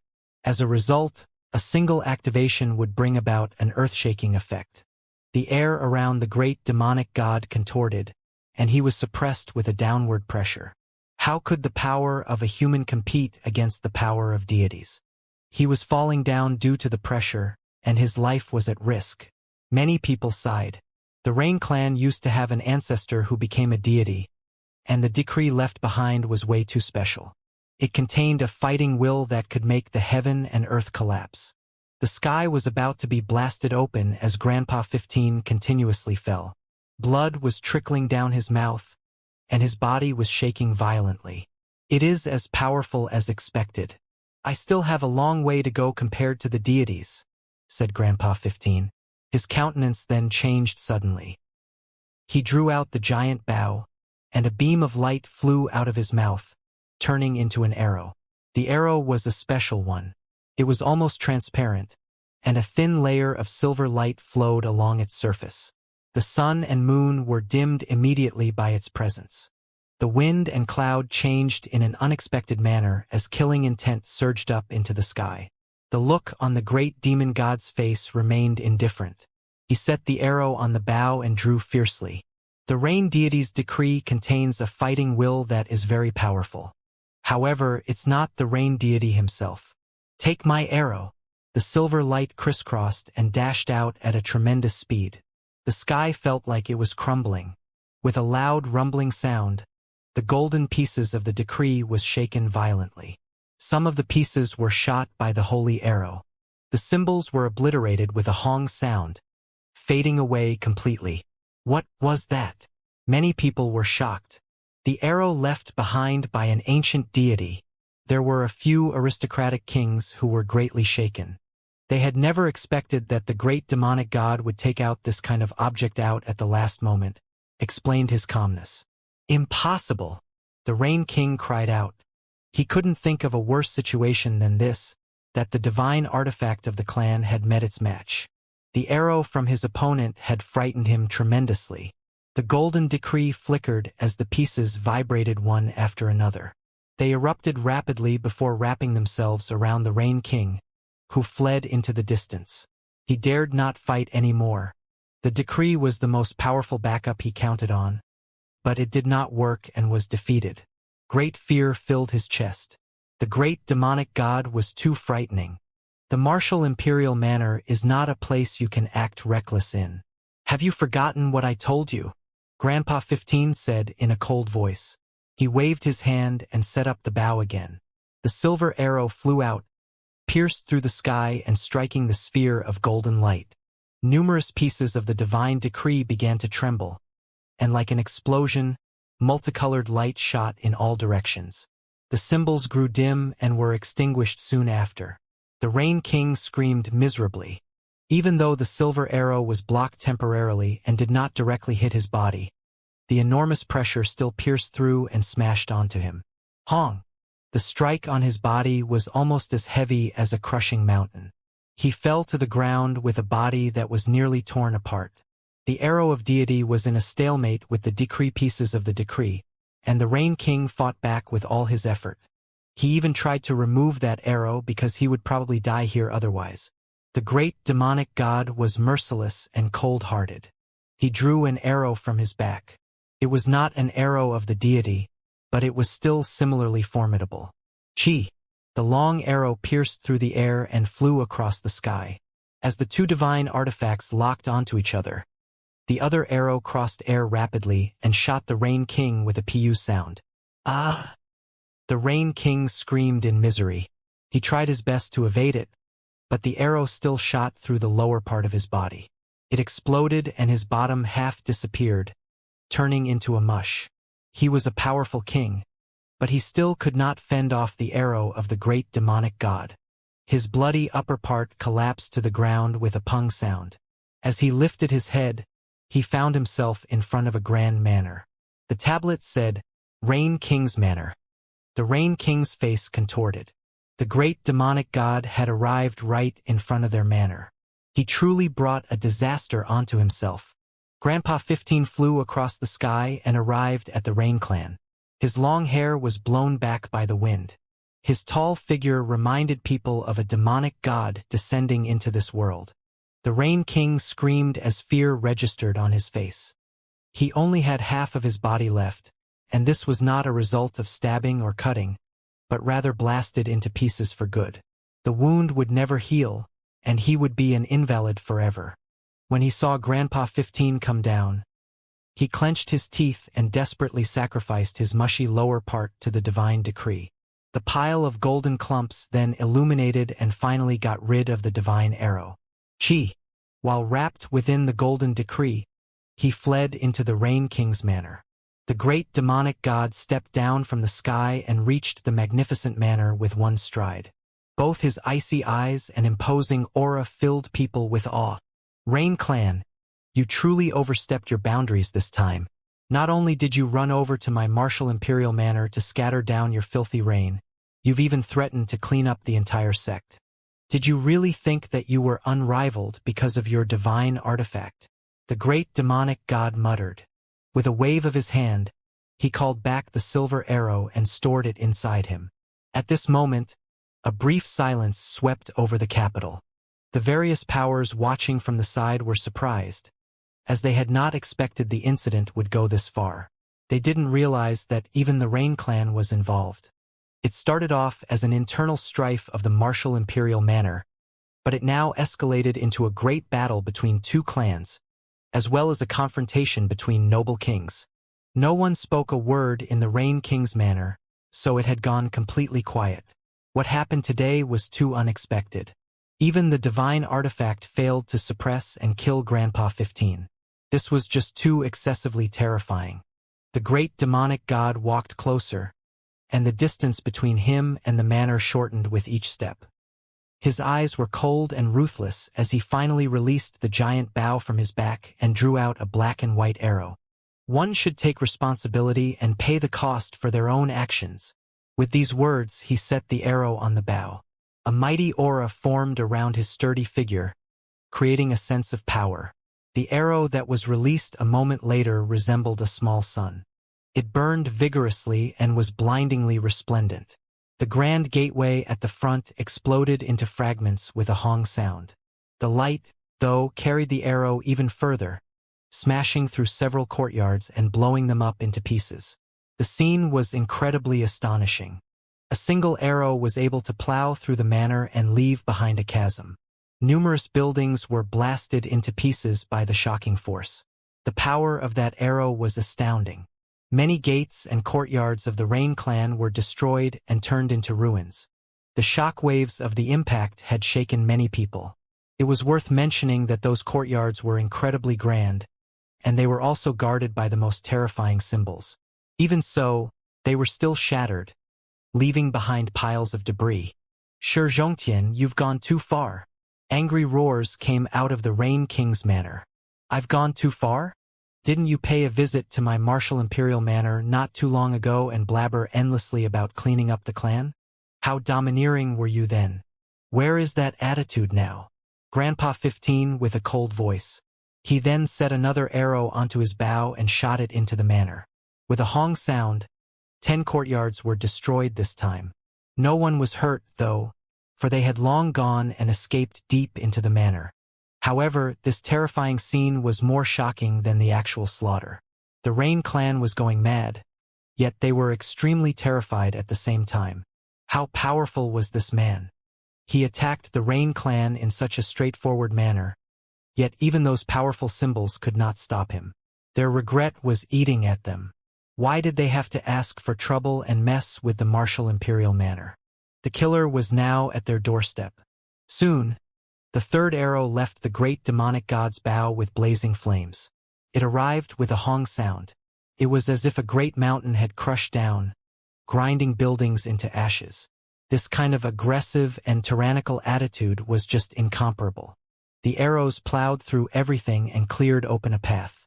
They destroyed everything along the way and displayed their domineering world-shaking power.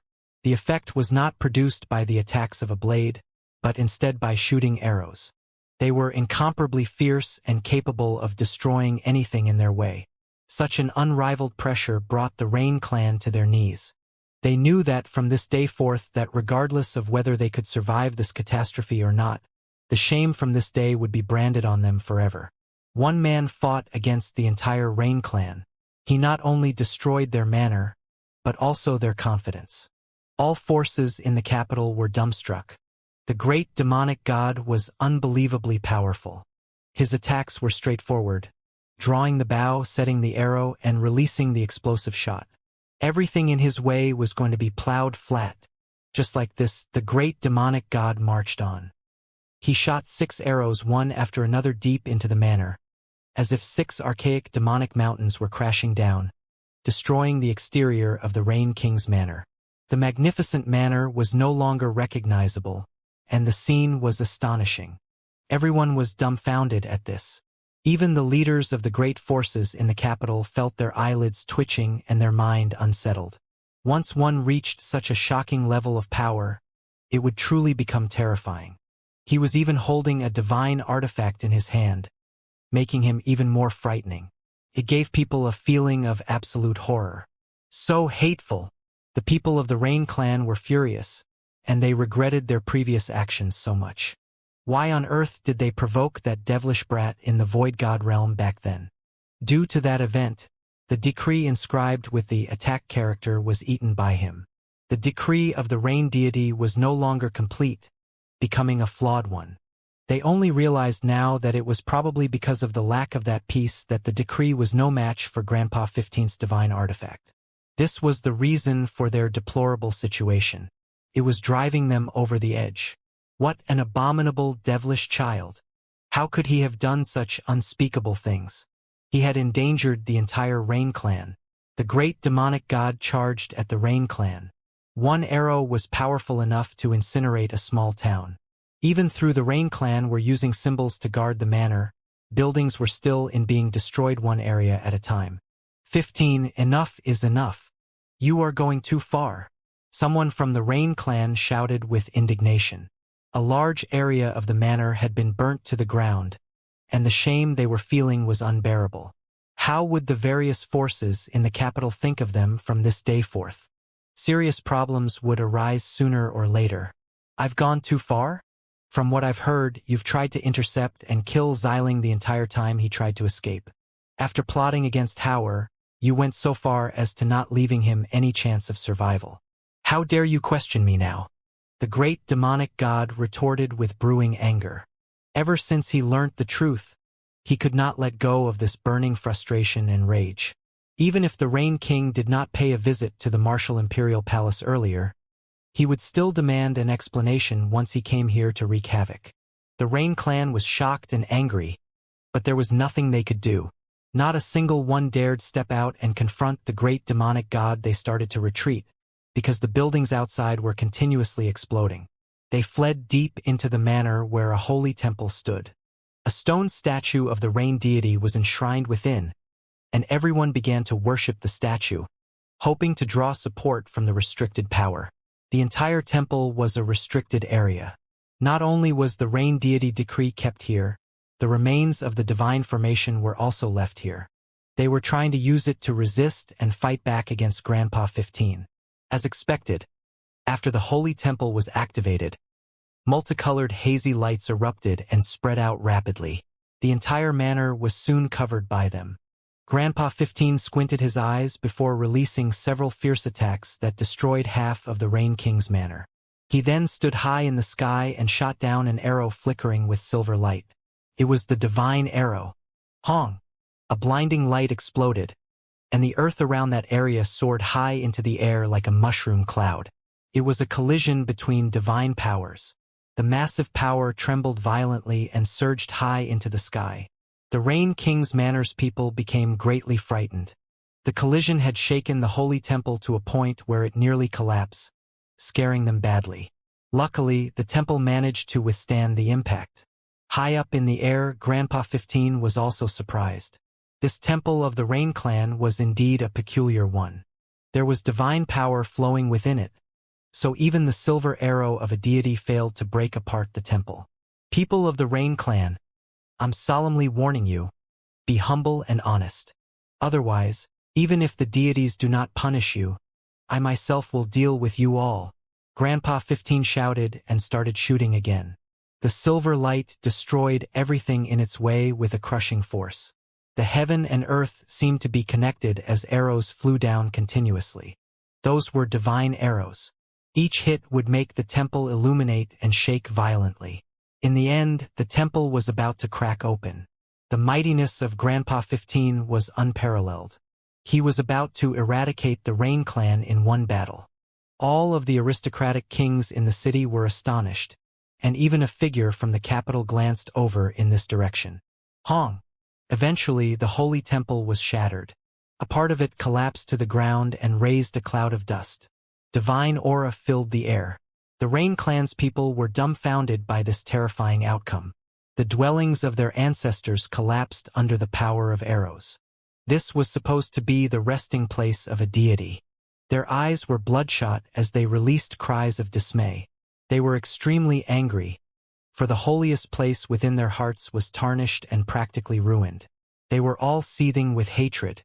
If you all have an untouchable place within your hearts, then why can't you understand what you all did back then?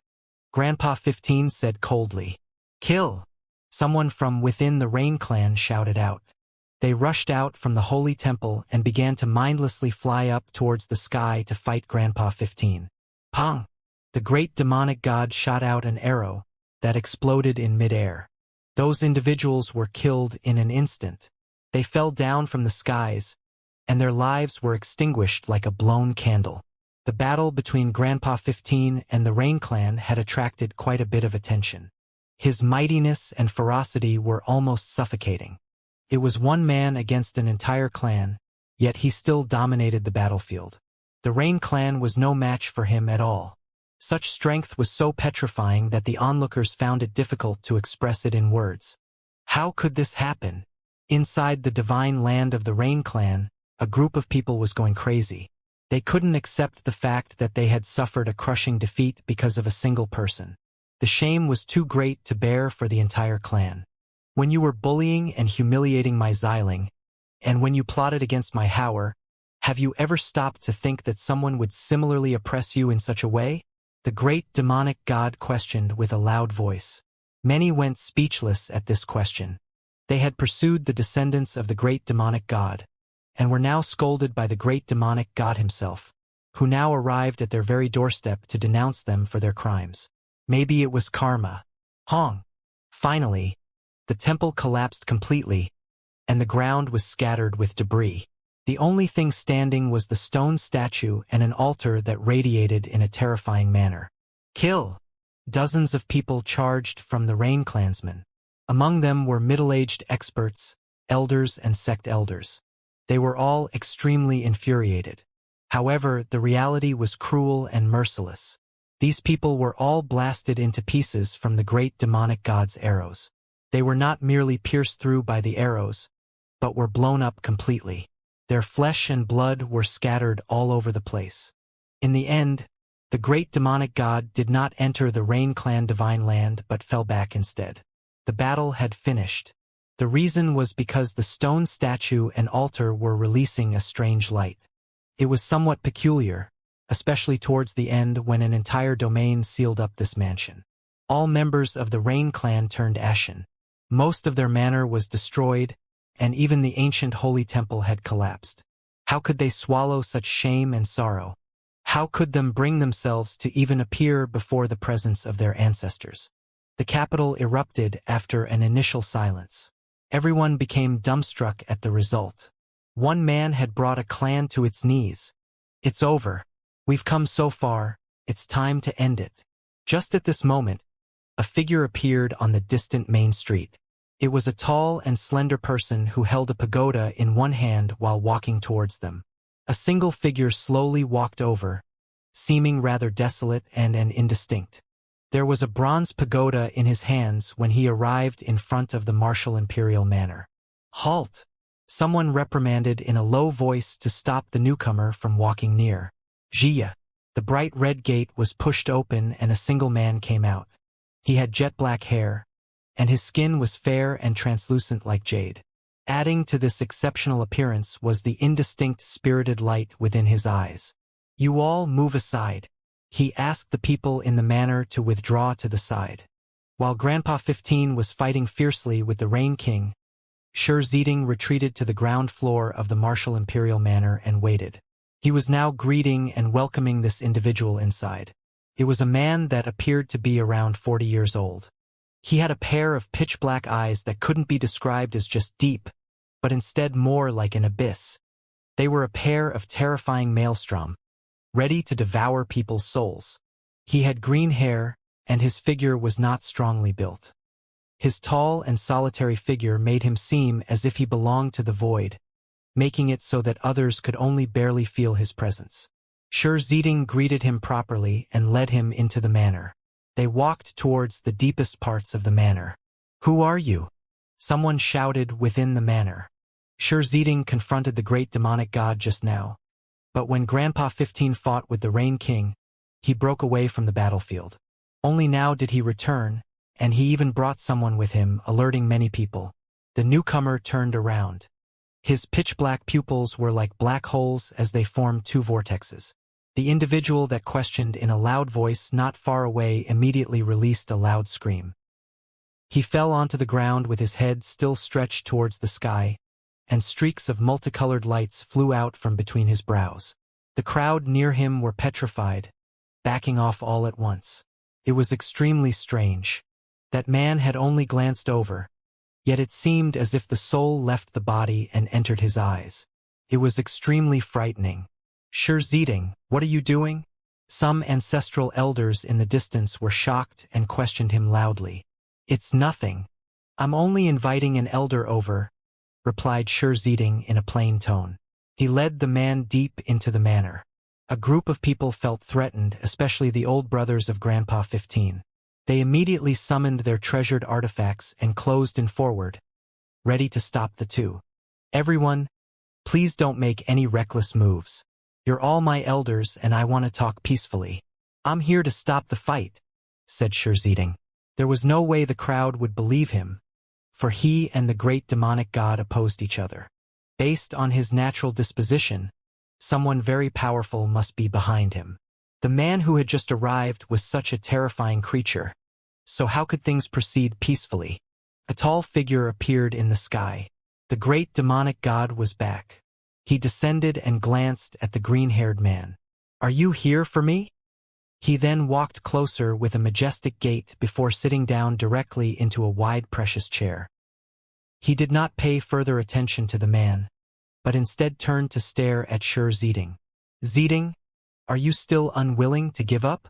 Uncle 15, you're too domineering, so I've invited an older senior to reason things out, replied Xianxia with a gentle smile. Was that arrow of yours brought out from the Black Forest? Let me take a look. The green-haired man looked at Grandpa 15 with his abysmal eyes.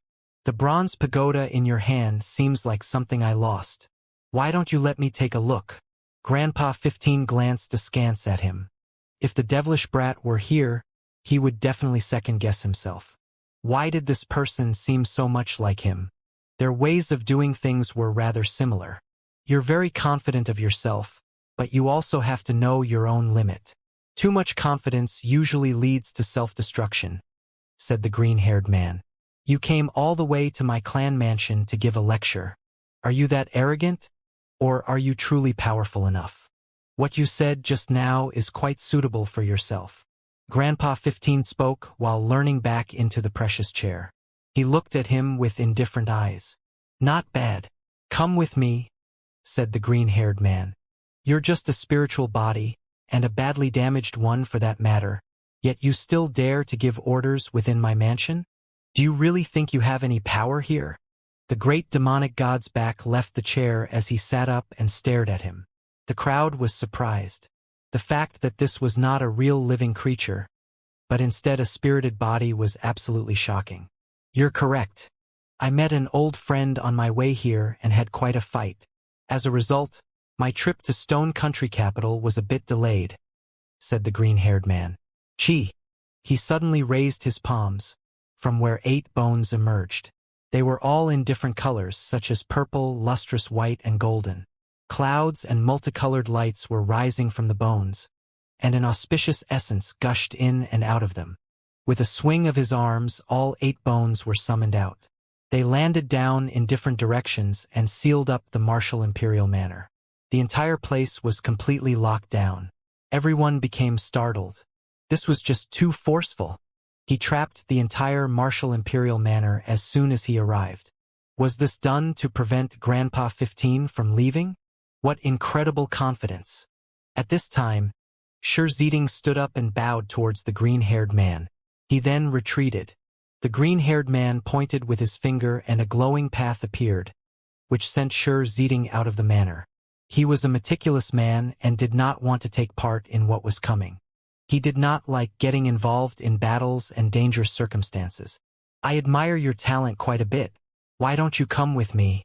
Given your talent, you should be able to achieve much more than what you have currently.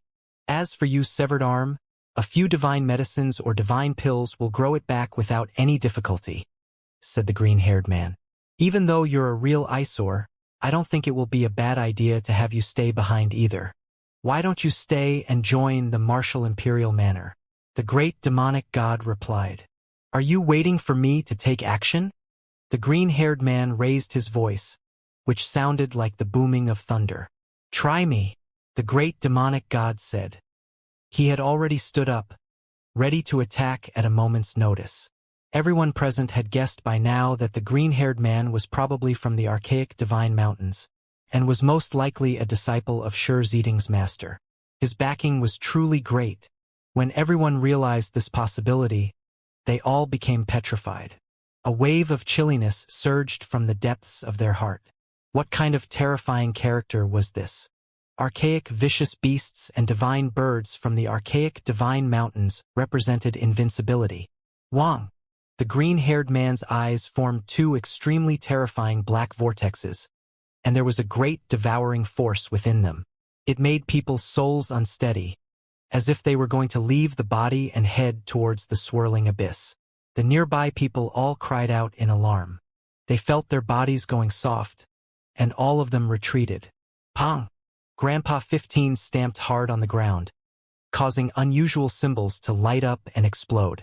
The peaceful skies were disturbed, but that strange devouring power had vanished. Let me see exactly what you are capable of. The green-haired man charged over, quickly closing in on Grandpa 15. His finger drew out a stroke, sending out a stream of cold air. A white mist began to diffuse out, immediately dropping the temperature. With a schwa sound, Grandpa 15 disappeared. However, the precious chair he was sitting on just now was sealed in ice, and soon after, it cracked into pieces. Extreme frost! The crowd cried out in surprise. This was an embodiment of the great Yin's true force. Once sealed up by this power, not only would the physical body die, it would even shatter into pieces. Hong! Grandpa 15 reappeared behind his opponent, and his arm shook. A black dragon immediately flew out and formed black chains. They twisted about his opponent's body as the roars of dragons stirred up the 9 heavens. The green-haired individual dodged. His body shifted several zhang out and appeared in a completely different location. He never thought that the black chains would follow so relentlessly, still tangling around his body. Black chains of order. The green-haired individual was shocked. This was the power of regulation, a type of order. Under Grandpa 15's control, the black's dragons had already wrapped themselves around his body, and they were quickly constricting. Break! The green-haired man shouted loudly, causing a wave of sinister flames to burst forth from his body. The black divine chains of order were broken inch by inch. They fell off from his body and were completely destroyed. At the same time, his aura erupted. His eyes were so devoid of expression that they were somewhat terrifying, as if they lacked the slightest bit of life within them. It was as if they were linked to the great gates of hell, making people feel horrified. Sure enough, within those empty eyes, ash-colored symbols flew out. There wasn't any light, but instead what seemed like the souls of the deceased. The void was split open, creating a huge gate. Woo-woo sounds continuously sounded, ringing outwards from within. It was a nest of devils that seemed to be from the underworld. Black figures flew about one after another within. His pair of eyes seemed to have opened up a bizarre gate, and it was as if he wanted to send Grandpa 15 inside. This kind of great divine ability was definitely a terrifying technique. How could an ordinary person open up such a thing? It was simply unheard of. When Grandpa 15 saw this, his body began to flicker. He immediately entered that piece of the void, as if he was going to be swallowed. Whoa! The numerous black figures threw themselves over to submerge him within. 2 types of energy rose around Grandpa 15, one white and one black. They ferociously intertwined, forming a spiral. They created both a white and a black dragon, and with a hong sound, many of those black figures were blasted apart, allowing him to break free from this world. When he turned around, the underworld was still there, suppressing towards this direction. His gaze became chilly, and after drawing an arrow on his bow, it quickly shot out. With a hong-long sound, the gate was finally blasted apart. The green-haired individual was calm. The bronze pagoda in his hands flew out. It quickly enlarged into the size of a lofty mountain. It towered in the sky, and it was so oppressive that it seemed like the entire martial imperial manor was going to be smashed apart. The pagoda's power was just too great. Collect! He released a loud shout. The pagoda lit up, and the mottled stains that had accumulated over the years on its bronze surface all became symbols at this moment. They released their might, and at this moment it seemed to be even more terrifying. Grandpa 15 felt a wave of fear. This time, the energy that surged over seemed especially powerful, to a point where he couldn't even block it. His body immediately left the ground and moved involuntarily towards the pagoda. At this rate, he was going to be sucked in. Dang! He drew back the arrow on his bow and released another silver arrow. It immediately pierced through the air and landed on that enormous bronze pagoda. Sparks flew everywhere, but it was not pierced through. Symbols shone brilliantly, lighting up this place in dazzling light. Divine artifact. The great demonic god expression became extremely serious, and his mind was a bit disturbed. This individual was extremely terrifying. This was a frightful and intense battle. He had no choice, and he could not end up on the losing end. He could only fight to the death. Dang! The silver arrow flew out, colliding with that magical artifact. Kung Chong sounds rang out as the symbols vanished like an illusion. It was incredibly terrifying. They fought from the ground into the sky, making everyone in the capital quake in fear. The green-haired man's cultivation realm was just too high, and he possessed a great killing artifact. As a result, this battle was incredibly devastating. After fighting for a while, Grandpa 15 was surprisingly swallowed up by the bronze magical artifact, leaving all of the martial imperial manners people pale-faced. They felt as if the heavens collapsed and the earth caved in. However, the green-haired individual's expression changed. He did not relax at all, and sure enough, the bronze pagoda began to shake. A violent sound transmitted out from within. Not only was there a silver divine arrow, but there was also a black divine arrow. Grandpa 15 was releasing arrows inside. Meanwhile, the silver arrow outside attacked autonomously. It continuously struck against the pagoda's surface. It was as if something was being forged between the heaven and earth. It fiercely shook as the ear-splitting noises continued to ring. It made the green-haired individual startled, fearing that his bronze magical artifact might be destroyed. Hong! In the end, Grandpa 15 slaughtered his way out and struggled free from the pagoda's bindings.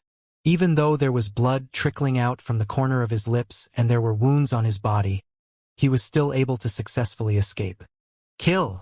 When they saw each other again, there wasn't much hesitation. The two began to fight intensely, and both used their most powerful energies to fight this bloody battle. Within the imperial capital, everyone's hearts were shaking. The great demonic god was just too strong. He could actually fight with one of the archaic divine mountains creatures. Meanwhile, another figure appeared within the martial imperial manor without a word. No one knew when he had arrived, but as soon as they noticed who it was, they could no longer look him in the face, and their hearts were immediately filled with fear. Human Emperor! We pay our respects to the Human Emperor. The crowd within the martial imperial manor immediately trembled and hurriedly paid their homage. It is time for this battle to end. The Human Emperor opened his mouth. No one predicted the Human Emperor's arrival. He spoke these words as soon as he arrived. Was he trying to stop this conflict? A layer of brilliant and resplendent light shone brilliantly from that location. Golden radiance surged boundlessly like ocean waves. The Human Emperor stood at the center like a dragon that overlooked this world. His face was completely calm. Endless golden light radiated from him, as if he was residing at the center of the sun. He made everyone shudder just by standing there. Everyone felt helpless in this man's presence. They could only kneel no while trembling. Human Emperor, do you want us to stop fighting? Asked the green-haired man as he engaged in the battle with Grandpa 15. The battle was becoming increasingly fierce. Blood was splattered all over his body, and his movements did not seem as fluid as before. Grandpa 15, though, was in no better condition. He had met his match, and was currently afflicted with awful-looking wounds. His clothes were stained with his blood, and his injuries seemed severe. It was rather worrisome. Expert from the demonic spirit lake, you've crossed the line. You shouldn't be here in my capital, said the Human Emperor. Everyone was amazed. The demonic spirit lake was a place that was just as formidable as the archaic divine mountains, and both were inhabited by divine birds and pure-blooded vicious beasts. It is only a ruined spiritual body that is here. My real body is not here, so that statement is not exactly true. Everyone became speechless.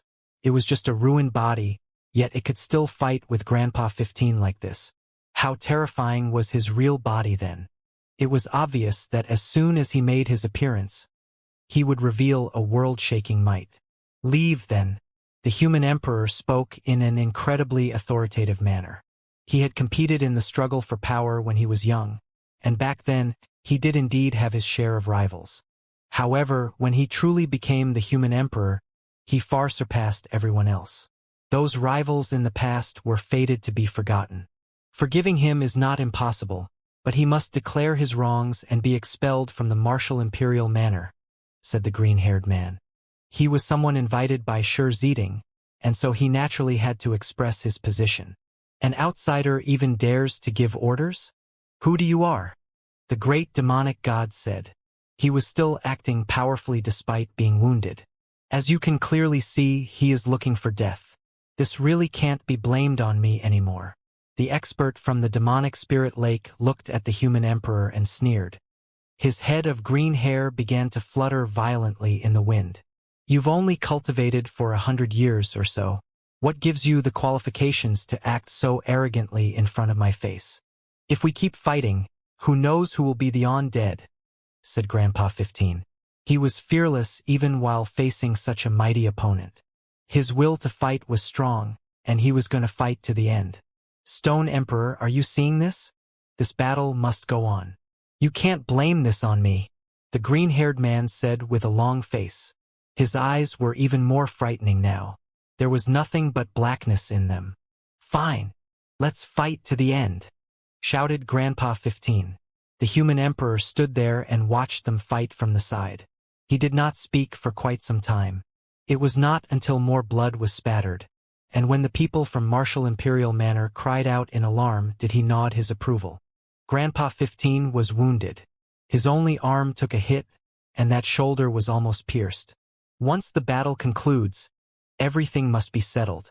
Your life and death will be left up to fate, said the human emperor. Good. The green-haired man laughed loudly. Let's begin, said Grandpa 15. This battle had stirred up the entire capital. Powerful figures from all different clans arrived after hearing that the human emperor was here. They no longer had to watch from the side, and all of them came to this place. However, when they arrived, they realized that they could not enter the manor. The green-haired man had completely sealed off this place with 8 pieces of bones. Only the human emperor who had seen through the natural laws was able to break inside. These people did not try to break the formation by force. For one, they feared they would offend the mighty expert of the demonic spirit lake. They also did not want to displease the Martial Imperial Manor, as walking in without an invitation might incur misunderstandings. Wang, the green-haired man, sealed off the sky as well. He summoned several bones which formed a giant shield of light. This was done to prevent Grandpa 15 from escaping. The great demonic god watched this with chilly eyes and did not speak a word. Despite the numerous wounds on his body, he still continued to fight. Some of them were inflicted by symbols and hard to heal, but still fought fiercely without showing any hint of hesitation. Precious techniques danced about chaotically and divine lights filled the sky. The battle between the two had reached an incredibly fierce stage, and both of them were covered in blood. The crowd was greatly shaken. It was normal for the demonic spirit lake expert to be powerful, but Grandpa 15 was surprisingly heaven-defying as well. This kind of power truly shocked all of the spectators. The more powerful the demonic spirit lake creature was, the more it proved the great demonic god's terrifying power. It was a duel between the bronze pagoda and the black and white arrows. They collided continuously as the bloody battle dragged on to seemingly forever. Kill! As the battle proceeded, the green-haired man went mad. His 2 arms began to swing around like windmills, and endless symbols erupted around him while he fought against Grandpa 15. Fists and palms struck about as the battle became more and more fierce. At this moment, Grandpa 15's disadvantage of having only a single arm emerged. He was now on the defensive as his opponent barraged him with attacks. Hong! His empty sleeve was blasted into pieces. The lost arm was severed cleanly from the shoulder, so the sleeve alone could not block the attack. One arm was simply not enough in fighting off his enemy.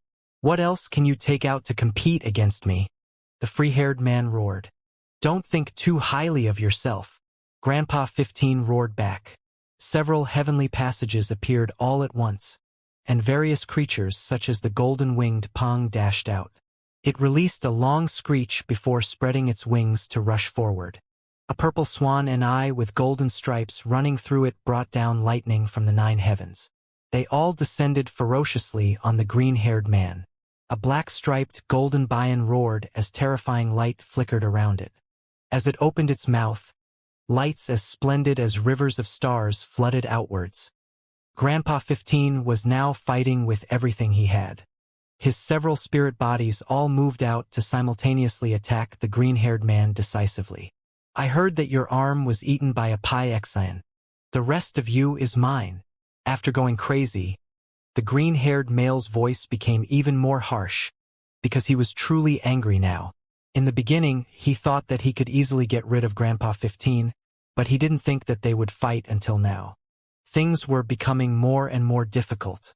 They had both fought without regard for life and death. Blood was spilled from time to time as they fought fiercely. After the great spirit bodies of Grandpa 15 appeared, the green-haired man found it difficult to defend himself. His chest was almost punched through. Hong! Grandpa 15's strength was tremendous. His leg ferociously smashed outwards, colliding into the opposing party's body. An enormous sound was released as large amounts of symbols erupted. The green-haired man was badly injured by the kick. Black blood trickled down his mouth, and following that, large mouthfuls of blood were spurted out. That last strike had inflicted serious damage onto him. You are asking for death. He was no longer capable of remaining calm. At the very beginning, he seemed rather illusory and intangible, but now, his killing intent was pouring out. 10 stars appeared within his empty pupils, releasing terrifying precious techniques. Grandpa 15 fought back fiercely. All of his great spirit bodies moved forward to surround him. Kill! Suddenly, the empty air trembled with a wung-wung sound, startling everyone. The infuriated green-haired man was employing all of his power, imitating his original form with this spirit body. The pressure from the demonic power was terrifying. Waterfalls started to appear in the sky one after another, interweaving into a net. It forced Grandpa 15 to evade. Symbols packed densely as lightning flashed and thunder rumbled. The scene was extremely violent. In fact, they were not real rivers at all, but rather streaks of silk. An enormous spider appeared right where the green-haired man was. Green hair as spiky as steel needles covered its giant body. It was 10 zhang in length, and the silver waterfalls were silk ejected from it. His jet-black eyes looked like 2 black holes. They were now even more frightening than before, ready to devour people's souls. The silk it spat out continuously erupted with lightning. At this moment, the silk and lightning interwove together into a large net. They formed incredibly power-divine chains that were constructed out of symbols. It's the black-eyed demonic green spider. The crowd cried out in surprise. They were all frightened. It was an archaic demonic spider whose original form was definitely more powerful than that of noble kings. Its spirit body arrived here after suffering through tribulations, yet it could still exert such power. This display of power was definitely enough to shake the world. Go to hell! The black-eyed green demonic spider released a great and terrifying roar. The spiderweb and lightning interweaved, turning into a descending curtain of light. A black aura poured out like a great ocean billow, threatening to destroy everything. Hong! Grandpa 15 fought with all of his effort, but one of his spirit bodies was covered by the large web and was entangled tightly within. The 10 zhang long demonic spider then killed the spirit body, completely devouring it. Even though it was only a spirit body, the scene still looked incredibly cruel. As a result, Grandpa 15's true body spat out a gulp of blood and was badly injured. If the battle was between true bodies, then scene would be extremely horrifying. A giant spider devouring a living human being. The image was frightening enough just by thinking of it. Kill! From Grandpa 15's side, a scarlet sparrow flew up, bringing with it sky overflowing flames. It charged forward and ignited the web to try and burn the spider to death. This was a natural suppression between species. However, their actual strength was still what mattered. and it was clear that the archaic demonic spider was a bit more powerful. Its unique silk flew out fearlessly towards the flames like a spear. It pierced through the scarlet sparrow, forcing it to retreat from the injury. After the green-haired man revealed its true form, the savage and enormous body proved to be incredibly frightening. It was the polar opposite of its previous appearance. The crowd found it hard to imagine that how such a huge spider could be so light-footed and void of malevolence when in its human form. Their battle had reached such a fierce stage that the bronze pagoda and 2 divine arrows all started to release plaintive whines. The continuous collision had dimmed the symbols and weakened their divine power. The battle had reached a point where both of them seemed like they were on the verge of falling. "Grandpa 15, be careful." Suddenly, a young woman's voice that was as beautiful as nature itself was transmitted to warn the great demonic god. Grandpa 15 was originally backing up, but when he heard the voice, he became alerted. In a split second, he remembered the bones set by his rival that were used to sealed off this place. He was close to them now and sensed an approaching threat. Hong! A purple precious bone indeed erupted and pressed at him. The demonic spider had gone crazy after attacking for so long without any breakthroughs. It began to summon those symboled bones to form a killing formation, trying to kill Grandpa 15 with it. The great demonic god gave a snort of contempt and raised his hand. Several precious bones flew out along with a piece of beast hide. They spun rapidly and also formed a killing formation to resist the spiders. The hide was the diagram of the formation and the bones were used as daggers. Inexhaustible and splendid sword energy burst into life as they shot out from the daggers towards the sky. Scorching heat filled the place as the battle was becoming even more intense. Grandpa 15 nodded to himself. The girl who warned him just then was truly remarkable, for she could grasp the intentions of mighty experts of his level. She was a youth worth nurturing. He turned around and found a teenage girl. She had a curvaceous figure and a most appealing face as beautiful as the moon and flowers. Her beauty was of a rare kind. "What's your name?" the great demonic god asked her in secret. "I am called Amon," replied the girl with a sweet smile. Hong! The battle became even more bitter and desperate. Blood spattered everywhere and flesh was torn. The bronze pagoda wailed as the 2 divine arrows trembled. Both individuals were close to their limits. "Seal!" The giant demonic spider uttered a long cry and yelled out this word. Spiderwebs crisscrossed densely and thunder rumbled down. The space around it was locked down, making it difficult to move. The spiderwebs were not physical ones, but rather made from symbols. They had confined this place from the heaven down, and Grandpa 15 could not even move a finger. Needless to say, a divine ability like this would consume energy at a tremendous speed. The black-eyed green demonic spider was shaking and could collapse at any moment. It spoke in a cruel voice. "What else have you got?" "Go to hell." It was its last strike. The spider stretched out a leg, which stabbed at Grandpa 15 like a formidable divine spear. The 2 divine arrows, however, were still in a stalemate with the bronze pagoda and could not descend to rescue Grandpa 15. "Kill!" Although blood was trickling down from every pore of Grandpa 15, he still shouted out that word. The center of his forehead radiated and out released a black and a white ray of energy. They then transformed into a precious bow, and an arrow of light was formed automatically as well. No one was drawing the bow or setting the arrow. It was all done on its own, thanks to the mental power of Grandpa 15. Although his physical body could not move, his terrifying spiritual power was able to transform into the most precious bow and arrow. Chi! A divine light flew near and the archaic demonic spider screamed. The spider leg stopped in midair and failed to pierce through the body in front of it. The spiritual divine arrow was much faster than physical movement. It surpassed everything as the arrow went through the head of the demonic spider. The spirit body had died a miserable death. The great demonic god was able to move now.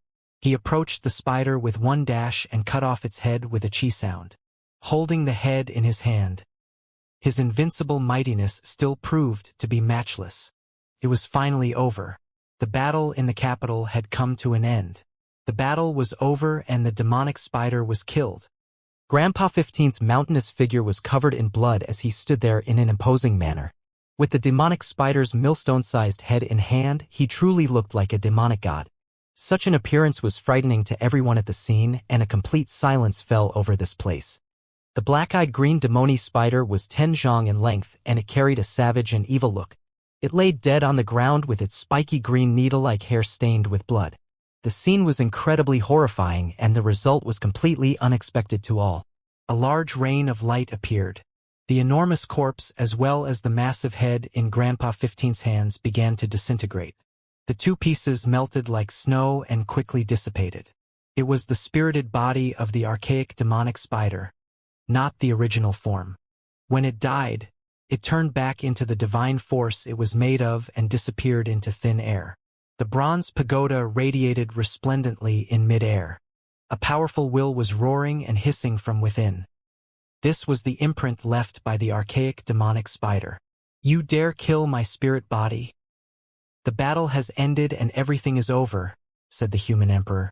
He was radiating from head to toe, making him look incredibly awe-inspiring. His true form was blurred by the light, as if he was standing in a golden sun. The crowd was still frightened and uncertain at this moment. They were somewhat terrified of the human emperor's reaction as well. Had he anticipated this result all along? Was this the reason why he agreed to proceed with the battle and used it to contain the chaos? A cold snort came from the bronze pagoda, shaking open a silvery path. It then disappeared in a flash. That day, the capital was greatly stirred. The great demonic god had returned with overwhelming power. He first struck down the martial king, and then he defeated the rain king. In the end, even the archaic black-eyed green demonic spider died at his hand. His extraordinary prowess astonished the world. The onlookers burst into an uproar. A person thought to be dead reappeared and was more powerful than ever. Everyone was frightened by the turn of events, and the entire capital seethed with excitement. Not long after, the human emperor summoned the great demonic god to his palace. Soon after, news traveled out that the human emperor was going to grant the great demonic god another title that granted him great noble authority. That night, many great clans were shaken by the news. They couldn't remain calm at all because even though they hadn't been able to confirm the news yet, the rumors alone were enough to leave their minds unsettled. During the years that Grandpa 15 and Xianxia disappeared, there were several major clans that underwent great changes. They all felt agitated and restless. Early morning in the northern sea, the sun leapt out from the ocean surface. It appeared bright red at first, but soon after it began to radiate brilliantly. As the golden multicolored light of morning scattered down on the ocean surface, it looked like a sea of gold. A single ghost ship was drifting along. It traveled in a single direction the entire time. A whimsical youth was stretching his body out on top of the ship. As he gazed into the ocean limits, he rubbed his eyes and said, "We should be reaching land soon, right?" Beside him, a fist-sized golden creature sprang out to the side of the ship. It swiftly threw out a hook to begin fishing. The two were none other than Xianxia and Harry Ball. It had been a while since the battle at the Kuanpeng nest finished, and they had been on the return route the entire time. They weren't in any hurry, of course. Although he had been overseas for more than 2 years, he had been fighting and cultivating the entire time. He had not had the chance to carefully explore the seas, so everything was still rather new and exciting. From time to time, they would appreciate the scenery and explore the various traces left behind on different islands. Harry Ball spent most of its time sleeping, and even when it was awake, it would always be eating. The assortment of seafood had made it even rounder than before, to a point where it would roll around on board instead of using its feet. "Gigi!" yelled Harry Ball as it pulled back the fishing line rapidly with its little paws. Such a big lobster! Even Xianxia was surprised. It was a lobster that was over 10 meters long. Its head was covered in a pale golden glow that resembled the aura of a flood dragon. He put the lobster into the heaven and earth pouch without any hesitation. He was going to take it back to Stone Village and share it with his clan members. Naturally, Harry Ball was not happy about his decision and protested for quite a while. It then returned to its fishing, hoping to catch something bigger. Before long, Harry Ball began to screech. It threw away the fishing line and climbed onto the highest point of the ghost ship with a swooshing sound. It then looked into the distance where some sea beasts were entering and leaving a large dark area. Is that a dragon palace down there? The devilish brat's eyes were twinkling with excitement. Along the way, they had heard many different legends. The large and powerful dragon palace was comparable to the archaic divine mountains. It could also be considered a restricted land similar to places like the Sea Deity Islands. Besides the great ones, there were also some smaller dragon palaces. Despite the dragon in their names, most of them did not even have any flood dragon inside. The masters of those places were mostly derivatives of ocean beasts. I really would like to have a look at that dragon palace. We are almost out of the northern sea, yet we still don't know what they look like inside, Xianxia said to himself. Harry Ball yapped with zhizhi sounds, indicating its approval. It also wanted to stir up some trouble and see the dragon palace with its own eyes. Let's go have a look then. This dragon palace should be a small one. We'll take a peek from afar. Just like that, the ghost ship was put away and they began to dive down. They swam deep into the ocean towards the ocean abyss. They followed behind those ocean beasts, diving deeper into the ocean abyss. It was completely pitch black, and only after a long time did they see some light emerging from the darkness. The devilish brat became dumbstruck. At the deepest corner of the sea bottom, auspicious lights were surging in streaks. The area was shining resplendently under the light, and a wonderful view had completely replaced the darkness. It was an underwater city constructed from materials like crystals and pearls. Multicolored light radiated everywhere, giving the entire city an ethereal feeling. It was as if they were no longer in reality but instead in a dream. Xianxia was completely stunned. There were many valuable gems and rarely seen materials, yet they were all things the city was built on. The underwater dragon palaces were truly luxurious places. Within the city, there were a few beads that were incomparably massive. They were like stars as they adorned the tallest buildings and provided light. That's a pearl. Xianxia was doubting his eyes as he looked at that enormous pearl. It flickered with silver light, and a blazing radiance surrounded it. That one is even bigger, and its diameter should be several meters. Just how big was the old clam that produced this? Xianxia said to himself. Harry Ball wished it had another pair of eyes as it looked around. There were so many treasures in this undersea city, and most of them could never be found on land. Ample amounts of spirited essence could be detected within them. That's a blood essence pearl. The devilish brat widened his eyes widely as he looked at the pearl on a skyscraper. It was a relatively small one that was only the size of a washbowl, but the pearl was blood red, and spiritual essence surged within. This was not an ordinary pearl, but instead something produced by a profoundly cultivated clam. At death's door, it could infuse all of its flesh and essence energy inside to create the blood essence pearl. It was a precious treasure just from its spiritual essence alone. It could produce the purest divine might that could be directly absorbed by the human body. However, this was not where all of its value lied. It could also be used for medicinal purposes. When the highly cultivated clam ultimately injected its blood essence inside, a miraculous transformation would take place, allowing it to turn into a blood pill. It was recorded in ancient texts that a blood essence pearl like this was a priceless treasure. When just a little bit of powder of this pearl was used while concocting pills, it could promote the efficacy of the medicine, making it incomparably precious. Ocean blue essence. Soon after, Xianxia spotted a blue crystal. It was used as a sign on an ancient building, and blue light was radiating splendidly from it. This stuff is rare and precious. When refining precious artifacts, it can be extremely effective in increasing the magical object's power. If it was brought back to dry land, it would definitely tempt many great powers. The devilish brat was dazzled by this place. He discovered these things as soon as he arrived, and they were all things he liked a lot. Xianxia was finally noticed by the residents of this place. The sea creatures were great in numbers, and tiny fish and crabs were hiding everywhere under the mud. It was impossible to avoid their detection. They were not attacked, but were welcomed with open arms. This undersea palace was not resided by flood dragons, but instead belonged to a clan of mermaids. An exceptionally beautiful figure showed up. She had a silver fishtail that was waving gracefully in the water. Her upper body was in human form with skin that was spotlessly white. Her chest was covered by seashells, and her long blue hair was soft and bright.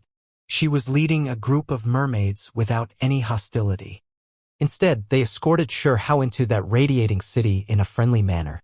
"Thank you for saving my life the other day," said the mermaid girl. During the battle of the Kuan Pang nest back then, this girl had tried to fight Mo Shang, the fierce and unrivaled sea deity descendant with her magical staff when he was slaughtering her people. However, she was no match for him. In the end, Hao made his move against Mo Shang, and the girl's life was spared. The sea deity descendant was his enemy, and saving the girl was not his intention. He did not expect that they would meet again here. The mermaids were showing great respect to him, and they were all very enthusiastic. Hao led Harry Ball into the city. He was completely dazzled by what he saw. There were so many treasures here that were all native to the ocean and rarely seen on land. "Is there anything I can do for you?" asked the mermaid girl. "I need to return to dry land. Do you have any transport formations here?" asked Hao. Leaving the North Sea was easy, but after arriving at the Great Wasteland, Stone Village would still be too far away. He was not sure about the exact distance, but it must be millions of li away. "We do," nodded the mermaid girl with a smile. She then followed the devilish brat's desirous eyes and immediately realized he was drooling at the treasures. "I'll gift you some," she smiled. "Really?" Hao's big eyes sparkled and he immediately smiled from happiness. In the end, he was given a pile of materials such as blood essence pearls, sea blue stones, and flood dragon pills, all of which were extremely valuable materials that were native to the undersea world. On land, they were all rare treasures. Hao stayed in this palace for the next 2 days and visited every corner of this undersea city. He was incredibly amazed by this fairy tale-like world. Every building illuminated like crystals, and pearls were cobbles that no one bothered to take an extra look. Situated in the center of the city was an altar where finally the mermaid girl asked the clan elders to activate the transport formation. Emerging from the misty light was a pathway. Hao would obviously not tell them the exact location of Stone Village, but only asked to be transported to the western border of Stone Country. With a flash of the multicolored light, he stepped onto the pathway. It then closed and sent him together with Harry Ball on their returning journey.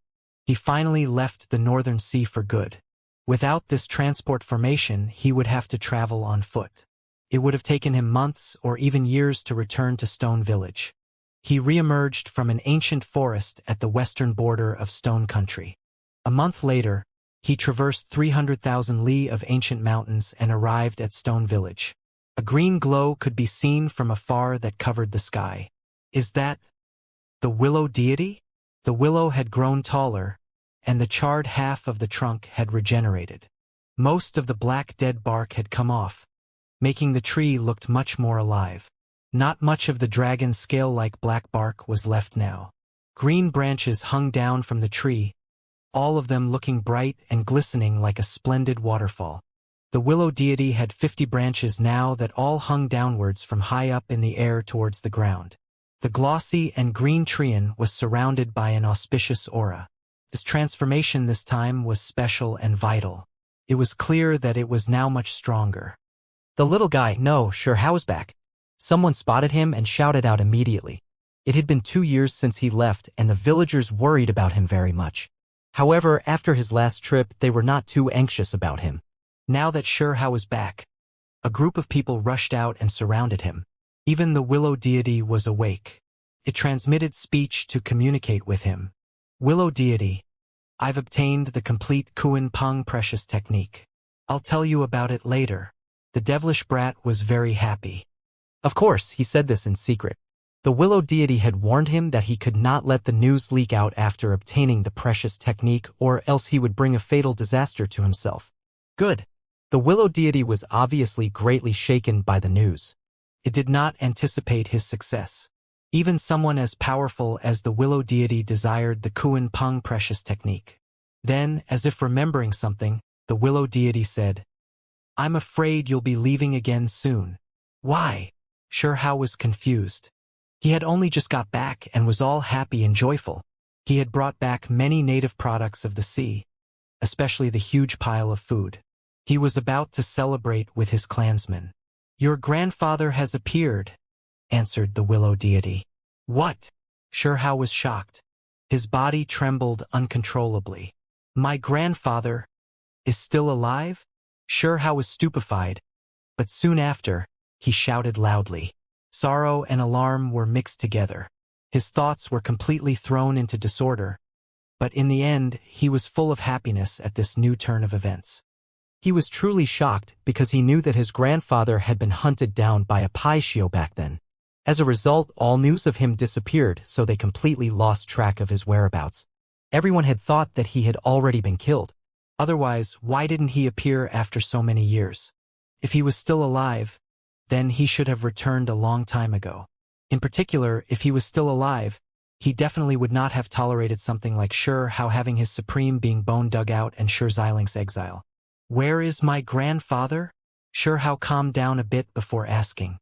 "In Stone Country's capital," the willow deity replied. I want to go see my grandpa." Shurhao shouted loudly. After so many years of not seeing any of his blood relatives, his heart began to long greatly. It was because he knew that his grandfather disappeared and almost died completely for his sake. He left to find some pure blood for Shurhao, and that was why he entered the 100-clan battlefield to offend a Paishio, bringing about a disaster. "Don't be too anxious." Lin Hu and the others walked over to comfort him. Only after a long time had passed did Shurhao calm down. After obtaining such unexpected news, he was really moved emotionally. His mind was filled with all types of scenes and anticipation. This time he left for 2 years, so when the villagers saw him again, they were all extremely happy. He was surrounded by a large group, and besides Pihu, Ermeng, and others that had their arms around him, there were still also a few 1- or 2-year-old fellows that were tugging at his pants while looking up at him curiously. Ermeng, Huzi, Pihu, and the others were already married and had their own children. Even Snot Baby was going to get married soon. Uncle, we want to eat good things." There were several small fellows that looked at him with their big clear eyes. They were full of expectation. "Haha, we all know you are a foodie. All of them were waiting for you to come back." Snot Baby laughed loudly. These fellows had already heard a lot about the uncle that was always away from home but would always bring back delicacies. They had already equated him to good food. "So cute." Shurhao laughed as he pinched one of the small fellow's cheeks. There were boys and girls, and all of them were tender and charmingly naive. With a putong sound, Shurhao brought out an ocean beast, immediately causing the group of kids to cry out loudly. They weren't scared in the slightest, and even the small ones that had just learned how to walk were rushing forward. The adults all hurried moved to stop them. "Today, we are going to eat a seafood banquet." Shurhao laughed as he spoke. He brought out a pile of ocean delicacies such as giant turtles, silver sharks, ocean flood dragons, demonic octopuses. The variety was just too great, with too many to count. All of them were strange and bizarre. The villagers all cried out in alarm. Being born in the great wastelands, they had never seen such things. All of them were astonished as they poked and pinched about in wonder. The village had changed greatly. Those several dozen stalks of spiritual medicine were all alive and growing vigorously. At the center, there was still that stalk of divine medicine, silver peach tree, that was gushing with even greater multicolored light. The entire village's spiritual essence could clearly be felt. The village elders' complexions were rosy, and they were extremely healthy. Even though 2 years had passed, it almost seemed as if they became even more robust. Their bodies seemed to possess even more vigor than before. Within the village, a chicken was leisurely pacing about. It shot Shurhao a sidelong glance before turning around to continue walking. It seemed extremely calm and collected. This was precisely the octatic treasure chicken. After not meeting for 2 years, it had already become a resident of this place. Moreover, the villagers carefully cherished it. This was because it would lay an egg every half-month that possessed similar qualities to spiritual medicines. Towards the villagers, this was a chicken that they would not exchange for even a mountain of gold. Shurhao's return made all of the villagers extremely happy, especially those ants that were looking at the pile of food. They were all smiling because they were going to reveal their cooking skills. "What about Big Red and Second Baldy?" Sure Hao was a bit puzzled. At the same time, he didn't see Ziyun and the others either. They've entered the mountains. During this period of time, they've come and gone. They would only return after several days, so they might be searching for some supreme treasury or some great land, said Erming. Sure Hao became reassured. Aunt Green-Scaled Eagle had already started exploring 2 years ago, and now with the big red bird and the others, their party strength should be quite great. The lake in the distance was clear and bright. Large golden fish would break through the water surface from time to time. On the shore, small luans would wander about in a carefree manner. Even further out, there were roughly a dozen unicorns that flickered with silver light. They quickly ran over, and among them, there was one that was particularly valiant. It was truly like a heavenly horse. It was shining with resplendent silver light, and its speed was extremely great. In the blink of an eye, it had already arrived in front of Sure Hao. Its massive head rubbed against his body to express its affection. Little White was now a vicious beast, far surpassing its past in terms of strength. According to what the villagers said, it now not only ate grass and wild fruits, but also meat. Moreover, the vicious beasts it hunted were all extremely powerful. Sure Hao's return was definitely an event full of laughter and happiness. The clansmen were all incomparably joyous, and soon after, smoke began to rise in spirals. All types of seafood entered the pots. 2 years had passed, and his childhood companions had already grown up. Even Chi Feng had matured quite a bit, no longer appearing as young and tender as he was in the past. Little big brother, this time you have to bring me when you leave again. He was extremely hopeful, wanting to explore the land under the heavens together. I will think about it, Sure Hao said. He didn't know what his grandpa was like currently, so he wanted to understand the situation before making a decision. Finally, everything calmed down a bit. After his conversation with the clansmen came to an end, Sure Hao once again returned to the village entrance below the great willow tree. He began to inquire about the current situation's details. The willow deity's words were extremely concise, just like before. It spoke about some of the events that happened during this period of time, and they were all things that it learned from the Void God realm. What? Grandpa shot down the Rain King with a single arrow. Sure Hao was completely shocked. He stared blankly, and then his face turned red with drops of water appearing. He knew that his grandfather definitely went mad from anger after learning about what happened to him back then, and that was the reason why he risked his life like that. He could understand how sorrowful his state of mind was at that moment. His grandfather's actions could also be looked at as helping him release a stifled breath. Sure Hao's supreme being bone was gouged out, and he suffered for several dozen years. Only after the great demonic god reappeared did everything take a turn for the better. Grandpa, you really are strong. When Sure Hao heard how his grandpa killed the archaic black-eyed green spider, he began to sigh with even more admiration. His grandfather was too powerful.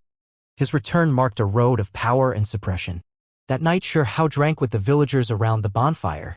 They ate a great feast together while talking and laughing the entire time. The village entrance was extremely lively. It was because he was going to leave the next day.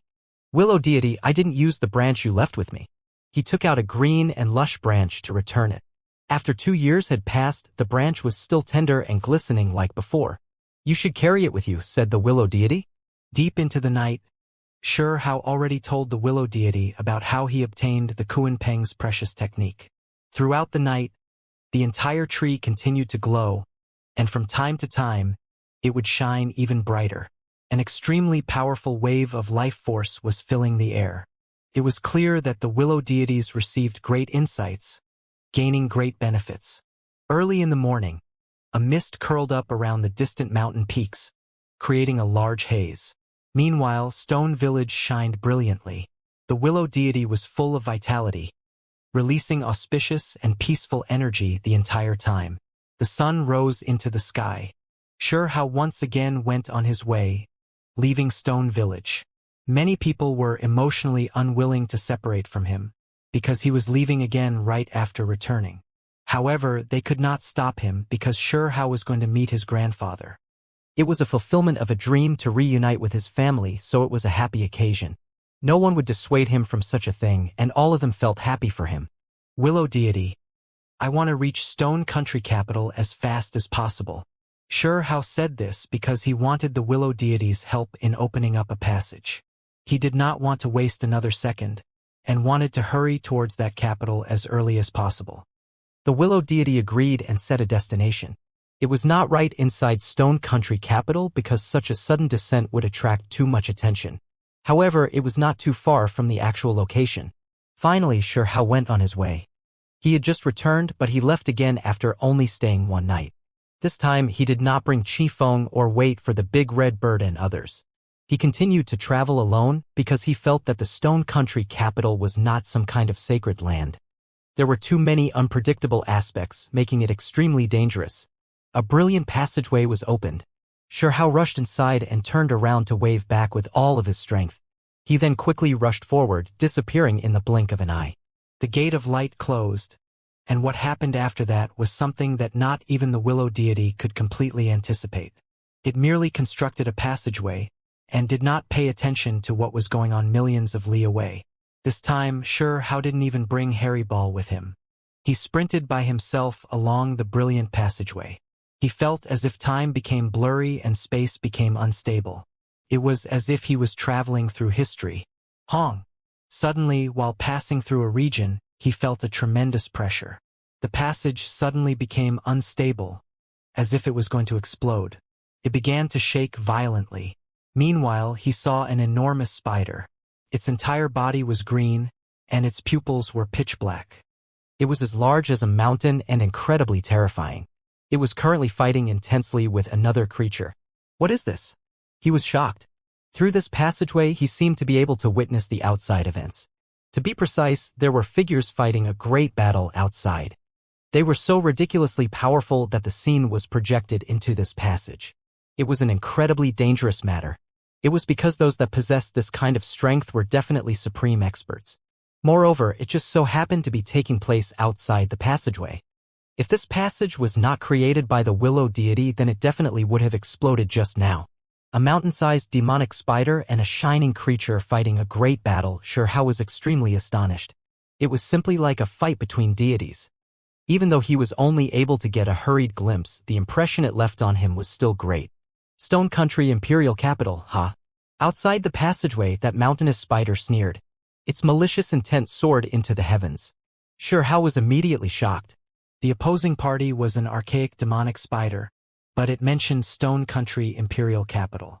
This all made his heart and mind tremble. Fortunately, the Willow deity's cultivation was great, and the passage it created did not suffer any damage even after passing through those two supreme experts' battle. In the end, Sure Hao appeared within a great mountain. He walked out from the passageway before quickly rushing toward the mountains.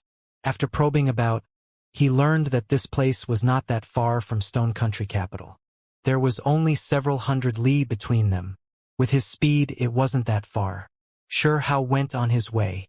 He did not use any precious artifacts, but instead depended on his two legs to hurry towards the legendary giant walls.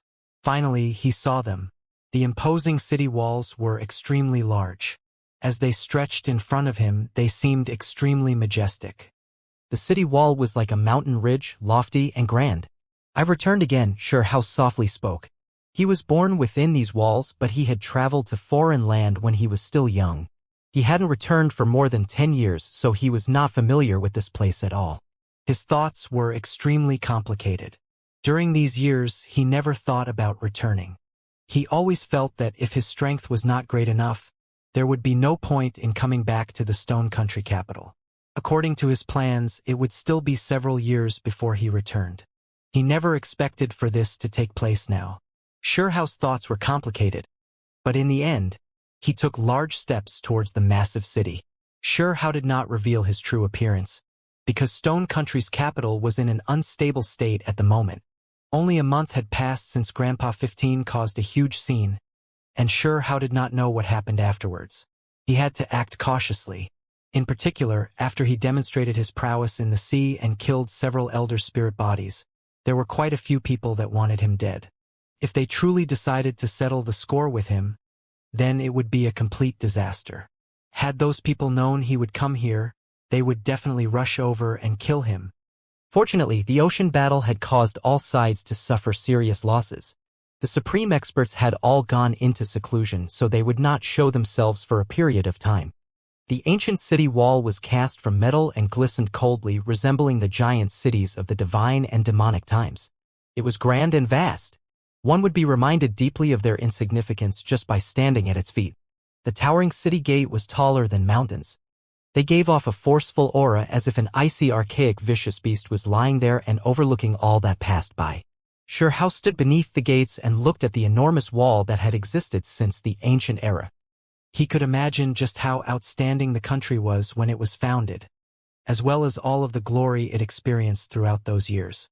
The years flowed on like water, and all types of marks were left on those mountainous walls. However, it still stood as firm and tall as before. It hadn't collapsed after all this time. If nothing unexpected happened, it would continue to stand tall until the capital collapsed. There were many people who entered and left, and all types of fierce beasts were pulling carts in a hurry. Some came from aristocratic mansions, and some were merchants with goods from all different places. There was a massive crowd moving in and out, with even more inside the city. It wasn't clear just how many people entered and left every day. The people moved like a stream, seemingly never ending. Even though Hao was born here, he understood absolutely nothing about this place. After all, he was still small at the time, being not even a year old. He never even had the chance to browse the city. He entered the city with extremely complicated emotions. This was a glorious land, a gathering of many of Stone Country's heroes. Its reputation was widespread. The city was bustling with activity. As soon as he entered, there was already clamoring everywhere. The stream of people moved about in a lively manner, completely filling up the main street. Meanwhile, there were many people shopping within the stores on the sides. Business was extraordinary, with beast skins, precious bones, old medicines, weapons, and other commodities being displayed. There were even some vicious beasts roaring inside structures that flickered with symbol light. They were all trapped within cages and being sold. It was clear that these merchants' backgrounds were deep and unordinary. Otherwise, how could they sell such powerful creatures? Hao walked inside along with the flow of people. This was the largest city he had ever seen, because he had never seen a country's capital before this. He grew up within the Great Mountains, and even while exploring, he had only passed by a few large cities, none of which were comparable to Stone Country's capital. He followed the crowd and entered different large streets. After the swarm of people split up, the clamoring finally lessened a bit. However, it was still extremely lively. Fox girls. Several new fox girls have been brought into our store. They are all gorgeous beauties. They are like fox spirits and incredibly charming. Do not miss this opportunity. The voice came from a building complex that seemed just like a palace. The structure was quite tall and splendorous and was situated on the side of the main street. A pretty and flirtatious girl was giving out her sales pitch. Many people had gathered around that place, with men making up the majority. They all peered into the palace to glimpse at the fox spirit's beauty. Hao was rather curious as well, so he made his way over. To be able to catch even fox spirits, this merchant family's strength was truly great. It attracted his attention. They are fox girls, but they aren't fox spirits. Even though they look pretty, it's nothing compared to the sex appeal of true fox spirits, said something in the crowd who seemed to know what he was talking about. What is the difference between fox girls and fox spirits? Hao asked from the side. The only difference in the fox girls is their bloodline. It has been diluted to a point where it's practically gone, so they are missing most of the fox clan's characteristics. Meanwhile, fox spirits are truly powerful, vicious beasts that are rarely seen. They are all incredibly beautiful. A young man with dark circles under his eyes spoke frankly with assurance. He had a look of excessive drinking. Suddenly, everyone noticed Hao. They saw that he wasn't that old, so they all revealed strange expressions. Little brother, which family are you from? If you are interested in any of the fox girls, then just let me know. I will immediately send them to your mansion. The pretty and flirtatious girl smiles and she spoke. Hao looked inside. The fox girls were all snow white with appearances that weren't bad. They were quite charming with vivid eyes, and with a pair of snow-white fox ears they seemed a bit unusual. Truly extravagant and rotten. Hao muttered. Could this be how his noble brothers lived? To just purchase a beauty when they saw one? The pretty and flirtatious girl's ears were extremely sharp. After hearing what he said, she immediately shot him a look of scorn before saying, "Why did you come here if you weren't going to purchase anything? If you aren't going to buy them, then forget it. I mean, I guess you haven't even completely matured yet." After saying these things, she giggled and even rubbed Xiao's lower body. This immediately placed the devilish brat that had seen great battlefields and fought with supreme experts immediately in a sorry state. He dropped everything and fled. Haha! The group of people laughed loudly. The flirtatious female proprietor shouted in an even louder voice, "I was wrong. You have already completely grown up." Xiao, who was originally running away, finally ran back. In front of everyone, watchful eyes, he said in a serious tone, "I have never accepted defeat before. I will climb up from where I've fallen." Following that, he pinched the female boss' soft cheeks and began to rub it. "Little brat, you dare to take liberties with this old lady." Peng Xiao tapped her forehead, making her feel dizzy and almost fall unconscious. Xiao turned around and left while saying, "Only I can bother other people." "Little bastard!" the flirtatious boss shouted loudly. The surrounding people all began to laugh loudly. Soon after, the female proprietor retracted her smile and quickly rushed into the ancient building complex. She heard someone calling for her. Within one of the palace halls, there was a girl roughly 18 or 19 years old with natural foxy charm. Her appearance was incredible, and it was likely that it was impossible to find even one person that was as beautiful as her inside of an ancient country. Behind it, there were several snow-white foxtails. They were bright and sparkling with light. If an expert were here, they definitely would have cried out in alarm. This was a descendant of the powerful nine-tailed fox. Take note of that youth. He might be one of the great wasteland's overlords. Even though the charming fox girl's eyes were bright and intelligent with an almost bewitching charm, currently, they were extremely focused as she urgently warned. "What?" The female boss was astonished. The fox spirit was an outstanding beauty. She was dressed in white clothes and her undulating curves reflected her amazing figure. Her skin was spotlessly white. She stared at a piece of jade in her hand and said, "The divine jade lit up when he appeared." The female proprietor was astonished. Soon after, she bowed and left. She knew what kind of terrifying power the fox girl was implying. The Great Wastelands was going to become chaotic, so the organization was selecting overlords in preparation for the disaster. The Great Wastelands are not barren yet. There are still heavenly ranked creatures. This white-clothed girl said softly, her lotus-like arms stretched out. They were snow-white and sparkling, and her eyes were clear like water. Her gaze was intoxicating. The other organization already paid a visit to Stone Country's capital, so we should make our move as well and take a look. Even though the Great Wastelands are going to become chaotic, this is still a country in the end. The gorgeous fox spirit said to herself. If another person heard this, they definitely would have been shocked. Xiao did not realize that he had been noticed by a terrifying power as soon as he entered the city. The mysterious fox spirit was able to see through his outstanding potential.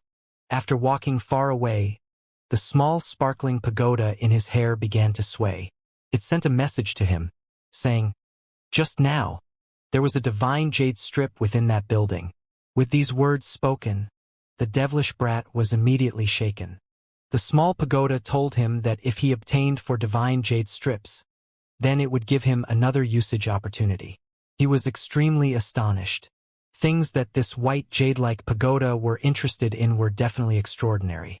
He never expected this place to have one. Moreover, he understood from the small pagoda that he was discovered by that divine jade.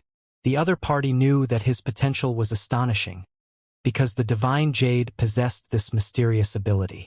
In the end, Xiao circulated the bone text of the true primordial record within his body. This completely erased his aura, making sure that his essence energy didn't leak out. He was only able to comprehend this ancient technique after his cultivation improved greatly. In the past, he merely thought that these were some ordinary symbols. There were many bone texts recorded within the true primordial record that could guide one in their cultivation. Some of them were extremely eccentric and comprehending them would be similarly difficult. There were some miraculous uses within, but there were no powerful precious techniques. Xiao quickly escaped.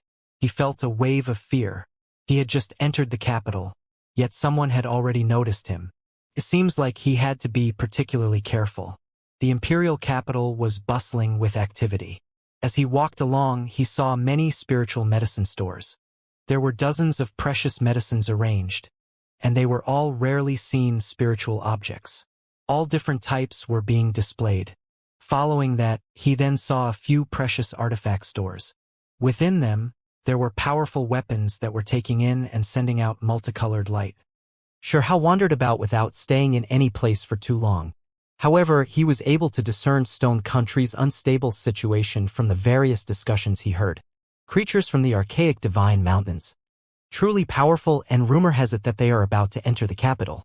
Shush, lower your voice. These things cannot be randomly spoken. I haven't said anything major. I'm only talking about small matters. Along the road, Xianxia made quite a bit of progress. He was able to obtain a lot of information. The great human emperor had declared a great event, so some of the creatures from the archaic divine mountains might hurry over as well. This was an auspicious event. The princes and princesses that have been cultivating outside were going to return, and this was true for the heirs of great noble kings as well. Rumors had it that those worshipping under the archaic divine mountain gates were going to return as well. This time, Stone Country's capital caused everyone to converge. All different heroes were returning, and these elites were going to make their appearance together. The geniuses of all different families are returning, so there will definitely be something nice to see. I am particularly interested in what will happen between the nobles that don't get along. There will be quite a bit of conflict between geniuses. It's truly unfortunate that Xianxia isn't here. Otherwise, it would be even more exciting. With the appearance of the dual pupils, no one will be able to fight back. Not necessarily. Stone Country has many heavenly talents, and there are always disciples cultivating outside. There was even someone who paid their respects to the archaic divine mountains, and they haven't returned yet. Only heaven knows how powerful that person is. In addition, this is the first time the Stone Emperor has declared such a large event. The rest of Stone Country will also send large numbers of experts, so there will be some geniuses that will arrive. At that time, there might be a huge battle between dragons and tigers. I've heard that a crack in space has appeared where the heaven-mending pavilion's ruins lie. Xianxia might come out soon. Xiao's heart remained calm. This was truly going to become a troubled period of time. He was definitely going to see some great conflicts during this visit to the capital.